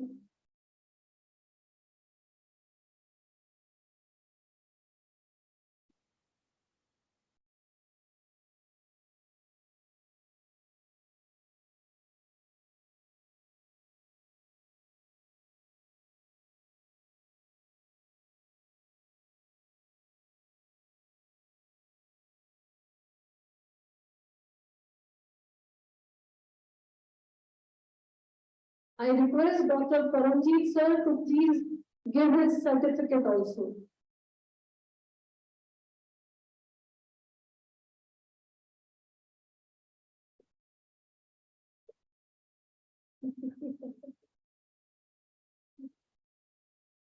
Please round of applause, please.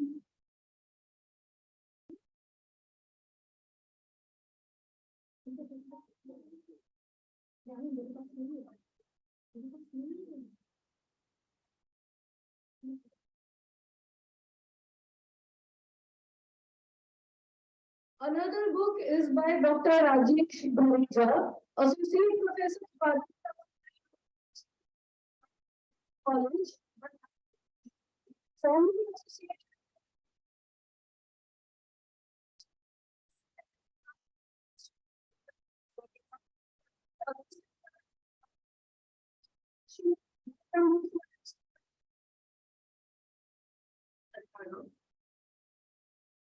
Dr. Rajesh Bharija.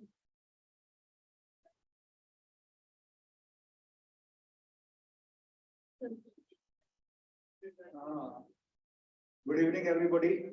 Presently, I am professor in World Medical College of Sciences, Jhajjar, Haryana. Not in the Budaun right now. Thank you for this opportunity.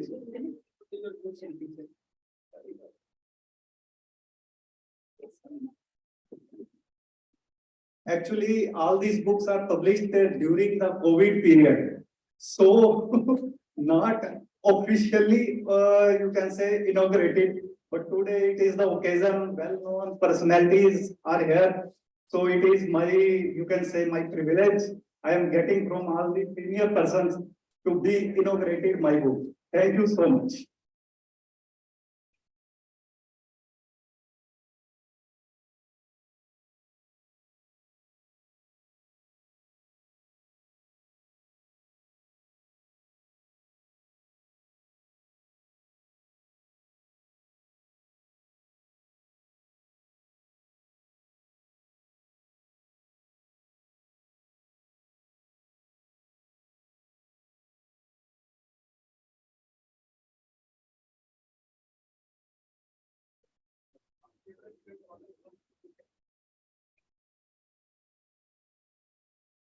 From all my these seniors or super seniors, I want some wishes from all these personalities to publish one more books regarding MBBS microbiology for maybe it will come this year or next year.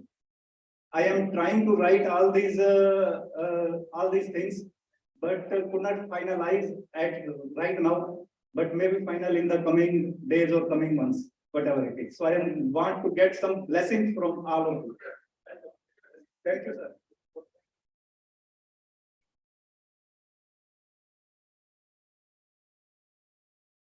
So our best wishes are with you, and friends, all of us are aware that Indian textbooks are not so many, and you are attempting one after another. Hats off to you. Wish you all the best.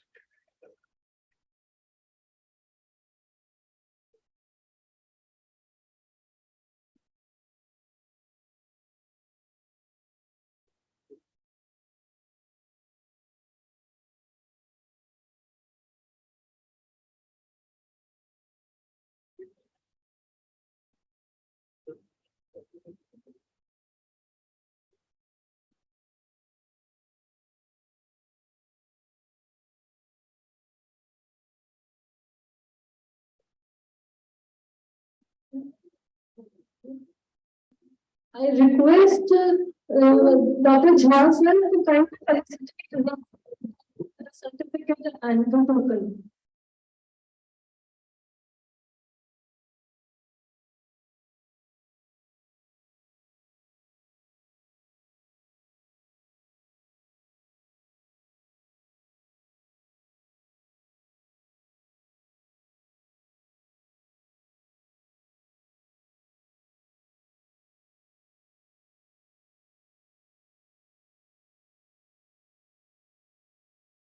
Thank you so much, sir.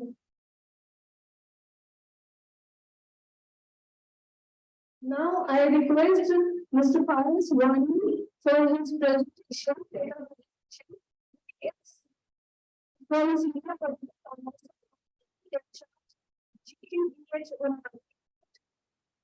Directorate of Irish Delhi.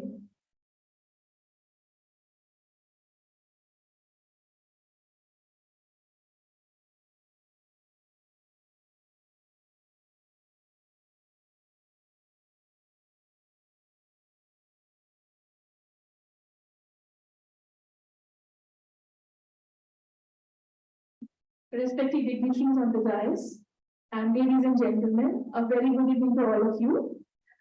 I'm Dr. Paras Wani. I am Senior Unani Medical Officer in Directorate of Ayush, GNCT Delhi. And can you just, okay. So I'll be discussing my paper. So as I have a time constraint of just 3 minutes, I will try to be very precise. So this paper was basically a part of my post-graduation research, and my post-graduation topic I worked on studying to assess efficacy of visual inspection with acetic acid in cervical cancer screening. So that this paper pertains to my postgraduate research. Can you just put on the PowerPoint? Yes, ma'am.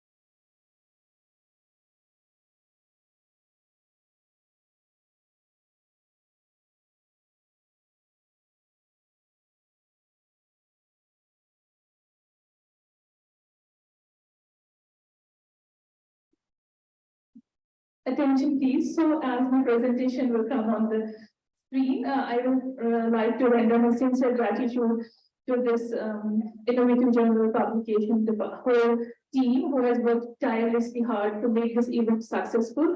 And I would like to thank Dr. Nikita for inviting me. And it is a great opportunity because I'm from the field and we get the opportunity to learn here and to get research oriented. So I am sure that I will take a message back to my fraternity and we will work on the common terms. So my paper was on epidemiological study and cervical cancer screening by Pap smear in Delhi. We all know that cervical cancer is one of the leading causes of cancers among women. We know that identifying modifiable causes and risk factors and natural history of disease can play a very important role in prevention of cervical cancer. And screening of cervical cancer is an important tool. So with screening, the present study was conducted to study the epidemiology and other associated factors with the participants who had undergone cervical cancer screening in Delhi. This was a part of my MD thesis, as I have already discussed. It was a clinical initiative, community-oriented cross-sectional study.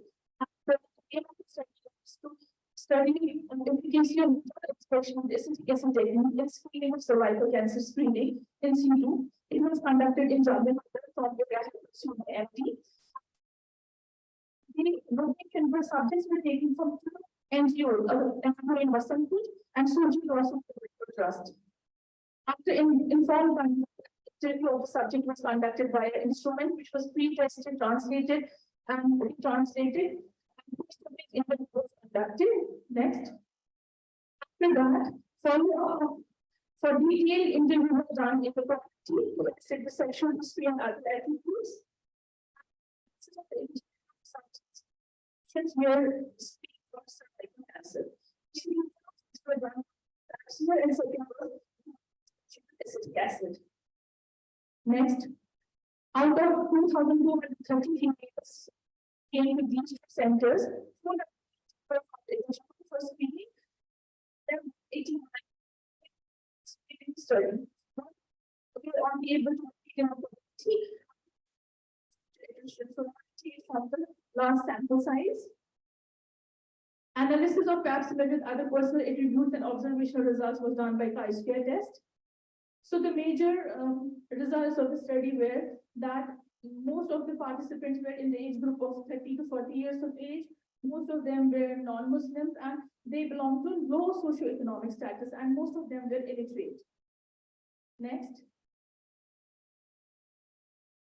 So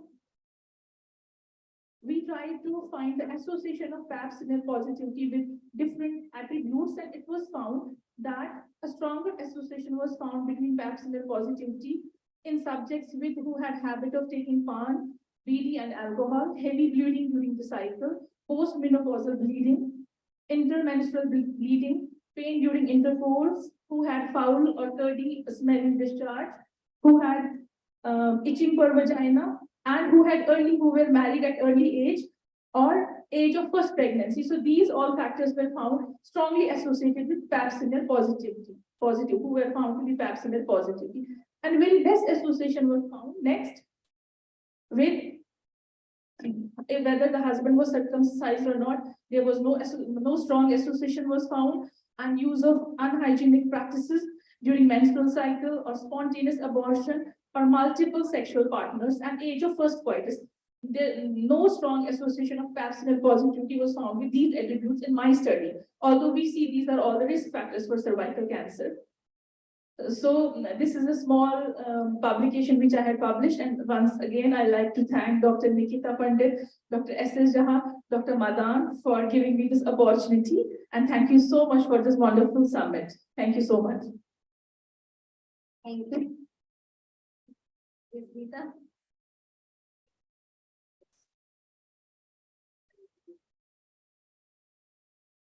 Thank you, Ms. Paris. Wonderful presentation. I request Dr. Lavnish to please present a memento and certificate to Dr. Paris Vani. Dr. Paris Vani, can we have you on the stage, please?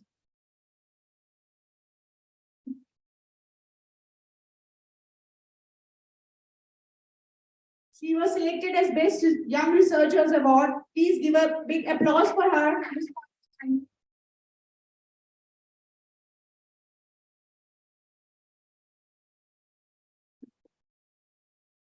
Now we will have another paper presentation, Dr. Avinash Teli.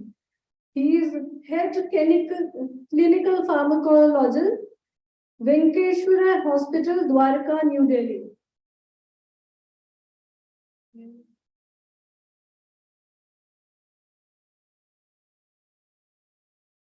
Dr. Avinash? Okay.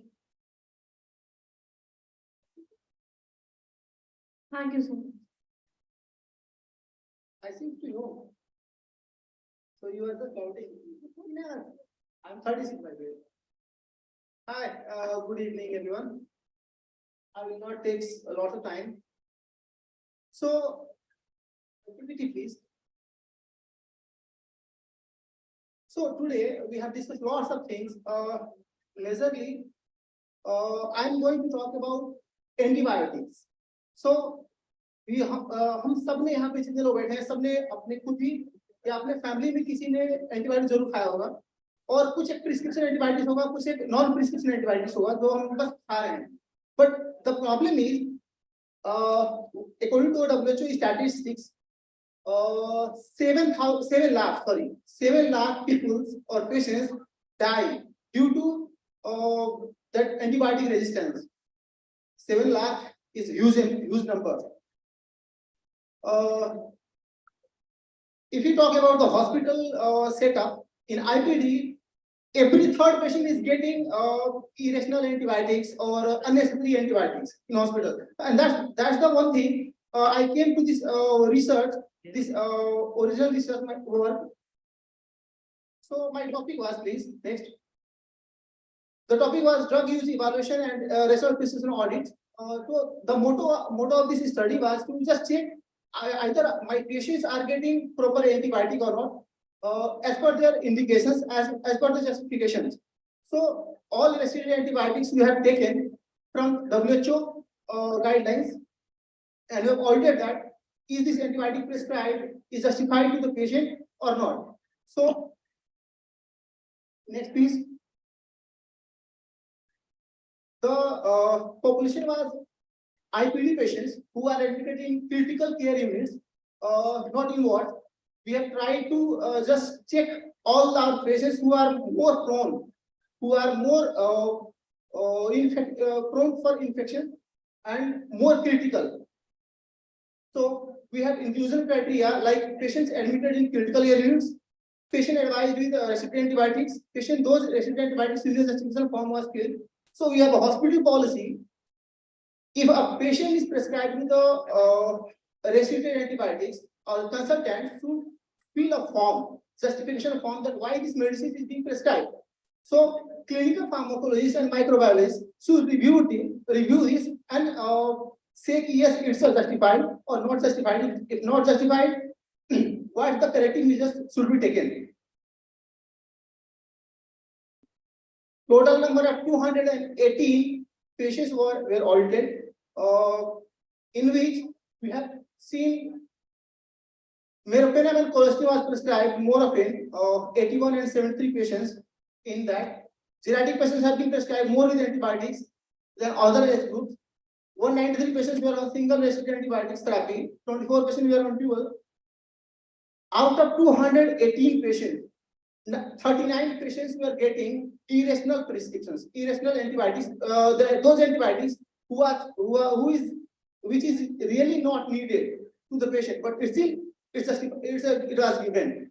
Like if you talk in majorly, the patient was the blood culture was sent to the patient, sent to the microbiology department, and culture was negative, but still the higher antibiotics were on continuation. So in that case, these all prescriptions were captured as a irrational and corrective actions taken at the same time. So all suggestions of this study was, so every hospital must have a team having a consultant, microbiologist, clinical pharmacologist, pharmacist who can decide and help to decrease antimicrobial resistance. So हमारे patient जो अभी कितने 7 लाख अभी मर रहे हैं सिर्फ antibiotic resistance के कारण से, और होप एक WHO ने भी कहा है कि 2050 में अप्रोक्सीमेटली 10 लाख के हम कगार में पहुंचने वाले हैं due to just my antibiotic resistance के कारण से. So now we have to be conscious on that कि जब भी हम कोई पेशेंट हम अब कुछ जाते हैं कि अगर फार्मेसी शॉप पे, Please be quick, sorry. Okay sir, तो अगर हम जाते हैं ओपीडी में और बोलते हैं हमें एस्ट्रोमाइसिन दे दो, we know azithromycin is the one antibiotic जो सबसे ज्यादा एब्यूज होता है, मतलब एब्यूज इन द सेंस कि इरेशनली उसको लेते हैं और सबसे ज्यादा मेडिसिन से रेजिस्टेंस एस्ट्रोमाइसिन होता है. तो it's not me, it's WHO कहता है. Thank you for my time, thank you very much. If you have any questions, please. Thank you so much and congratulations. Dr. Avinash has been awarded one of the best researchers award. So I request Dr. Mukesh and Dr. Natarajan to please award a certificate and memento. So Mukesh, I had just a quick question. Yeah. Do you have profile of the various indications for these antibiotics were prescribed? Yes, sir. We have prepared a hospital antibiotic policy, which is taken from CDC and WHO. And we, for irrational antibiotics prescriptions, we take a reference from that hospital policy. In the ICU based data. Yes, sir. So what are the indications for which the antibiotics are given? What are disease the patient was having? Yes, sir. What disease were given? Sir, majorly have seen that the sir patient was on like a meningitis, head trauma का patient आया है. We have a head trauma का patient और he is admitted in ICU. उसको मेरे पर vancomycin has been advised. But culture report जब हमने भेजा, culture report में मेरे पर was resistant, but still it was continuation. It was continued. जबकि patient was not responding that much. Thank you, sir. Now, please stay on the stage for them. Give a big applause for Dr. Avinash.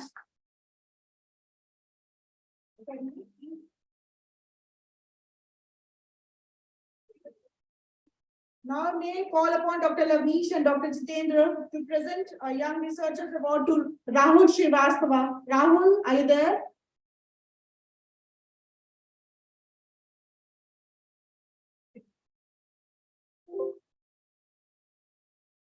Again, Best Researchers Award for Rahul Srivastava. Give a big applause for him.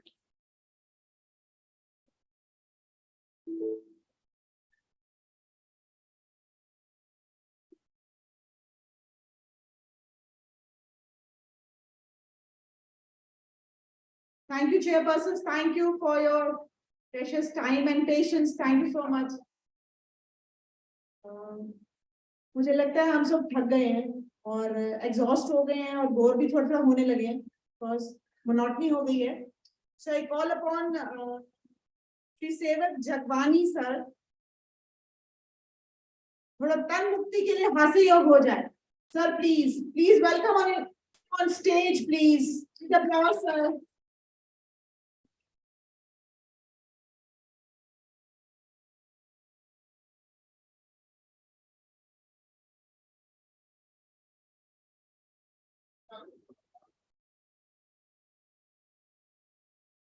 ये योग का किताब इन्होंने लिखा है और हास्य योग में बहुत निपुण है. हमारे आसपास जितनी भी सोसाइटीज हैं सारे लोग इनको देखते ही खुश हो जाते हैं. अब ये हमें हंसाएंगे. सो बाकी इनके बारे में ये अंकल खुद बताएंगे आपको. विद्वान वैज्ञानिकों, चिकित्सकों एवं रिसर्चर्स तथा पब्लिशर्स, मैं आपके श्री चरणों में कोट कोट नमन करता हूं. आपने तालियां बजाई, लेकिन तालियां बजाने में बहुत कंजूसी. इतना जोर से तालियां बजाइए, बजाइए, बजाइए, बजाइए. गलत. कोई ताली यूं बजा रहा है, कोई ताली यूं बजा रहा है. ताली बजाना भी नहीं है. ताली बजाना है तो मध्य में बजाइए, और बजाने का तरीका रहेगा कि ये जो रेस्पेक्टिव, आवाज आ रही है, ये देखिए रेस्पेक्टिव उंगलियां का टॉप्स, अंगूठा अंगूठे के ऊपर और बाकी सब उंगलियां एक ऊपर। आपको पता होना चाहिए कि हम जो जीवित हैं किन पंच तत्वों की वजह से जीवित हैं। ये अंगूठा देखिए, ईश्वर ने इसकी ऐसी डिजाइन की है कि ये सबसे मोटा है, 5 उंगलियों में से ये सबसे मोटा है। यह अग्नि तत्व है। अगली उंगली जो है यह वायु तत्व है। ये उंगली देखिए बीच वाली, 2 इधर है 2 इधर है, ये सबसे ऊंची है। भगवान ने इसको ऊंचा क्यों बनाया? क्योंकि आकाश तत्व सबसे ऊंचा है। और इसकी अग्नि तत्व जो उंगली है यह पृथ्वी तत्व है। और यह जो है सबसे छोटी उंगली है, पानी सबसे नीचे जाता है। हिमालय से पानी बहता हुआ नदियों से समुद्र में तल में जाके मिलता है। तो ये जल तत्व है। ये पंच तत्व का संतुलन बिगड़ने से शरीर में विभिन्न प्रकार के रोग उत्पन्न होते हैं। यहां से नीचे तक जितने भी रोग है ये सब वात रोग की कृपा से, यहां से यहां तक जितने रोग है ये पित्त तत्व की कृपा से हो रहे हैं। और यहां से ऊपर जितने भी है कफ की कृपा से हो रहे हैं। तो आइए इन पंच तत्वों का संतुलन करें। और ताली बजाने का तरीका ये रहेगा, बीच में गैप रहेगा। जब हम बजाएं तो ये साउंड जो है इको साउंड में परिवर्तित हो जाए। ये देखिए, बजाइए।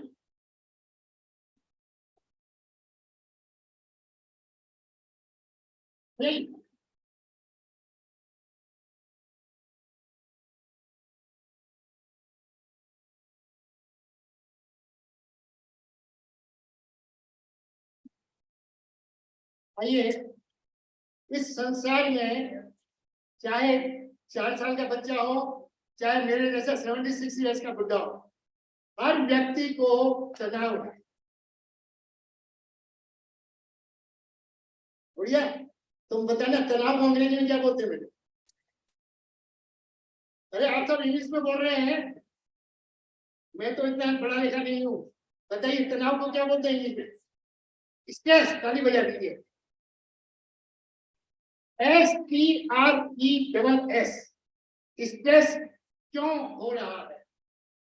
ध्यान दीजिए, पहला लेटर जो एस है, it denotes strength, physical, mental and spiritual strength. क्योंकि ये तीनों स्ट्रेंथ हमारी कम हो रही है, इसलिए तनाव हमें चाहते मारे। आपके अंदर ताकत कितनी होनी चाहिए? स्वामी विवेकानंद कहते हैं strength is life and weakness is death. दूसरा लेटर है ST, ई मींस ट्रैफिक कंट्रोल। हम यहाँ बैठे हुए हैं लेकिन दिमाग दौड़ रहा है, बाहर उछल रहा है। हर कोई बोलता है ओम शांति, ओम शांति। शांति शांति सब कहें, शांत रहे न कोई। लोग मन में शांति रहे तो रोग का है। अशांत व्यक्ति कोई नींद नहीं आएगी, अशांत व्यक्ति कोई हार्ट अटैक हो रहा है। ध्यान रखिए, हमारे दिमाग में नेगेटिविटी भरी हुई है। सोचते हैं मेरे मरने के बाद मेरी प्रॉपर्टी किसको मिलेगी, मेरे लड़के को नौकरी मिलेगी कि नहीं, मेरी लड़की की शादी होगी कि नहीं। अरे चिंता से ऐसा डूबा हुआ है। चाह गई चिंता मिटी, मनुआ बेपरवाह, जिनको कछु न चाहिए साहन के प्रति। 10 मिनट तो दोगे? मैं सुबह से 6 घंटे से इंतजार कर रहा हूँ और आप बोलते सवेरे। समय आपके पास 100 साल का है। वेद की वाणी है, जीवे में श्रद्धा खत्म। 100 साल तक जीने के लिए हम आए, मरने के लिए नहीं आए। ध्यान रखना। और STR मीन्स रीबिल्ड। मैं 1983 में दिल्ली में आया था, 1 या 2 फ्लाईओवर थे, सैकड़ों फ्लाईओवर बन गए। इतनी मेट्रो बन गई, because city has been redesigned. We are redesigning everything, but we don't redesign ourselves. You cannot change this world. Change yourself. Self-transformation. Or next STRE. E means erase. रबड़ से मिटा दीजिए जो आपको क्रोध आ रहा है ना, जो आप ईर्ष्या कर रहे हैं, जो आप अहंकार में डूबे हुए हैं, फॉल्स इगोइज्म में डूबे हुए हैं, वेमनेस, दूसरों की क्रिटिसिज्म करके बिगड़ चुके हैं, नहीं, इस सब को इरेज कर दीजिए। और अगला है S. S mean share. Share market नहीं कि धड़ाम से लुढ़क गया तो सुसाइड कर दिया। Share your knowledge, share your experience and share your money which you have earned very honestly. और यदि ये सब चीजें आपको पसंद नहीं है तो last S, surrender yourself in the holy feet of the Almighty.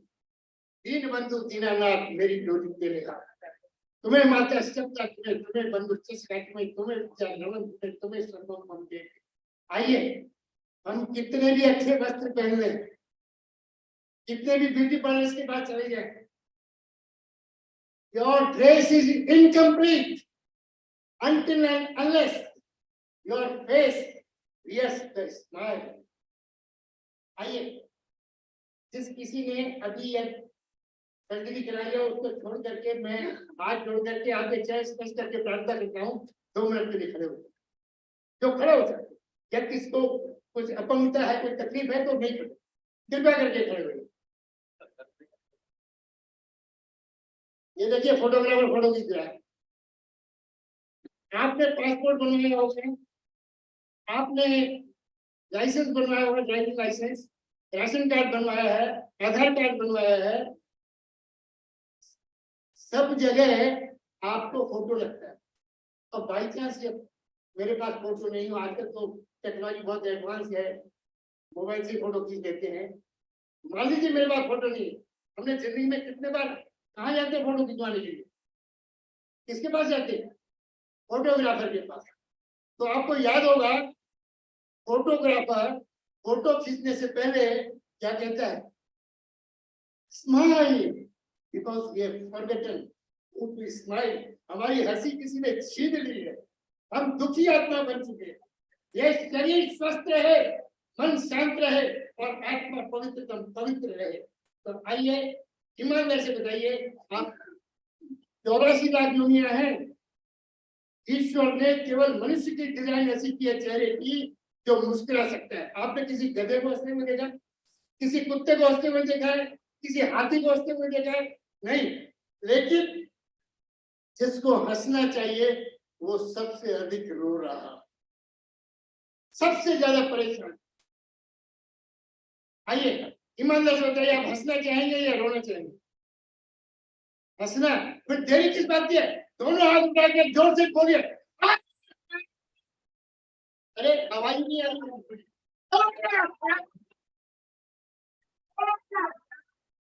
अपना ब्लड प्रेशर नपवा लीजिए, हाई है नॉर्मल हो जाएगा, लो है नॉर्मल है, शुगर लेवल निपटा लीजिए। आप सब साइंटिस्ट हैं, आप सब डॉक्टर्स हैं। आईसीयू में जब मैं पेशेंट भर्ती हूँ, जब मेरा चिकित्सक आकर के मुस्कुरा के होता है, कैसे हो भैया, आधी तो ठीक हो जाती है मुस्कुराने से। तो आइए एक दूसरे का फोटो खींचेंगे।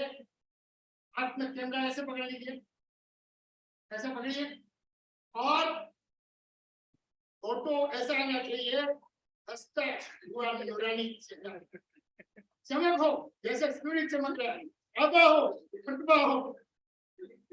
और फोटो खींचते हुए कृपया करके हंसना मत भूलिए, मुस्कुराना मत भूलिए, और खींचिए।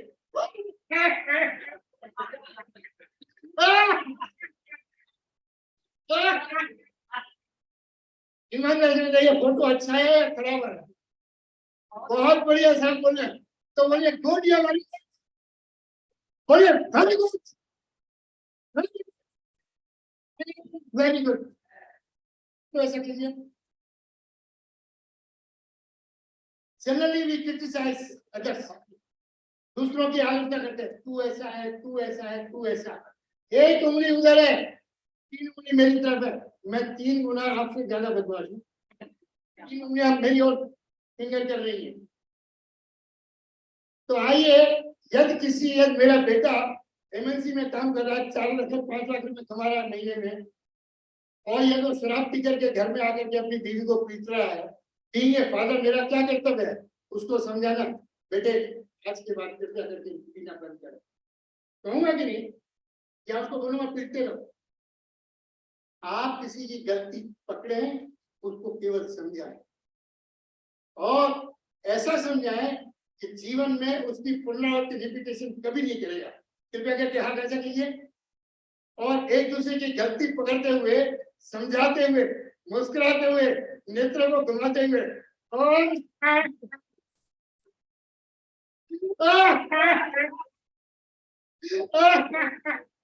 देखिए, ये उंगली आपके अंदर अहंकार का भाव प्रकट करती है। इस उंगली को तोड़ दीजिए, 0 बने। Egolessness, 0 ego. ये देखिए, कोई भी आपके सामने वक्ता है, इतने अच्छे स्पीकर्स आए, आप कहते हुए क्या कमाल की बात, मजा। ये देखिए, तो चीज बड़ी है, मस्त मस्त और मस्त। तो आइए, डोंट क्रिटिसाइज, एप्रिशिएट अदर।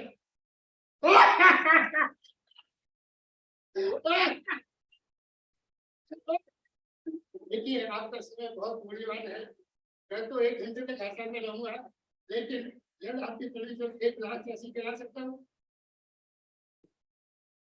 आजकल लोग शराब पी रहे हैं, कड़वी चीजें पी रहे हैं, चाय पी रहे हैं, कॉफी पी रहे हैं, टेम्पा कोला पी रहे हैं। ये सब कड़वी चीजें, इसलिए उसके अंदर मीठा मिलाया जाता है। अपनी माँ के बाद, जिस माँ ने मुझे अपनी कोख से जन्म दिया है, उसके बाद यदि कोई माँ है, वो है गौ माता। गौ माता का दूध, उसमें लेसिथिन पदार्थ होता है जो अन्य किसी दूध में अवेलेबल नहीं होता। आइए, गौ माता का दूध पिएंगे, लेकिन डिस्पोजेबल ग्लास में नहीं, कांच के गिलास में नहीं, पीतल या सोने चांदी के गिलास में नहीं, मिट्टी के कुल्हड़ में। अंत में मिट्टी में ही मिलना है, मिट्टी में दफना दिया जाएगा, मिट्टी में ही जला दिया जाएगा। भस्मांतम शरीरम, वेद की वाणी है, अंत तो घटता, ये शरीर भस्म में मिलने वाला है। भस्म में मिलने से पहले अपनी माता के स्तन का दूध पी लीजिए और शक्तिशाली बन जाइए। हाथ में कुल्हड़ लगाइए, मिट्टी का कुल्हड़, और ऐसा आनंद लीजिए कि पूरी ताकत इस जगह ला जाएगा।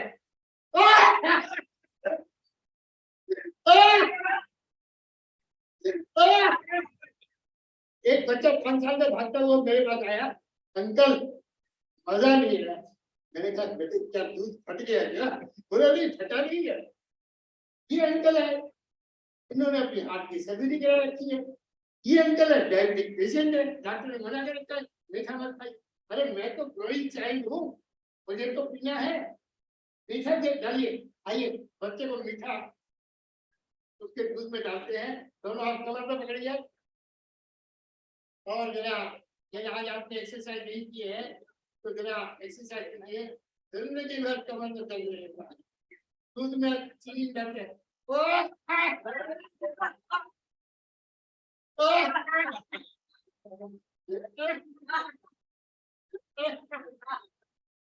एक बच्चा फिर सकता हूँ, अंकल आपको बोले इतना दूध गर्म था कि जीभ में छाले पड़ गए। तो पुराने जो हलवाई होते थे, उनके पास जो सिलेंडर बर्तन होते हैं, तो दूध को ठंडा करते हैं। एक में दूध होता है, एक में खली रहता है। तो आइए, दूध को ठंडा करते हैं।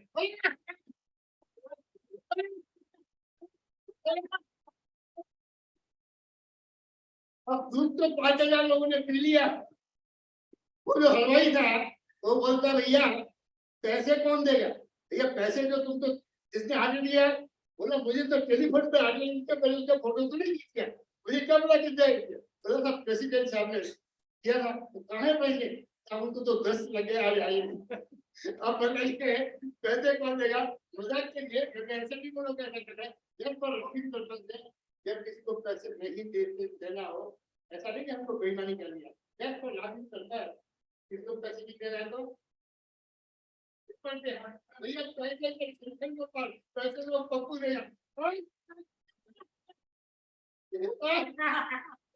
आइए मैं ईश्वर से प्रार्थना करता हूँ कि आज की ये कॉन्फ्रेंस बहुत सक्सेसफुल हो हम ईश्वर के कृपा पात्र बने रहें हम अपने माता पिता गुरुजनों संपूर्ण मानव समाज तथा राष्ट्र की निस्वार्थ सेवा करते रहें हमारा शारीरिक मानसिक बौद्धिक व्यवहारिक पारिवारिक सामाजिक आर्थिक नैतिक राष्ट्रीय अंतरराष्ट्रीय भावनात्मक एवं आध्यात्मिक स्वास्थ्य ठीक रहे हमारे परिवार का स्वास्थ्य ठीक रहे पूरे विश्व का स्वास्थ्य ठीक रहे चारों सुख शांति समृद्धि आनंद याद रहे ओम शांति शांति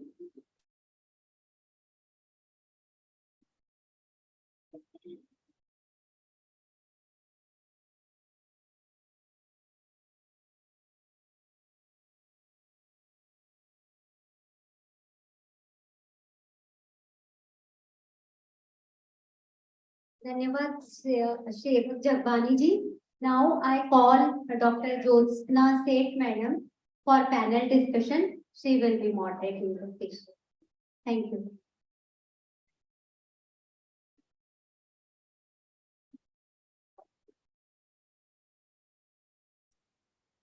A very good evening to all of you. Thank you, Jagwani sir. It was a quite good change in the conference. And now the most awaited panel discussion, what we are actually waiting for. For that, I would call upon our panelists. The first panelist, Dr. Vineet Banga.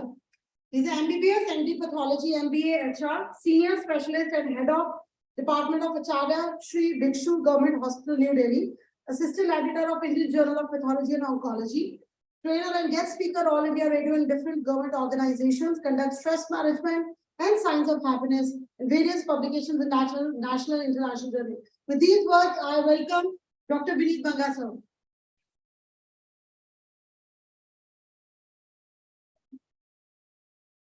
We have another panelist on board, Dr. Anubha Agrawal, MBBS, DCH, DNB, Hospital Administrator, NABH Assessor.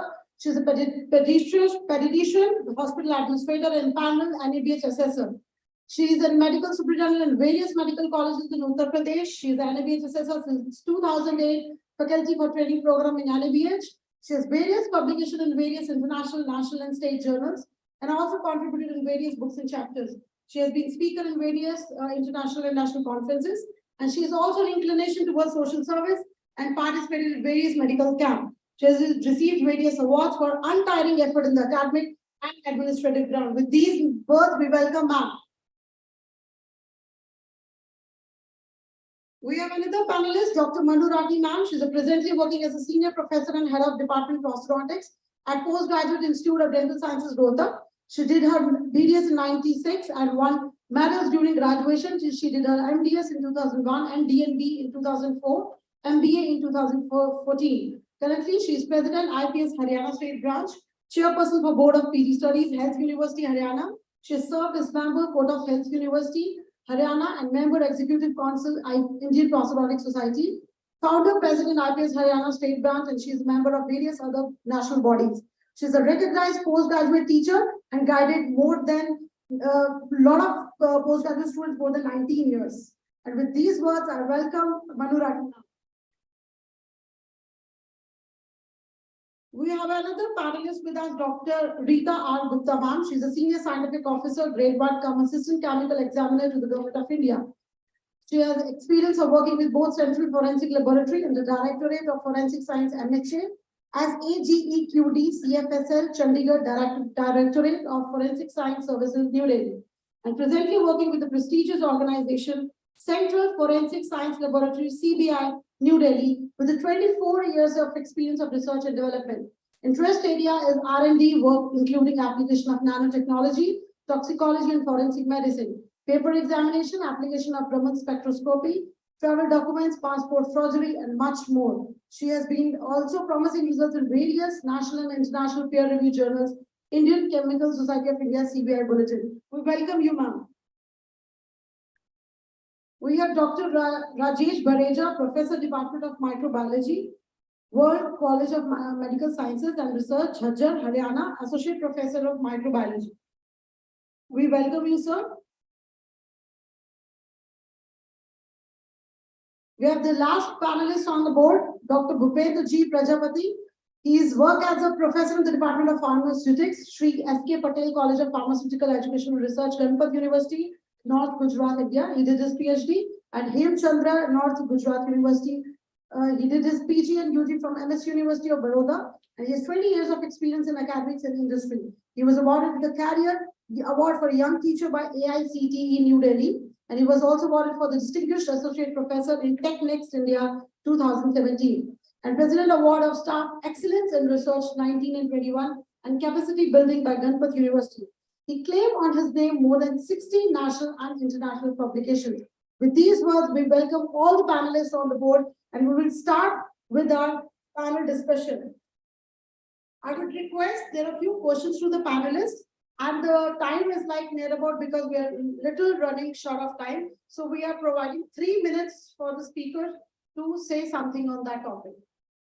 And the first question goes to Dr. Anubha Agarwal, ma'am. What is the current scenario of research in India?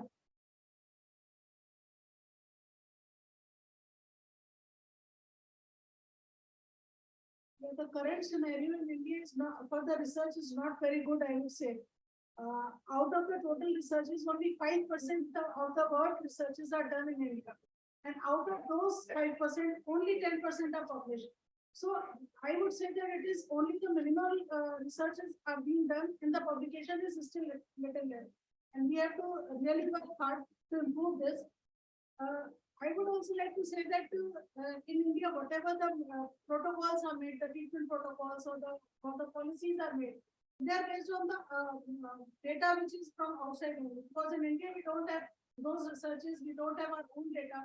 So we need to work more hard, more clinical surveys should be done so that we can develop our data, our health status, our health disease patterns, and we can make the treatment protocols and other things based on our data. So for that, our country is also gradually improving, and the institutions are making it mandatory for the students also to work more on it. Some mandatory researches are to be done, and it is on the students that they should really work on the original researches, just not cut copy paste system should be avoided. And unless we make our own researches, we cannot make our own treatment protocols and our data. So we need to improve a lot on these clinical researches in India. Like one more thing I would like to highlight, this Hindustani Ayurveda systems and all, they are all in our country, everything was treated, but we don't have any data for that. That's why it is not accepted. So gradually, if we have more data on them, then the things can be accepted. So we need to develop, and there is a really need to develop this clinical surveys in our country. Thank you, ma'am. That's very true that we have to work actually on our databases, that we should have a lot of data if we need to support some survey. Thank you, ma'am. Next question with the survey that has been gone to Dr. Rajesh Bareja, sir. Various funding sources for research in India and the Ministry of Home Affairs and the other organizations. Good evening, everybody. I just want to tell you there are so many agencies, not for the medical field and dental and other fields also. Almost all the ministry which is present in India funding almost all the researches. But especially related to the medical field, dental and other fields, ICMR is the most renownable, you can say, the agency to fund all the researches and other things. However, National Institute of Health is also funding so many researches.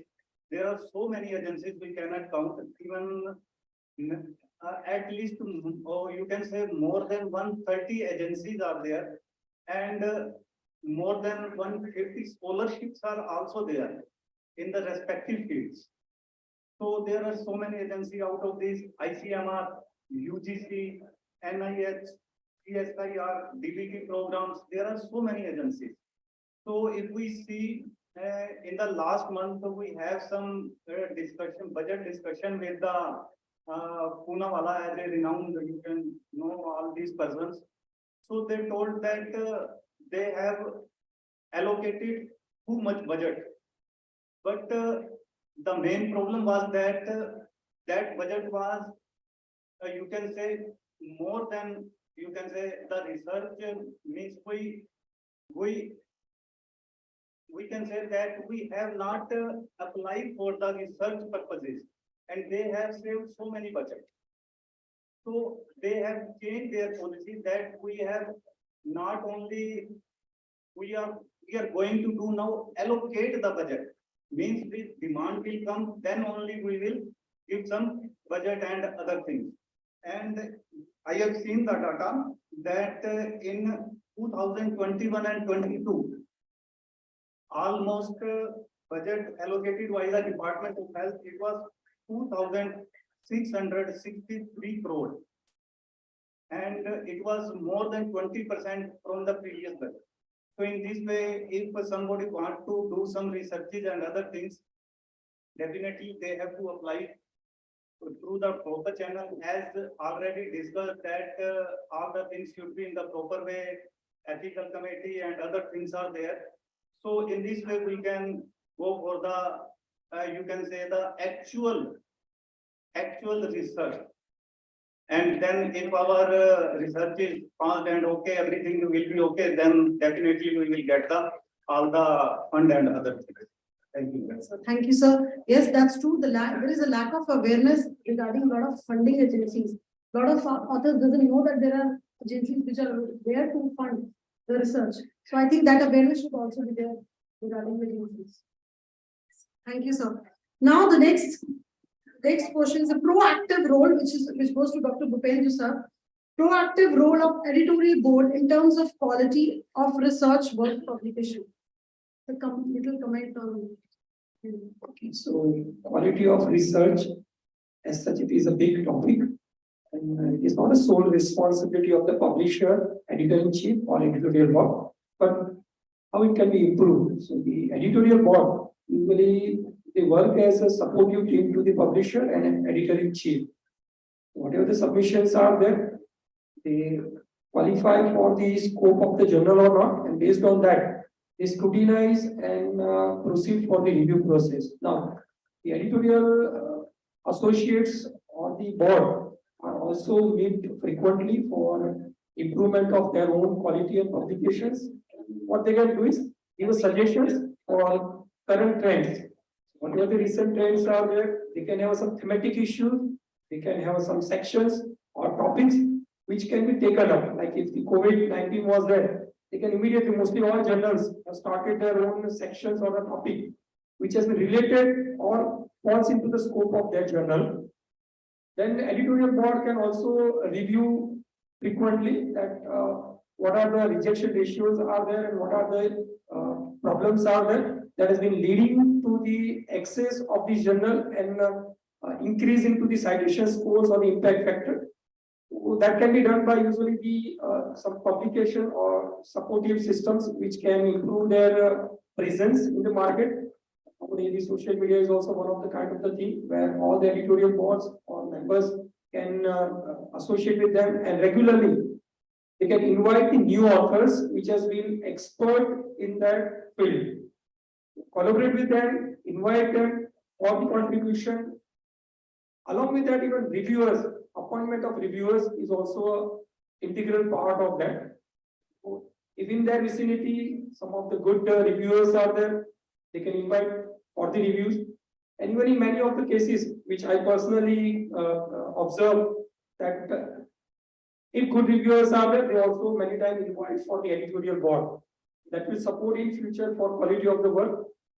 So at a large, editorial board is a key advisory section which can help the improvement of the quality by regular meeting, discussions and suggestions. I hope I justify your. Yes, sir. That's true. That it's not only the author thing that the editorial, the editorial has to tell put a new marks on this journal, just to improve the journal quality. Very true, sir. Now the next question goes to Dr. Vineet Banga, sir. Role of reviewer and editorial board to enhance the publication with the innovation in terms of national publication and recognition. Because now these days there are a lot of things which is upcoming that we should publish in an international journal or a national journal. So, sir, little comment on how to promote it. Am I audible? Yeah. From the morning we are calling Gita. Gita का बहुत बड़ा एक उपदेश है.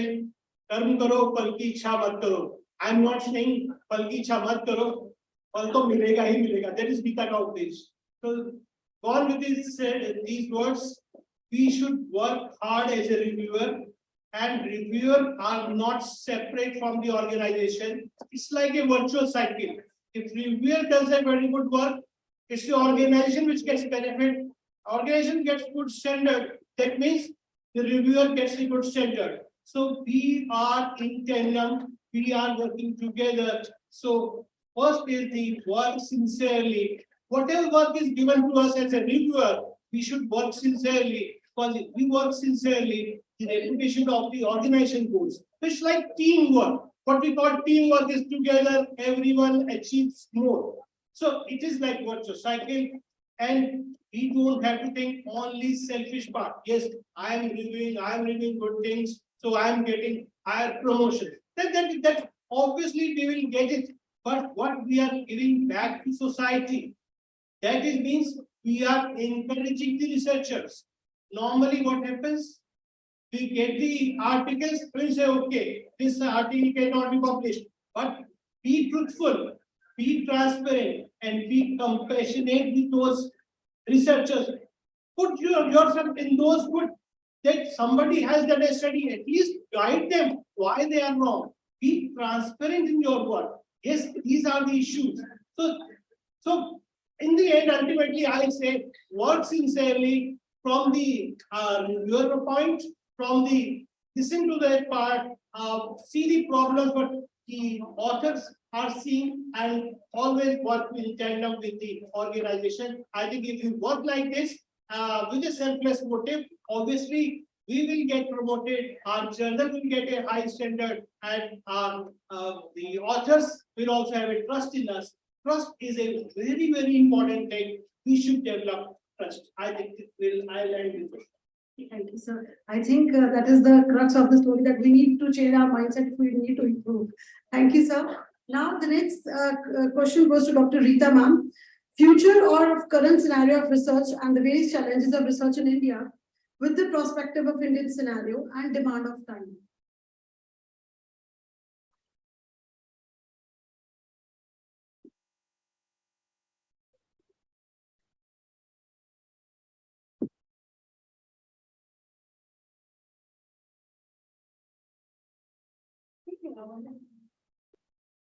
All the panelists focus about the research and development and all the scenarios like good or not good. What is my view?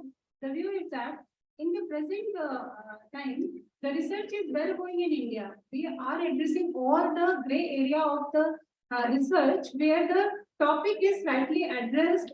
Thing is that we are not able to recognize by the international forum due to the economical reason or some other reason. And there is a thing that national and international, there is nothing national and international journal. Whatever the journal available in front of us, we can publish our latest research work in that journal. This is a time of internet, cyber world. All people are going across the world, seeing all the journals, lower to highest. And the impact factor is important, but it is not so important to put the research work inside the laboratory and not publish. If we are not going to publish our journal, our articles in the right time, somebody else will be published. And thing is that so many agencies are funding for the research and development programs, DST, DBT, ICMR, and engineering research institutes, and other many private organizations are also right time addressing the research and development programs in their own organization. Recently, the Government of India started this unit, Institute of Forensic Science, as a national important institute. The institute has taken all the area of the research and development of the science and technology and forensic science. Now it is on the initial point and it is going to spread all over the country. So I think in the future scenario of research and development in the India is very bright. We have to address ourselves, focus ourselves on the point to point the requirement of the country and the society. Research is not like that, do something inside the laboratory, publish some data on the article in the form of article and left it. Research is that is useful in the applicable area of that. Like in the forensic science, I'm working in the Central Forensic Science Laboratory or New Delhi.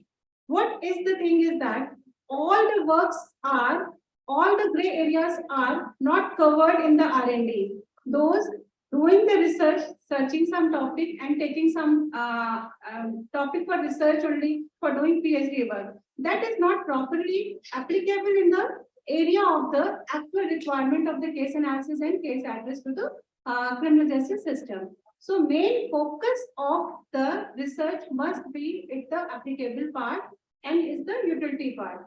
And I hope that the future research work will be enhanced. Like we are in G20 on the 17th rank of the world level, and it is approximately 0.65% of whole world research. So we are not.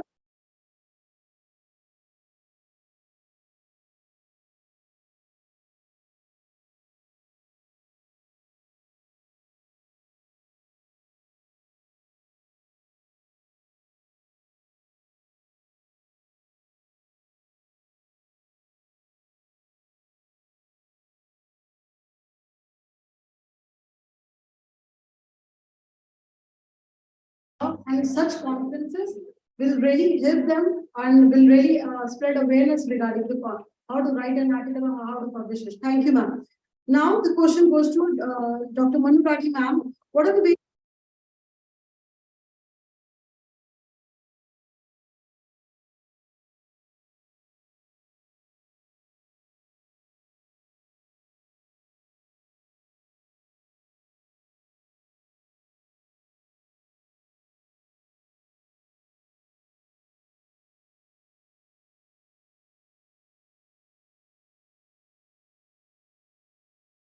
our nation has been sensitized towards the need of the research, as my previous panelists have just mentioned.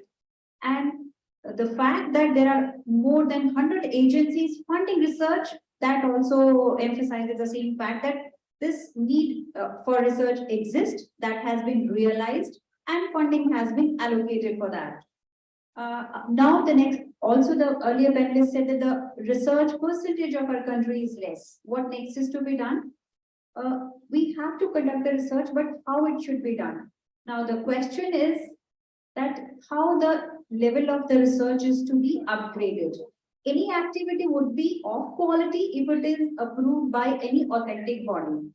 So there are statutory guidelines laid down, and the establishment of institutional ethical committee has been made mandatory by the Indian Council of Medical Research.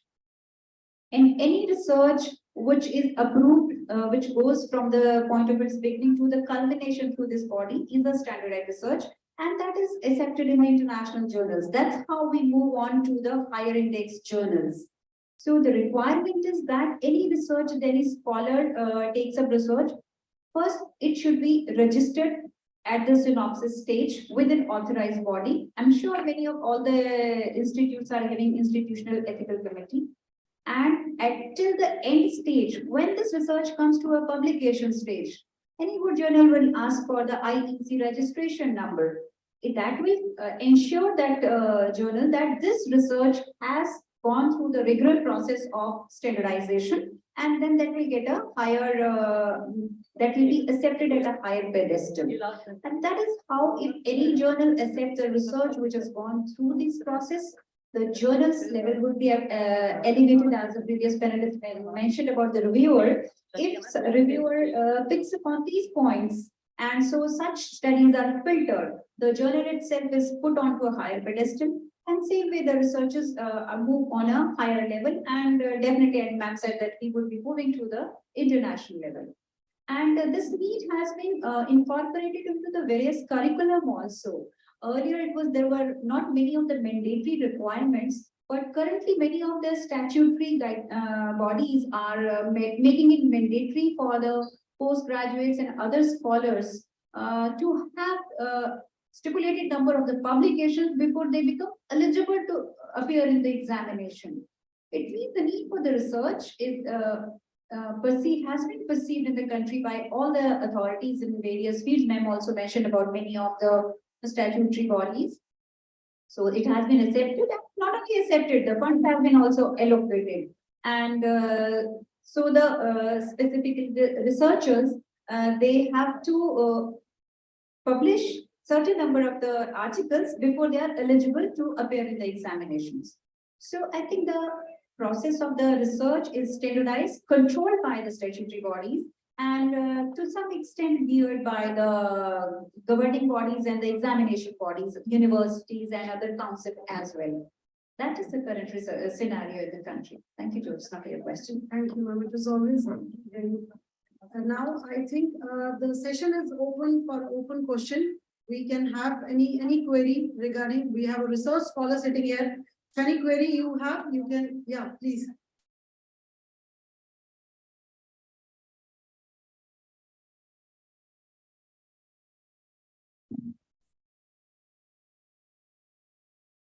Hello. This is about the institution ethics committee. Is the paramount. It's of paramount importance that we give a lot of weighting to the papers or the projects which have been submitted to the institution ethics committee. Sometimes what happens, ये मेरा दोस्त है यार इसके पास ऐसा नहीं होता है. You have to be very clear. I like to get a paper to review. You come to know मेरे दोस्त है तो इसको etc. You have to be honest to your job. You have to have good integrity. Then only the level of our research will go. नहीं तो what we do in India जो west में हुआ उसी को फिर से छाप के we research and send it. Thank you. So, may I have a comment regarding this?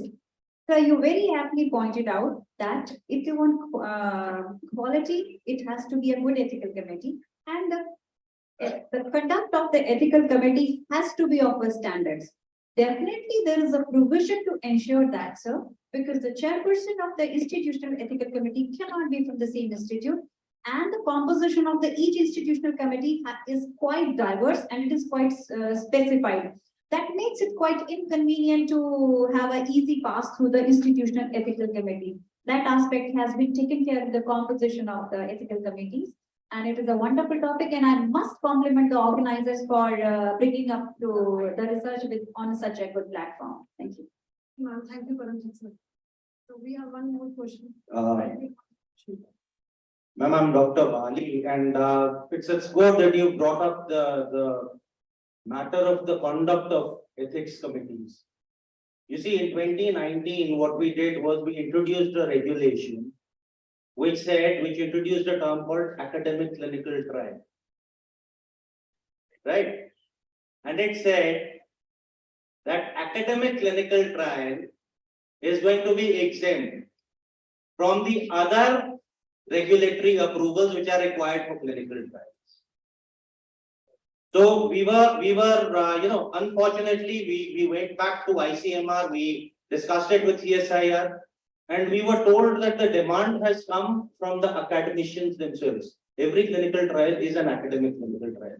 So the first thing is that, this proprietary clinical trial and academic clinical trial, I don't know how this notion came up, but not only did our medical leaders or leadership or some segment of that leadership go to the ICMR with this demand. It was not even contested. You see, the bottom line is the rules have to be same for everybody. It is not that, if some student is doing it. And across the world, what is the problem with our system of doing research? We are expecting the students to produce world-class research. You see, you have to empower principal investigators who are mid-run and who are relatively senior positions. How does the West operate? They have their own laboratories. You fund your own laboratory. You are the head and you have a team behind you. And you have all these different funding agencies. You go to the funding agencies, you pick up those funds. Here, what we are doing is we're turning the problem on its head. We are expecting the student who has to, clear an exam. He has to submit a thesis. If he submits the thesis, he gets to take that exam. So no matter what he has written, it has to be passed in some form or the other. That is the unfortunate part. Sitting as examiners, it is imperative upon us that we have to do it. And if we are thinking that this is going to actually improve, more of the same is not going to improve it. Sitting here, if anybody wants to think about improving quality of research, you have to improve the quality of researchers. Don't expect the students to do it. I would like to have a comment, give a comment regarding this. You're very right that academic clinical trials are not to be taken in, but definitely they are not taken up because there is. I will cite you within life example. Just allow me one moment, sir.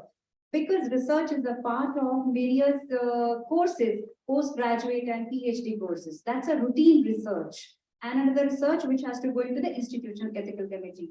I cite you the example of the University of Haryana where I'm serving. There are two different committees because PG dissertation is a routine clinical academic trial that does not need to the IEC, and we have a separate committee to approve the research projects for that.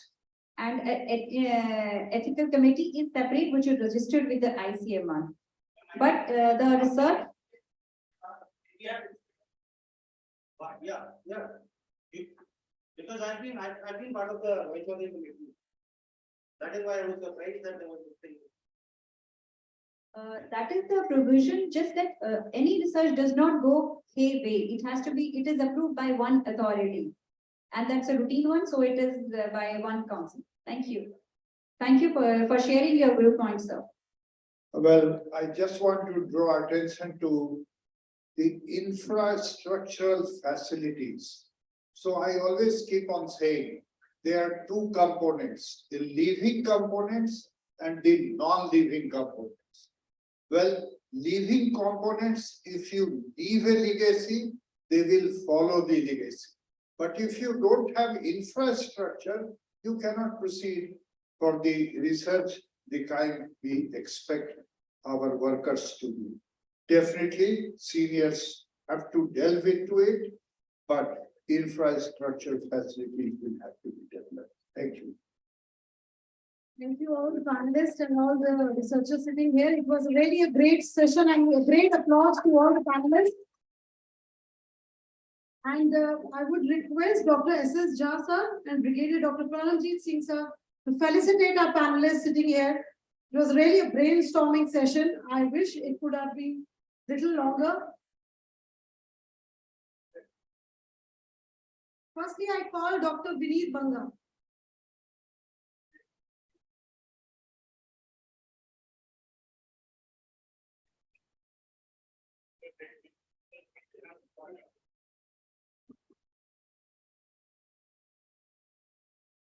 Dr. Rita.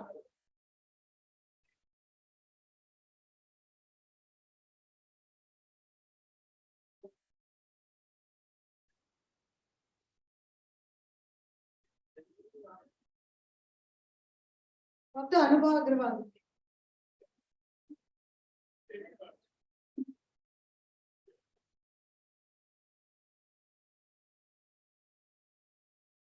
Dr. Bhupendra.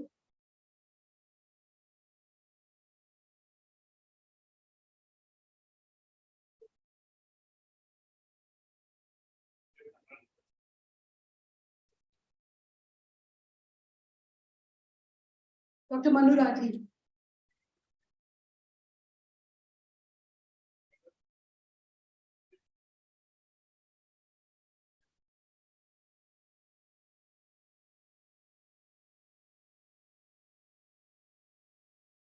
Dr. Rajesh Bareja.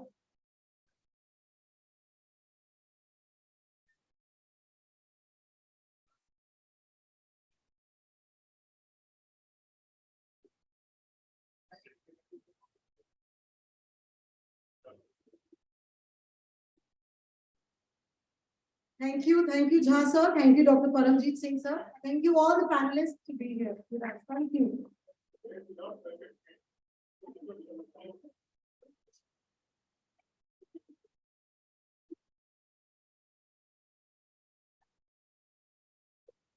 Thank you, panelists, and thank you, Dr. Jyotsna, for moderating this session.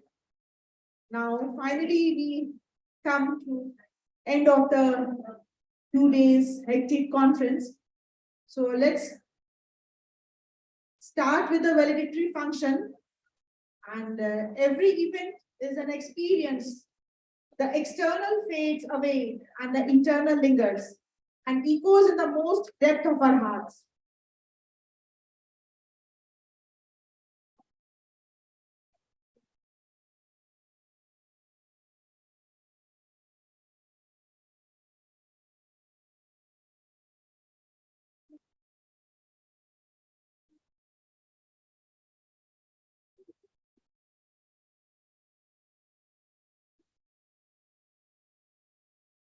We are reminded that the events like this, one are milestones in the scientific journey.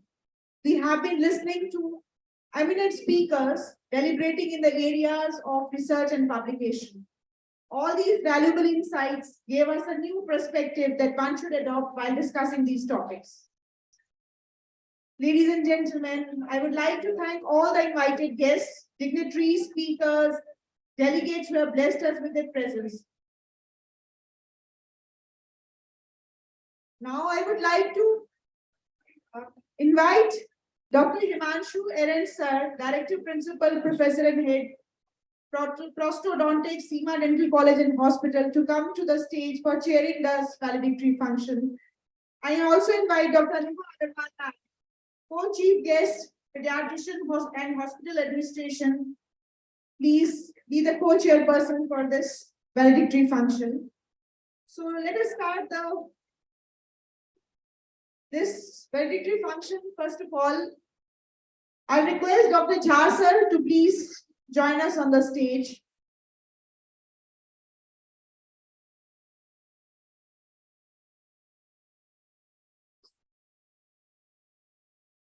I also Dr. Lalit sir to please join us on the stage.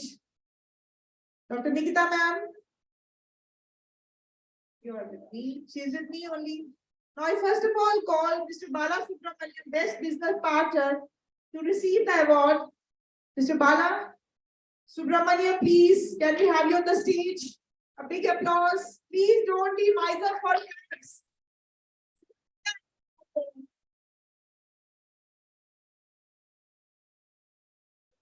So I request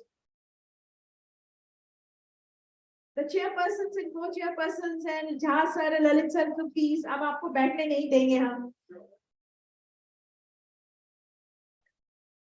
Award for Shri Bala Subramanian ji, Best Business Partner 2022.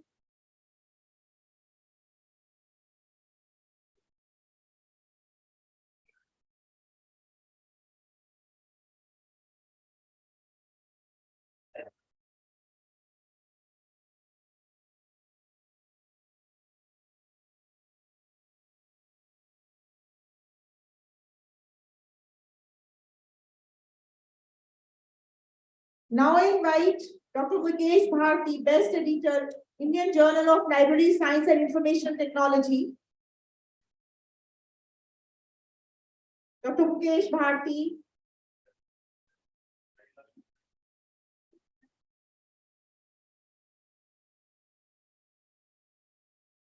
Best Editor, Indian Journal of Library Science and Information Technology, Dr. Bharti.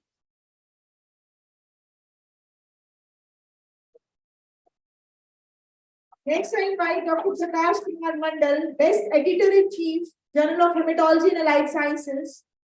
Mandal sir, please. He has been with us for last 2 days.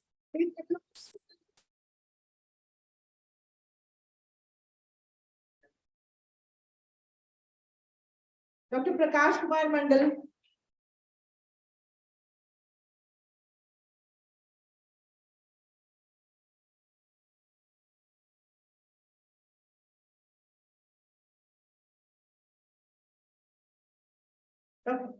Please get the momentum first, Dr. Prakash.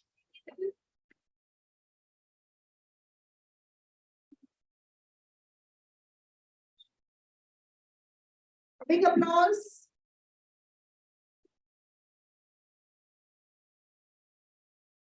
Now I invite on stage Dr. Sheikh Abid Ali, Best Editor, Indian Journal of Pharmacy and Pharmacology. Dr. Sheikh Abid Ali. Thank you, sir. Dr. Sheikh Abid Ali.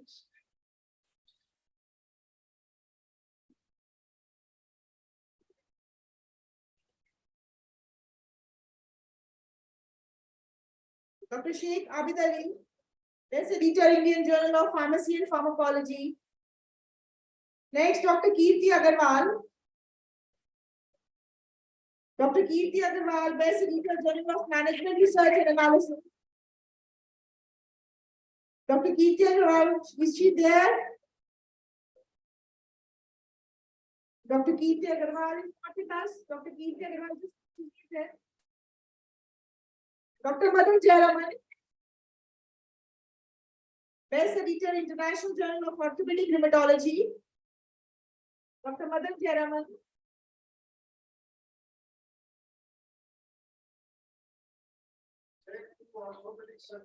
Best Editor, International Journal of Orthopedic Rheumatology. Dr. Madhu Jayaraman, please.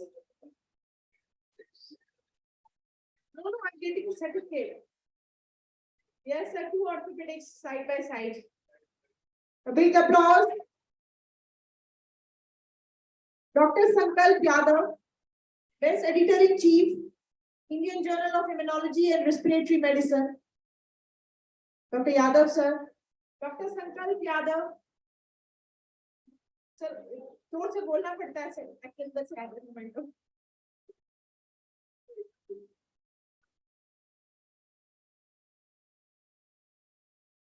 Dr. Jyotsna Seth, Best Editor, International Journal of Oral Health Dentistry. Dr. Jyotsna Seth.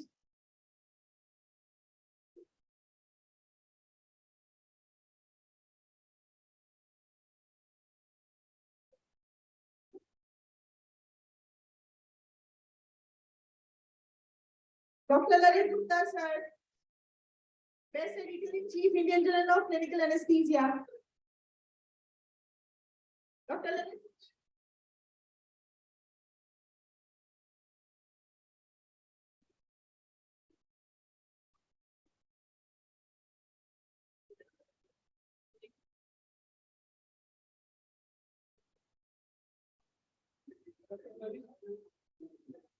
Dr. Lalit Gupta, youngest and very dynamic editor-in-chief of Indian Journal of Clinical Anesthesia. Clapping for Dr. Lalit Gupta, sir. Thank you, sir. Yeah, great mentor. Dr. Vidya Srikan, Best Editor in Journal of Dental Specialties. Dr. Vidya Srikan.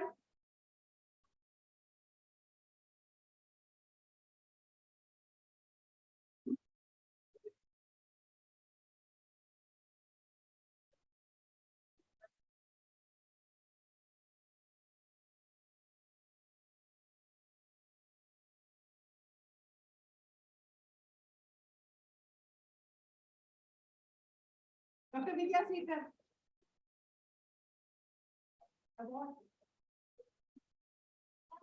Dr. Vidya Srikan. Dr. Vidya Srikan.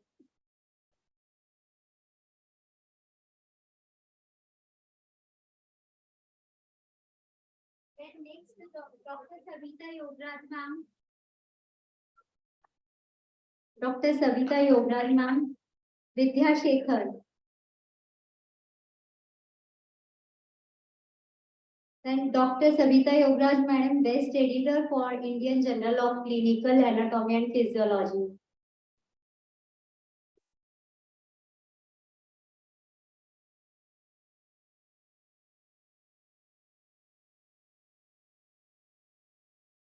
Next, Dr. Rita R. Gupta. Dr. Rita R. Gupta.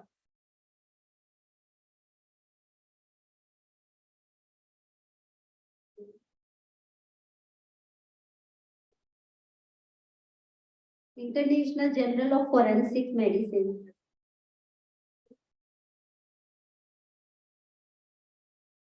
Rakesh Pernawat, sir, Best Editor, Indian Journal of Clinical Anesthesia.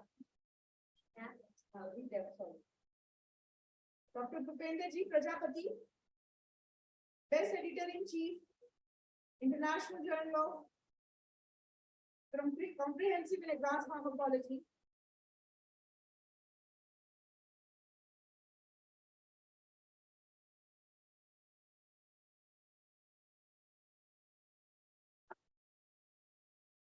And anesthetist, Dr. Kapil Chaudhary, Best Editor, Indian Journal of Clinical Anesthesia.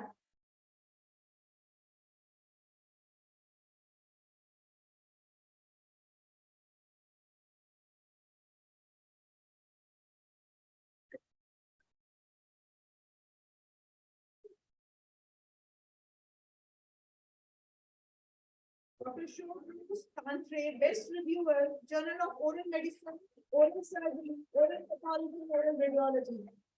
Dr. Tantre.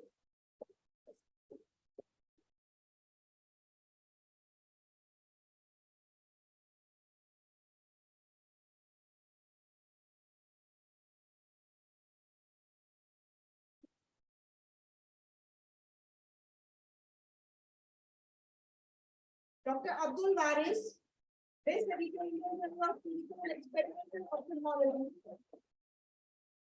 Abdul Waris.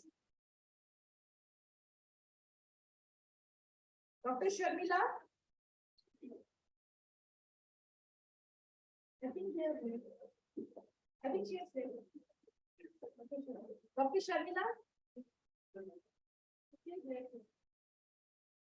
Dr. Sambhu Das, Best Editor, Indian Journal of Clinical Anesthesia. Dr. Ashin Gupta. He's also left. Ashin Gupta left. Dr. Gaurav Jain, Indian Journal of Conservative and Endodontics. Dr. Prashansa Sharma, Best Reviewer, International Journal of Periodontology and Implantology. Dr. Prashansa.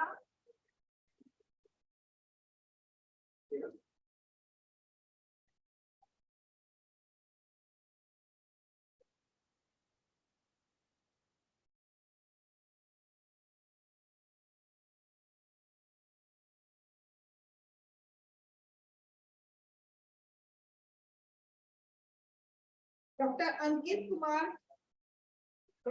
Kumar, Best Reviewer, Indian Journal of Anatomy and Surgery of Head and Neck and Brain. Not here. Dr. Himanshu Kumar Sanju, Best Reviewer, Indian Journal of Anatomy and Surgery of Head, Neck and Brain. Dr. Himanshu Kumar Sanju.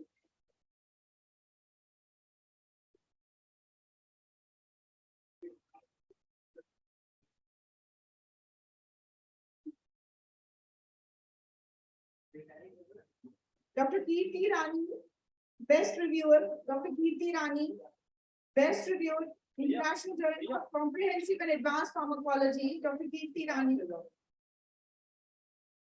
बार समझाने के लिए आपको मदद होता है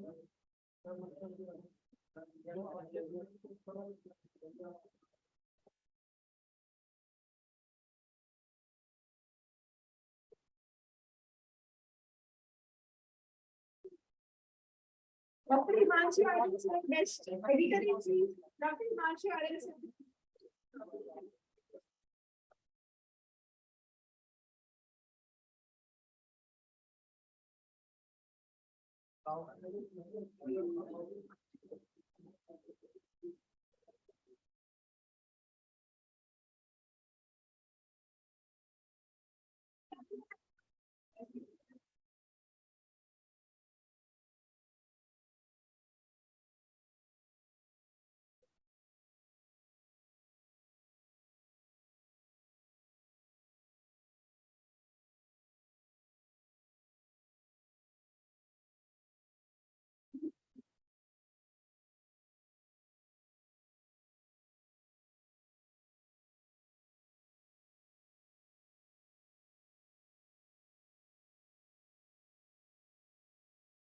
Dr. Rachna Vadha, Best Reviewer.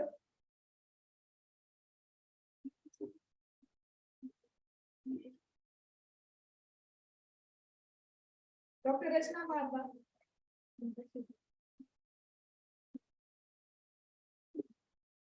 Best Reviewer Award.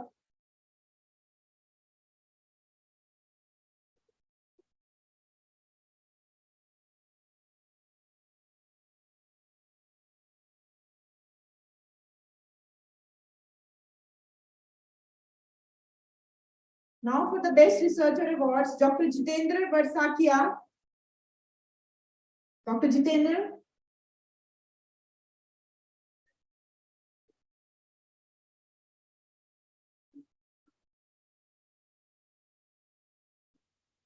Dr. Radhi Jain, Best Researcher.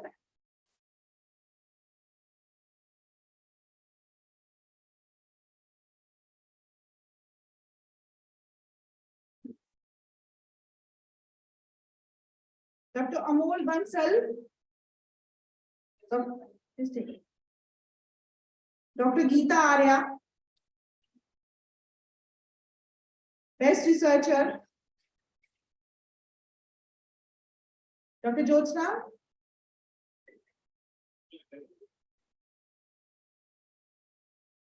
Dr. Geeta Arya, Best Researcher.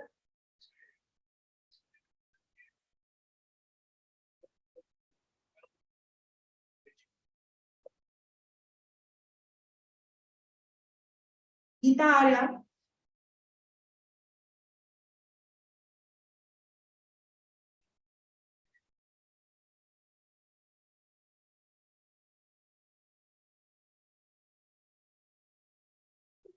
Now these are awards are for the staff members of innovative publication. Dr. Neelam Rathore, Subscription Manager. Ms. Neelam Rathore, Subscription Manager.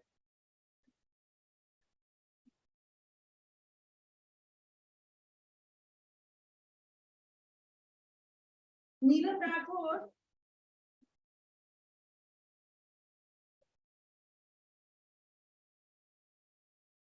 Yogesh, next. Yogesh Singh, PHP web developer. Can I request a whole IT team to come inside hall? Yeah, come in front. Good. So they all are hardworking editorial assistant team, and they are the backbone of the innovative publication, a young dynamic team. So applause for Yogesh.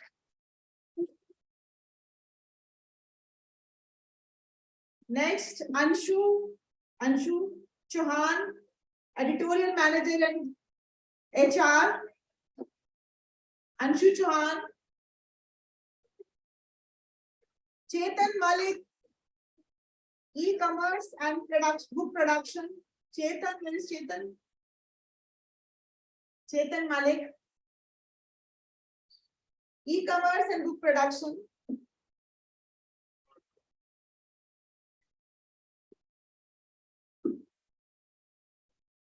Shivani Singh, Business Development Executive. Dr. Jyotsna, can you join me on the stage? Shivani Singh, Business Development Executive. Dr. Jyotsna, join me on the stage, please. Himanshu Dhyani, here. Copy editor.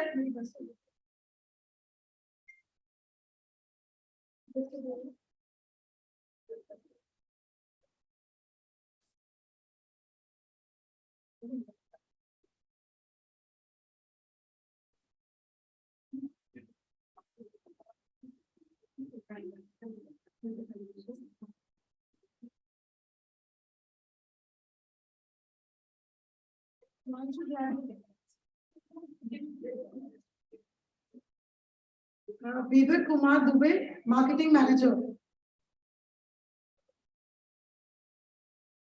At least IP team should applaud your team at least.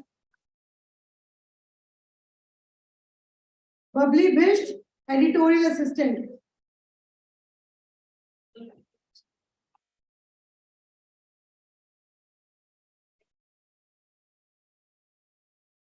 Prakash Kumar Srivastav.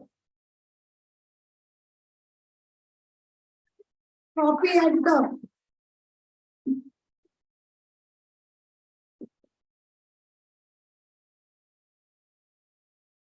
Nisha Yadav, Business Development Executive.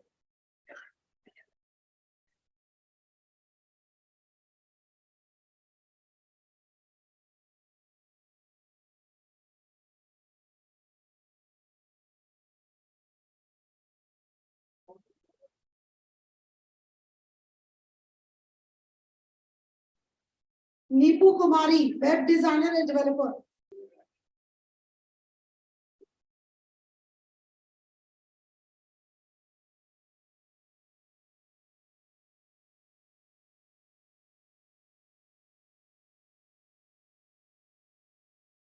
Neepu Kumari.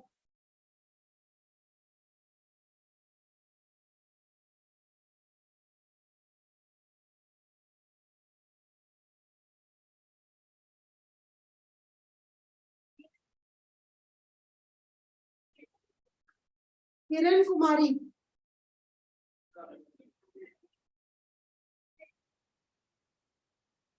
Kiran Kumari. We have Kiran Kumari.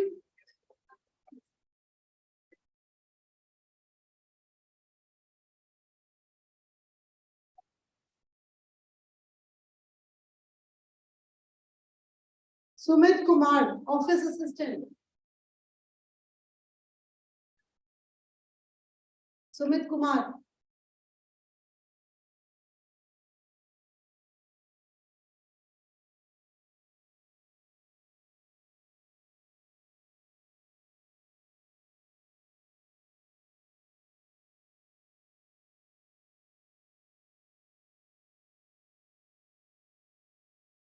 Ramchandra Yadav, Copy Editor.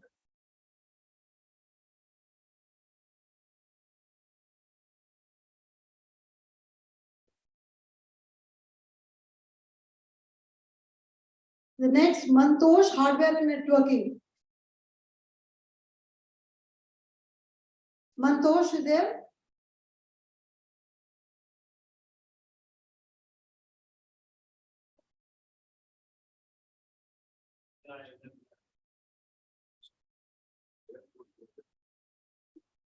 Daya Shankar.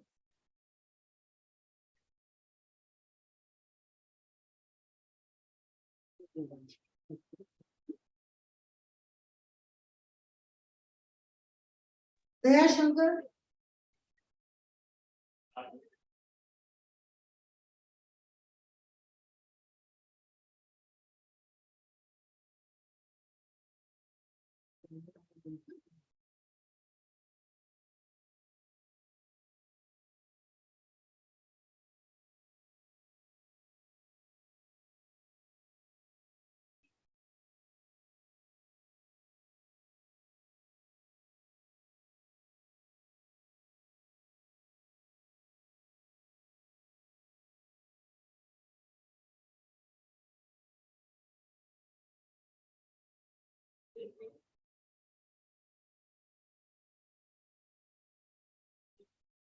Now we have a round of applause for the cultural performance.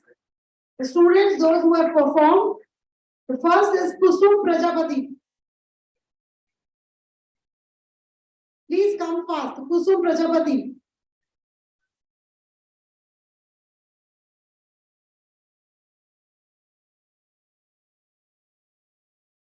Akash.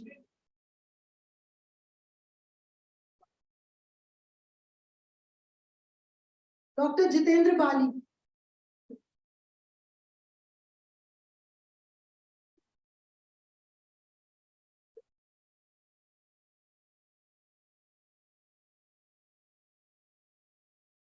Dr. Jitendra Bali.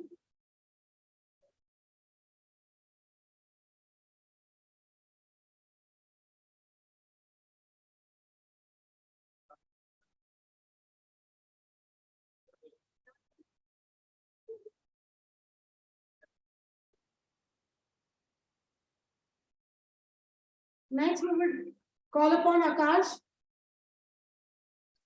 Dr. Jitendra Bali.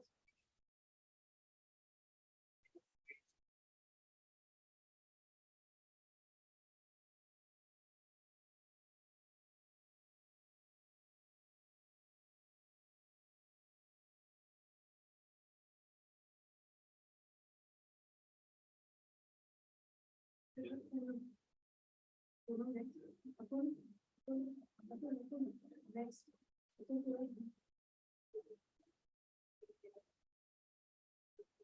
Arushi.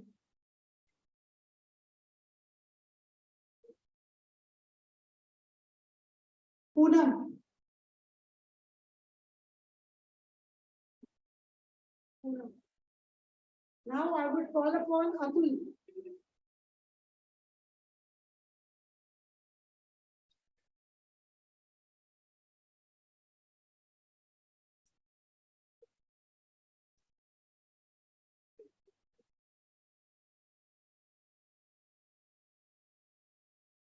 Atul.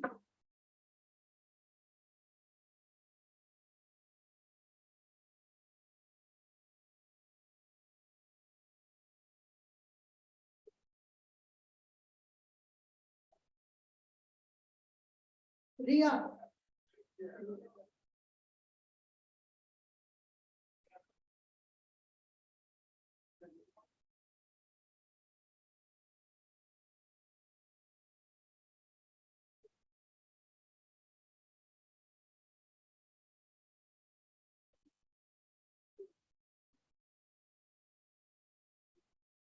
Arush Neha.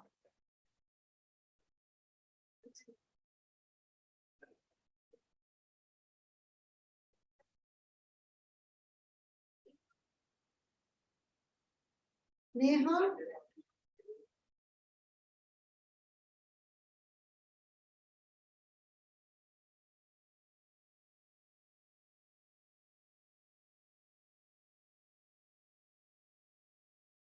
Rahul.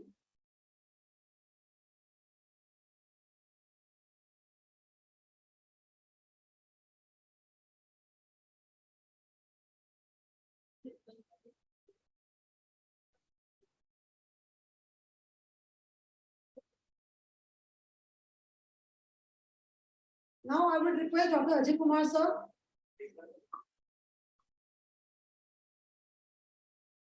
For Young Researcher Award, sir, please.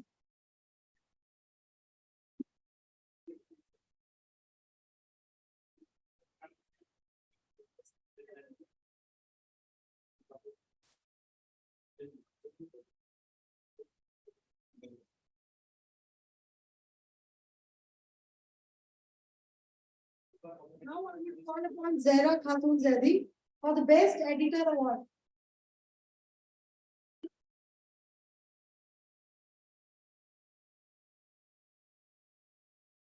Can we have Zahra ma'am? Yes.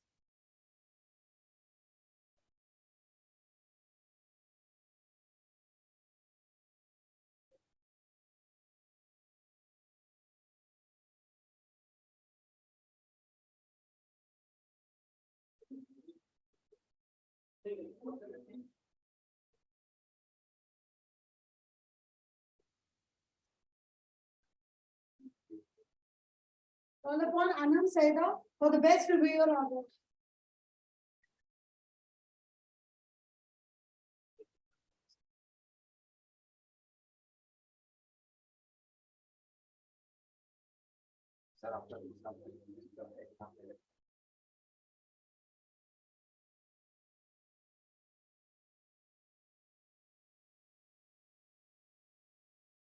Now it's an honor to call Arushi Pandit for the web designing.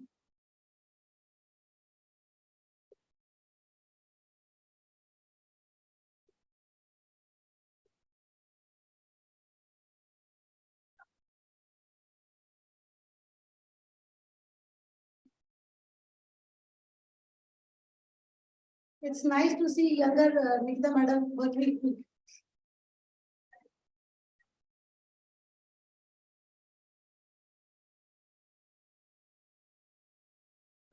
Thank you all. Now I invite all of the organizing team to be on the dais.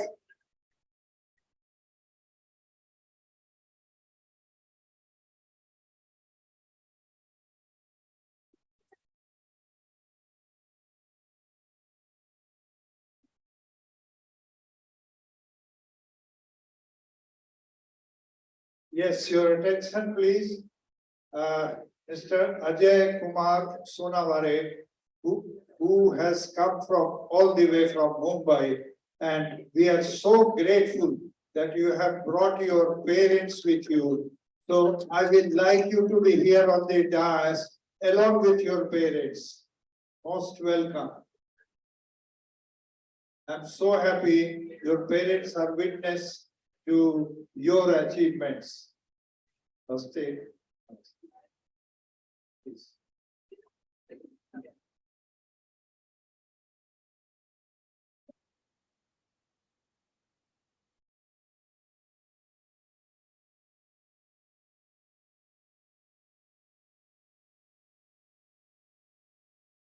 I request the organizing team members to, congratulations, to be on the stage for a group photograph.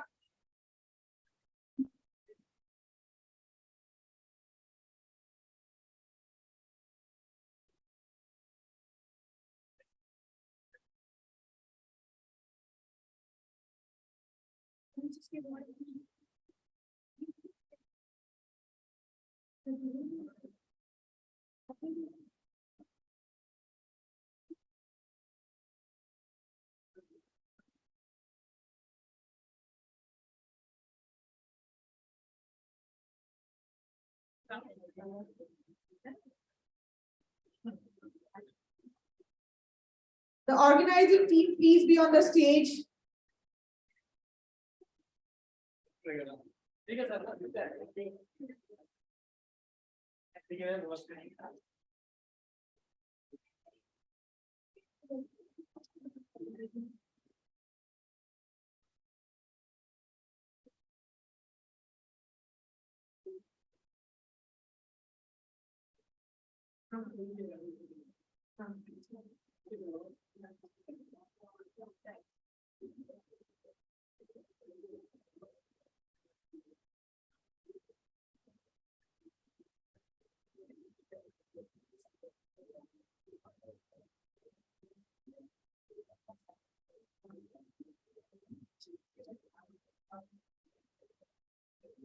Now I request Nikita ma'am and Rakesh sir be on the dais for a book launch, Cord Blood Stem Cell Banking and Transplantation, second edition. The authors are Dr. Brigadier Paramjeet Singh Dod sir.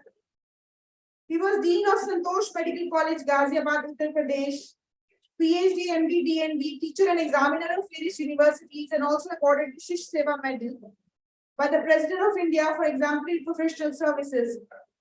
Bas, sir, keh rahe bas bahut ho gaya. So the book. So let us launch this second edition of the book, Cord Blood Stem Cell Banking and Transplantation.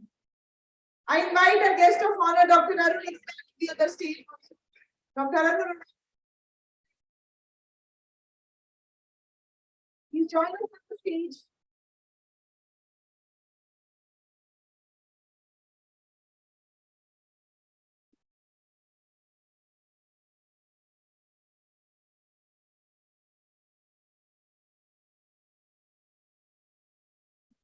Please be quiet.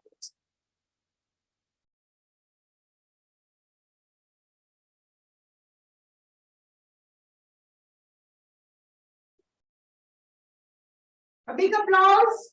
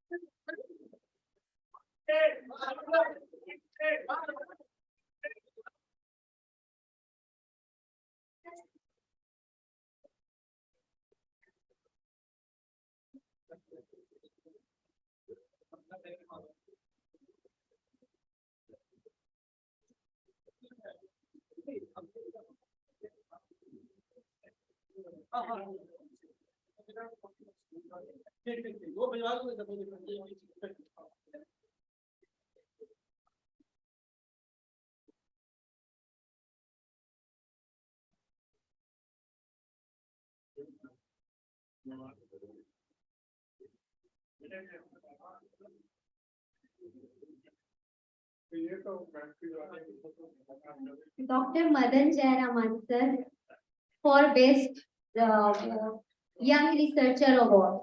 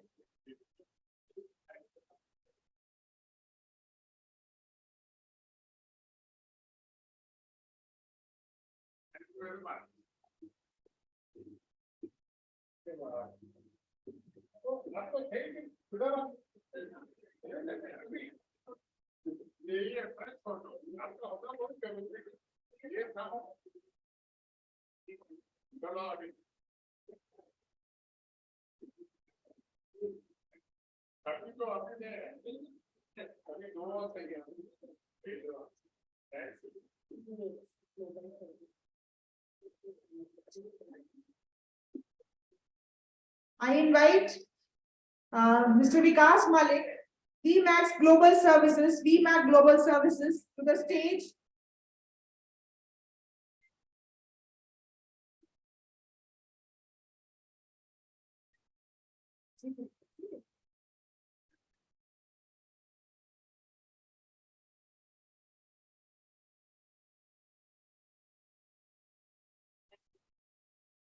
I invite Brigadier Sir to say a few words.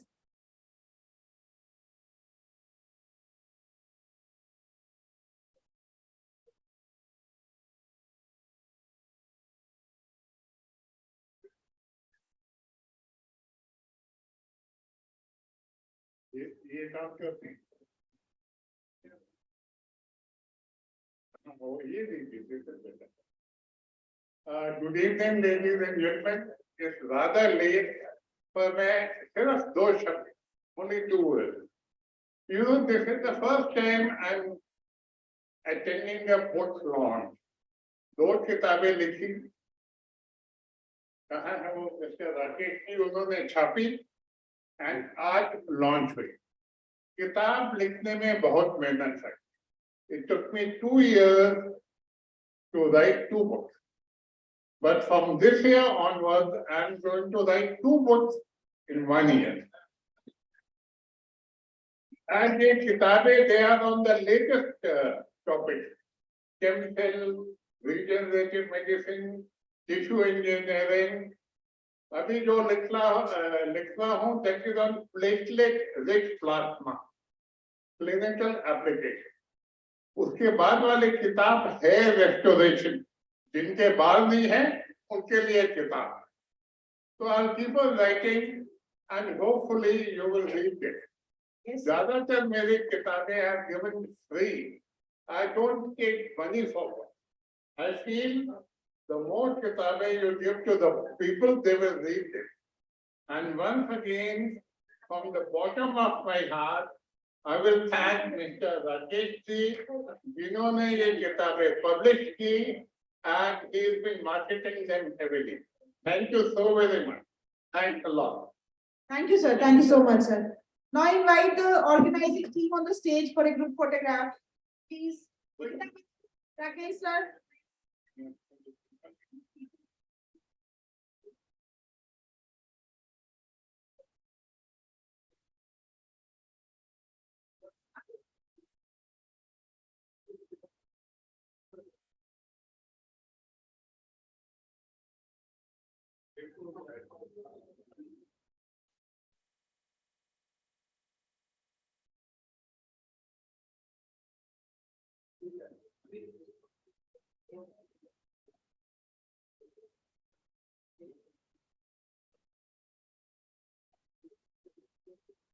Please call on stage, everybody present.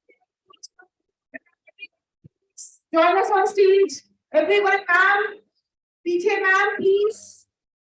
Everyone, please join us on stage. Please, sir, please join us on the stage.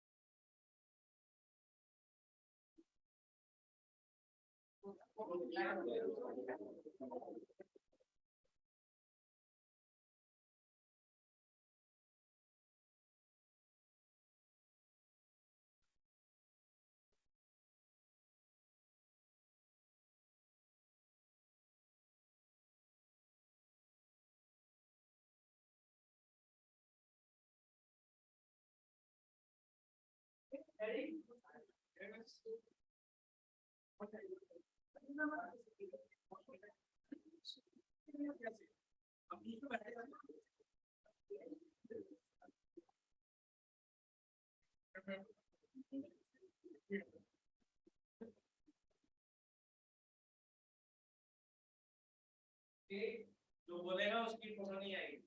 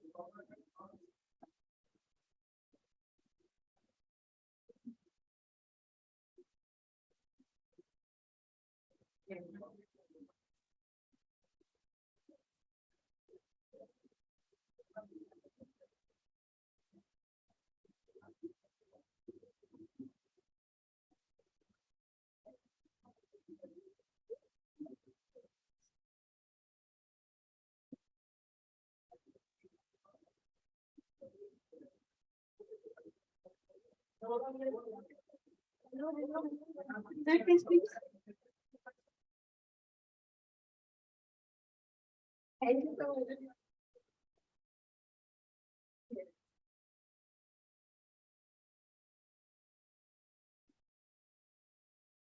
हाँ देखिए नहीं बनी तेरा आ रहा है okay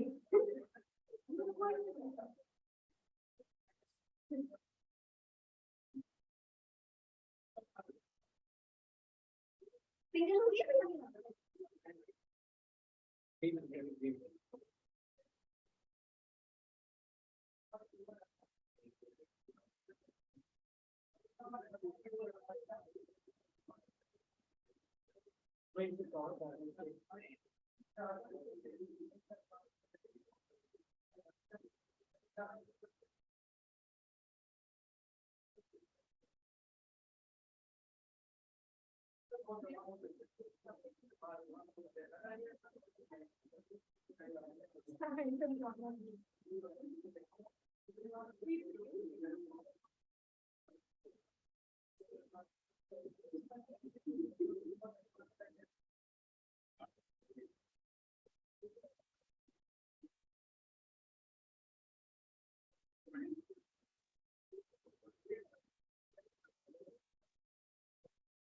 Kami itu testing Pak.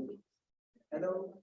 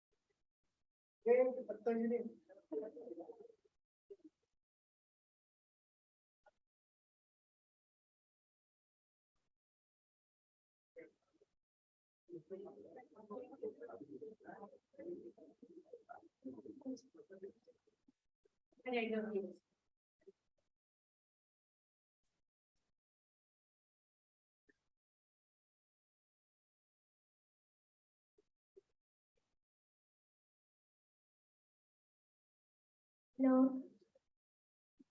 Hello. Hello.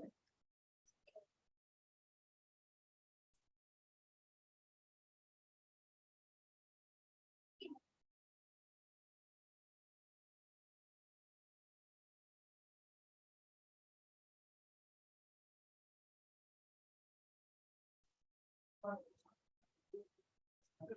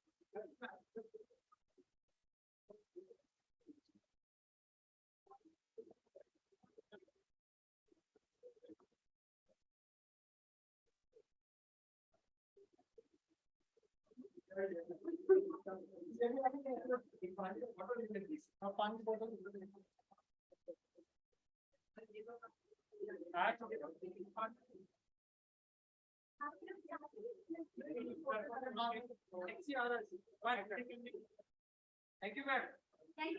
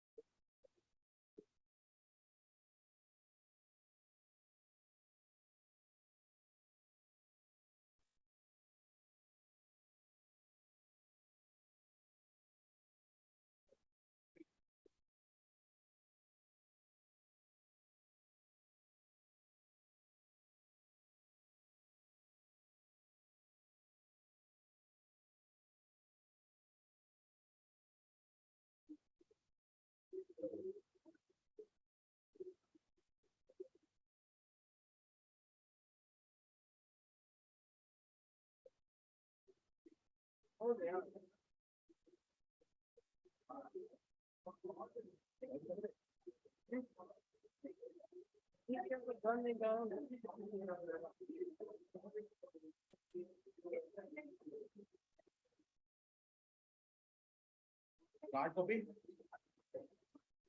Ah. Card. Copy कितने बचा हुआ एक बचा हुआ है कॉपी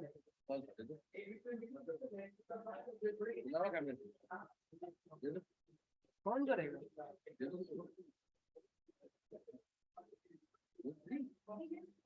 मालिक